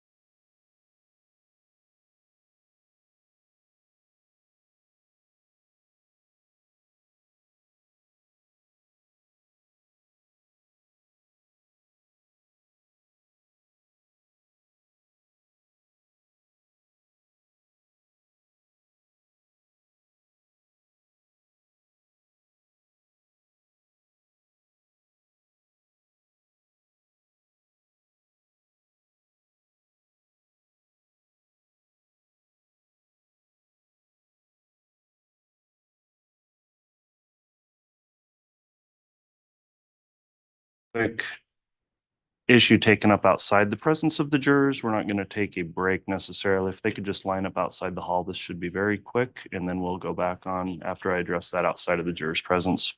Yes, sir. All rise, please.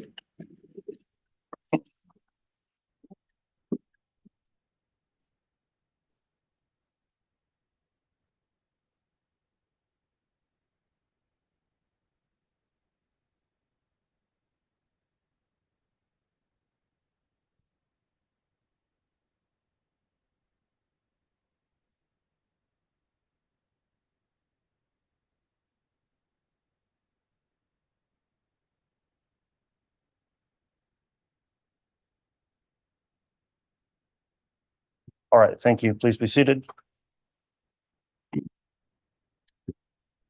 All right, counsel, the court was advised of something that concerned me during the testimony of this witness, nothing that you did, Mr. Pawlowski, but I do have a concern. Mr. Pawlowski has counsel here in the courtroom. The attorney that's here representing Mr. Pawlowski, I'm going to have him exit the courtroom at this time. If the marshals please assist him out of the courtroom, and he's not going to be permitted to remain through the testimony of this witness.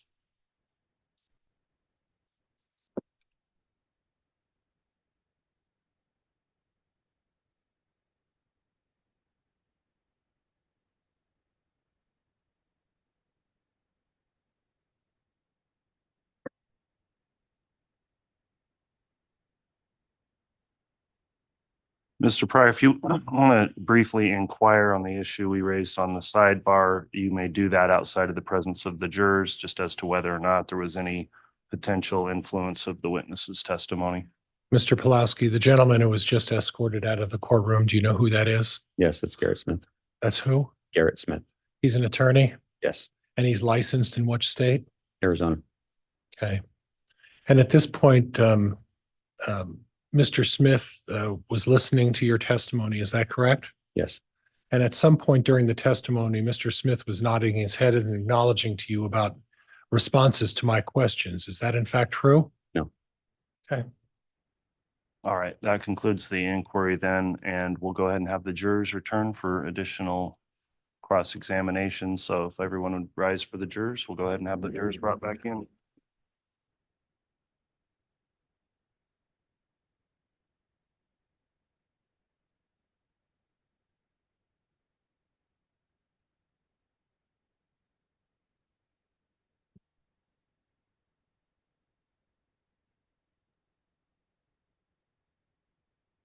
All rise, please.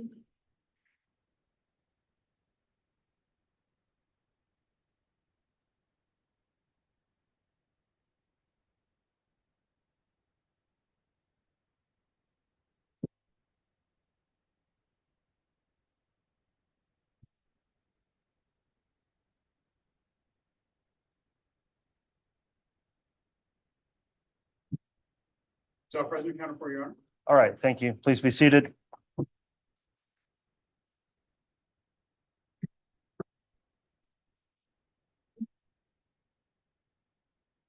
All right, we're back on the record now on CR 22-21-16-23. The court did call a sidebar there. I would instruct the jurors who have returned now to not speculate as to what occurred in the sidebar. I will note it was nothing that counsel did on his cross-examination nor that the witness did. And so please don't speculate as to what occurred. But Mr. Pryor, with that in mind, you may continue. Okay. I'll also mention it was nothing the state did as well. It was just something the court observed. Go ahead. Mr. Pawlowski, you mentioned Melani Gibb. yes, Did you have an occasion to get to meet Melani Gibb? no, Okay. Now, you understand there were discussions around the 23rd of November about the disappearance of 2 children by the Rexburg Police Department. Were you aware of that? yes. At the time, well, can you give me some context on timing? November 23rd, 2019? Right, but as far as when I would have learned about it. Well, you were aware that on that date, the police were looking for JJ Vallow. Is that correct? Yes, I learned that later. Yeah. Learn that later. Okay. And you went and had contact with the police the first time when? December 5th or 6th, I believe. Okay. And that contact At the time of that contact, were you aware that on November 5th or 6th, Melanie Gibb had not gone to the police to tell them her side of the story? I had not. Do you recall on the tape recording, the first tape recording 266A, where there's a discussion that there's only a chance Melanie's going to do this, or there's a chance that she's not going to do this? Right, yes, And that was in reference to whether or not she was going to the police and tell them the truth, correct? right. And that recording took place with you on what day, sir? That was December 6th or 7th. Okay, so on December 6th or 7th, would it be safe to assume that at that point, Melanie Gibb had not gone to the police about the whereabouts of JJ? Objection, Your Honor, calls for speculation. I think the recording speaks for itself. Sustained. So the personal knowledge you have is that you don't know at that point if Melanie had gone to the police, correct? Correct. But there was a discussion about whether she was going to do that on the 5th or 6th, right? Correct? Yes. Okay.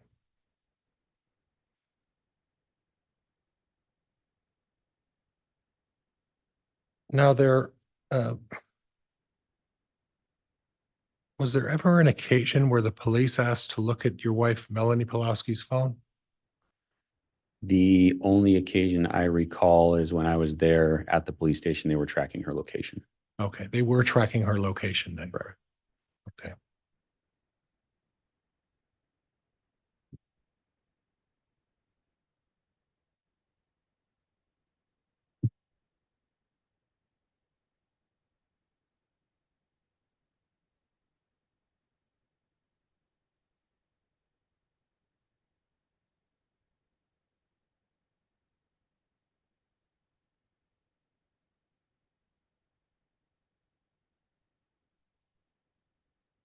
There is some reference to the name Hermosillo. Yes, Is that one of the police officers that you interviewed with on the 6th or 7th? yes. And that Hermosillo is who? He's currently lieutenant at the Rexburg Police Department. At the time, he was a detective. Okay, but that's Lieutenant Ray Hermosillo? Correct. Okay. And your wife on one of the recordings, I think it's at 3326, mentions that Hermosillo is raged. Do you remember that? Yes, Okay, he's yelling at me. Remember that? yes. Okay. The police were harassing her? Objection, Your Honor, calls for speculation. Overruled. Did you recall her saying the police were harassing her? Objection, Your Honor, misstates the audio. Sustained. Do you recall her something saying not going to stop until they get what they want? Yes. Okay. Now, at any time, did Lori Vallow tell you or Melanie that this was all about a custody fight over the children with Larry and Kay Woodcock? There were never any details discussed as to why it was happening. Okay. So in other words, they didn't tell you that it was one issue or another, just that they weren't going to disclose where the children were, correct? Correct. And when they say they weren't, they meant Melanie and Lori and Alex, correct? No, Well, Chad never told you that the children were dead, correct? no, Chad never told you that the plan was that he was going to kill the children, correct? that would be foolish. But no, Okay. he didn't. Okay. Chad never discussed in any of these 9 or 10 recordings that you made that his intent was to murder anybody, correct? Correct. And during the discussion, there was a talk about getting out of, was it Madison County? Rexburg. Rexburg's Madison County, right? Correct. Okay. And there was discussion, I heard references to Idaho Falls. Yes. And you would know better than I would, but Idaho Falls is about a half hour south of Rexburg. Correct. So it wasn't that they were saying run away and hide. Isn't it true they were saying get out of Madison County because it's a dirty county? That's what they were implying. Okay, do you know who the prosecutor is in Madison County? Objection, Your Honor, relevance argumentative, move to strike. Sustained. Strike the answer or But- question. But the theme of this was that they felt that that Melanie and Lori and Alex felt that the police department were corrupt in Madison County. Is that right? Objection, Your Honor, misstates the audio. Sustained.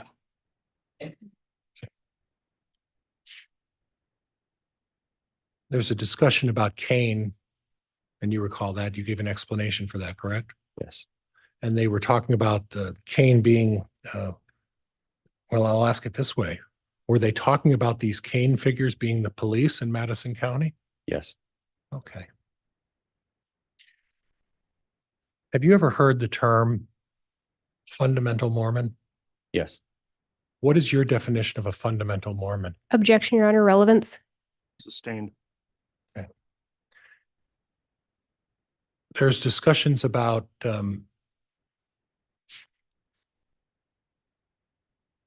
castings, Yes. and you mentioned that in some context, castings are consistent with the LDS faith. Yes. And in fact, there's references, and I just forgot his Newell. Was that one of the subjects where there was a casting performed by Joseph Smith? Do you recall that? I don't. Okay. So the idea of having a casting is not something that's new or unique to the LDS faith. Is that right? No. And when we have a casting, what are we talking about specifically? The idea of a casting is to remove remove evil from someone. Okay. And if you're someone in your faith and removing evil from someone or a spirit from someone in your faith as part of the LDS faith, that doesn't mean that the person dies at the end of that casting, does it? No. In fact, in your faith, if you perform a casting on someone, the human part flourishes and moves on, and the evil spirit is extracted from that person, correct? That's what's hoped. Yes. And that's part of your faith as an LDS person, correct? I've begun to separate myself from pretty much all religion at this point. Okay. Now, we talked a little bit about the three kingdoms in the LDS faith.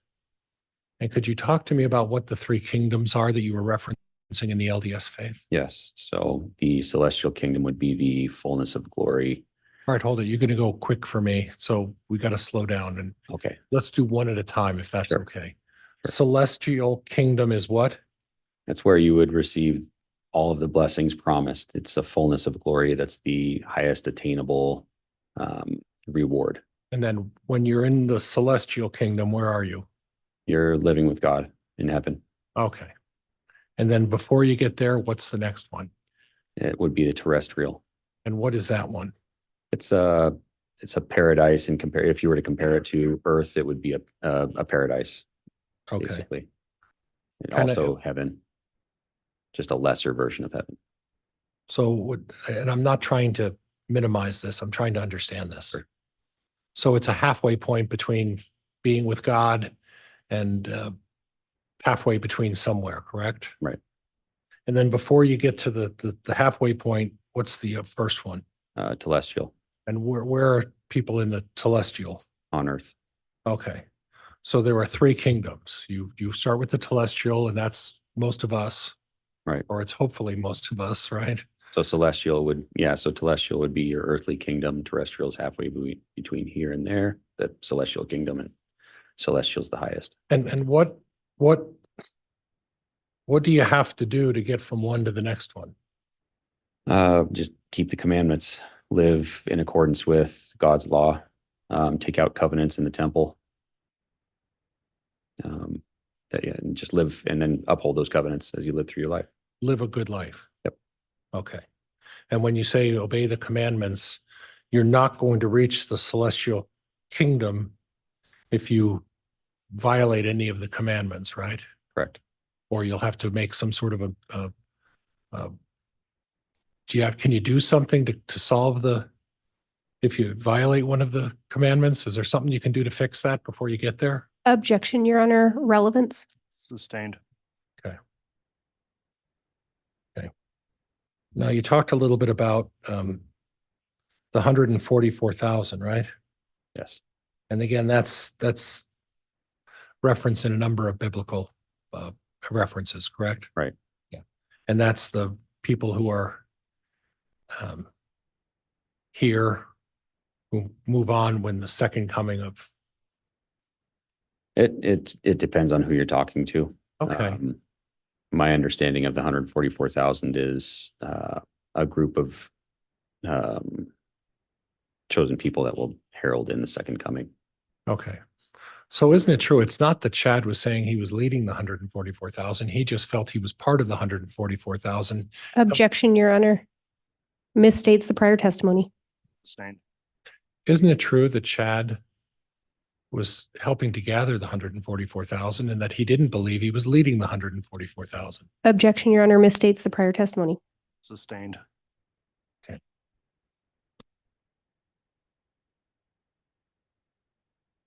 Is it possible that Chad was conveying to you that he was going to be part of the 144,000 and that he was not leading the 144,000? Objection, Your Honor. Misstates the prior testimony. Asked and answered. Overruled. Isn't it true? The understanding that I had is he had taken a leadership role in gathering the 144,000. And Chad never said that he was going to take over the Lord's role, right? There was I can't remember if it was specifically with him or not. There was some discussion about that, but I don't remember hearing Okay. that specifically from Chad. No. Okay. There was some reference at about 2650 on the second tape. We were using Purdy Bird, or what was that about? Code words. Yeah. What was that about? So there were a lot of burner phones that were being purchased and used. Okay. And to avoid using a compromised burner phone, code words were used. But Melanie also said we were using in reference to some email communication, implying that both you and her were using that to communicate with Lori and Alex. Do you have any recollection of that? I don't remember any email communication where that was used. Okay. And you would say that Melanie's view of Chad and Lori was more of a mother and fatherly relationship. Would that be fair? Yes. Okay. Not necessarily a religious leader of her, more of a fatherly, motherly figure, correct? No, I'd say both. Okay.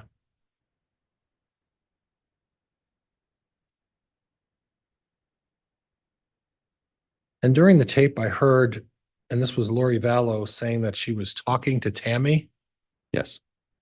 and that was Tammy Daybell. Yes.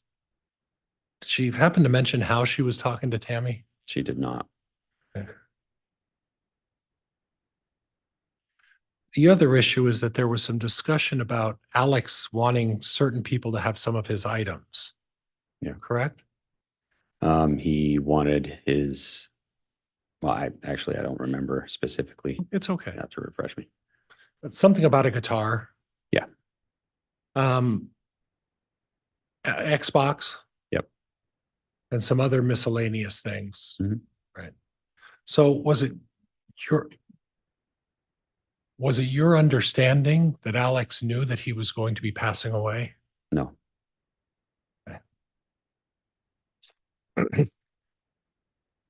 Are you aware of the circumstances in which Alex Cox passed away? Yes. And what is your understanding of why Alex Cox passed away? He suffered a pulmonary edema. Okay. He had some health issues. Mhm. Okay. Natural causes then. Yeah. Okay. Did Alex ever display to you or discuss with you the fact that he was aware that he had this pulmonary edema? No.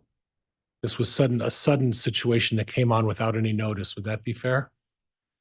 There was a point where Chad and Lori contacted Melanie and stated before Alex died that there would be a powerful spiritual attack. Okay. But you're saying that that at least in your mind, there was no powerful spiritual attack. He died of a pulmonary edema, correct? Correct. Okay. But again, the question was that you had no knowledge of any of Alex's health issues before that you were aware, you and Melanie weren't aware that Alex had any health issues before he suffers this pulmonary edema. Is that right? Right. Okay.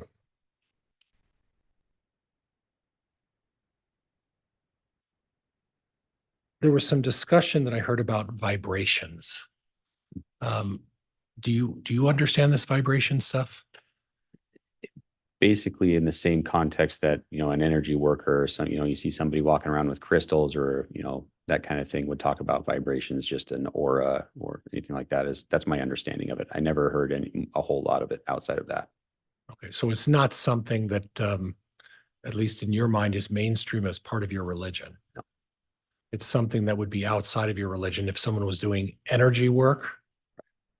So if someone's saying they're LDS and I do energy work, would it be fair to say they might be a little misguided?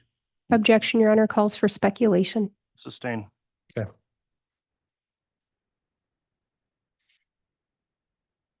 And if I could just have a moment, Judge, may I? Yes.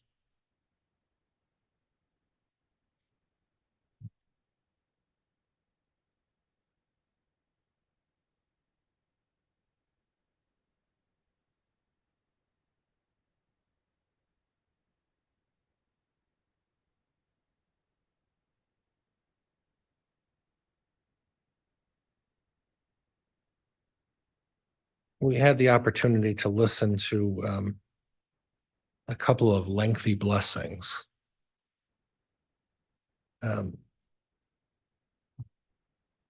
Blessings in general are not something that's unusual within the LDS faith. Is that fair? Yes. People give each other blessings all the time. Yeah. And that doesn't necessarily mean they're I'm going to use the wrong word, patriarchal blessing. I'm not talking about patriarchal blessings. I'm talking about just general blessings. It's not unusual for people within your faith to say, I'm going to give you a blessing. Correct. And that happens, I don't want to say frequently, but regularly. Yes. Okay.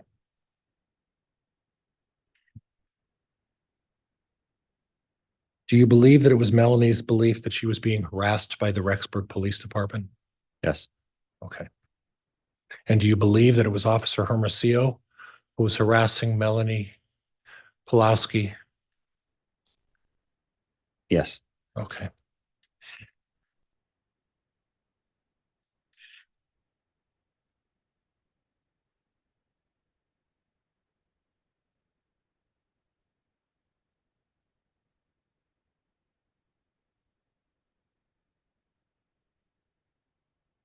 There was some reference in 1917 on the second tape that your wife said something, well, we don't want to tell them that Alex died, because something about continue to let him fear for the rest of his life. Who are they talking about? Brandon. Brandon Boudreaux? Correct. So when that reference was made, your wife didn't necessarily want to tell Brandon Boudreaux that Alex died because she wanted him to be fearful of Alex for the rest of his life. I don't know that she honestly felt that way. He's the father of her kids, but she had a lot of frustration toward Brandon at that time. And the relationship with her and Brandon was, to say the least, was a heated custody battle, was it not? Correct. Okay. Okay, Judge, I don't think I have anything else. Thank you, Your Honor. All right. Thank you, Mr. Pryor.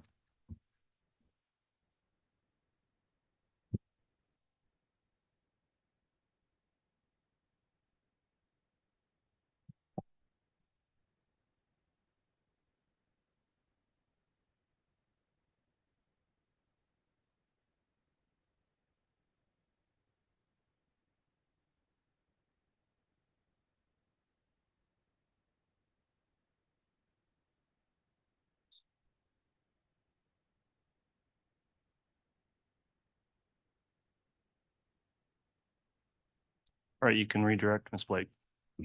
Thank you.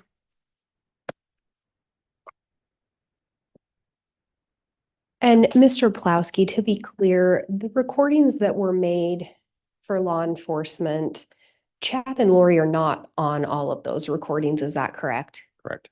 And the two that we heard parts of today, Chad and Lori are on those recordings, correct? Yes.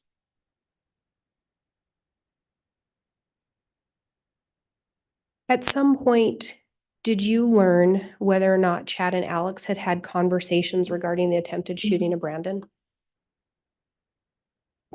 There was a misunderstanding that I had, where, so when Melanie and I were married on our wedding night, there was some discussion about that, yes.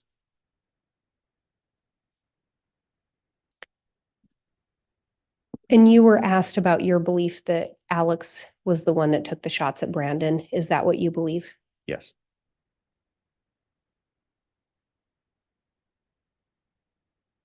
You were asked about your wife, Melanie, and Lori being close. Is it fair to say they were close? yes, And you said it was your belief that Melanie did not move to Rexburg until sometime in October, like mid-October? yeah. Is that your recollection? So Could it have even been later in October? might have been November. Are you aware that JJ and Tylee were last seen in September?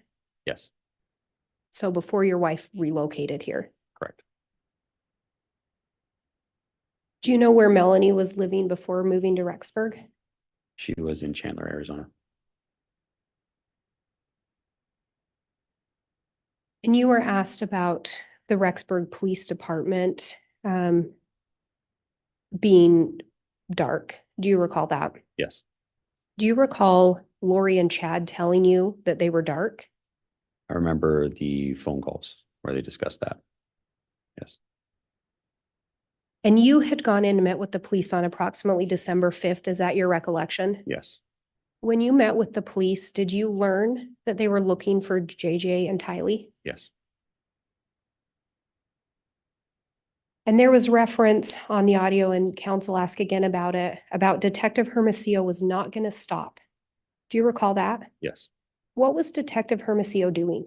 Judge, I'm in objection. He doesn't have any knowledge of what Hermosillo was doing. Overruled.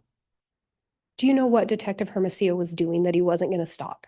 He was investigating the whereabouts of Tylee and JJ. So Detective Hermosillo was trying to find a missing 16-year-old. and Judge, I'm in missing objection. 7-year-old. It's a leading question. Sustained.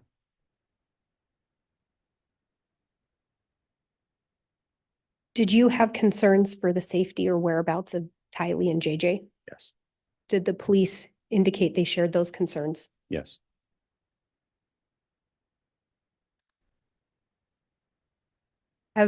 Did Chad ever offer to tell law enforcement where Tylee and JJ were?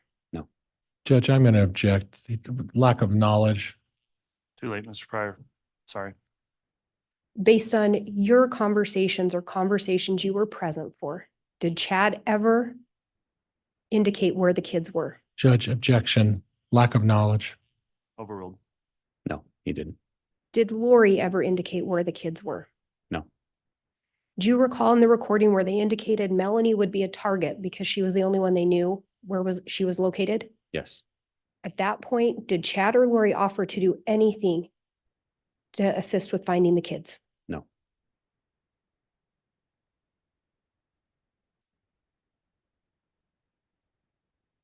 In what you learned regarding how Chad and Lori taught castings, what had to happen to the body if someone was possessed? Judge, objection. There hasn't been sufficient foundation. Overruled. the idea was that if a casting failed, the body would be destroyed.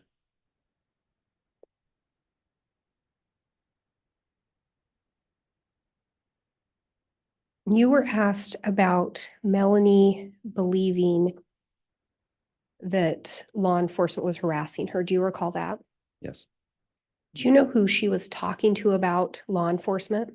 Chad and Lori, Do you know who was telling her to avoid law enforcement? Chad and Lori, Do you know who was telling her law enforcement was dark? Chad and Lori,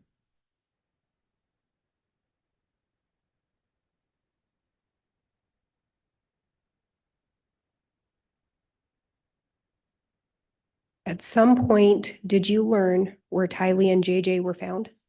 yes, Where was that? Chad's backyard. I have no further questions. All right. Thank you, Ms. Blake. That will conclude the testimony then of Mr. Pawlowski. I'm going to inquire from the state and then the defense, is there any intent to recall this witness? No, Your Honor, he may be released. No objection to releasing him, Judge. Okay, any subpoena you were under, Mr. Pawlowski, is you no longer have to be concerned with. You are released from those subpoenas. Thank you for appearing to testify, and you can go ahead and step down. Thank you.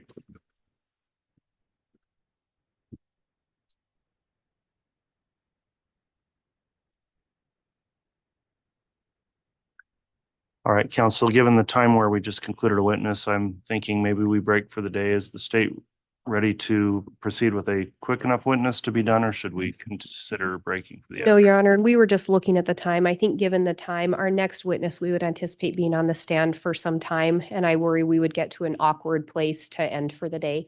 So we would recommend we simply end for the day. Okay, thank you. Well, I think that makes sense, given that we're about 3:20 now. So that will conclude evidence for today. For those in attendance, thank you for complying with the courtroom conduct order.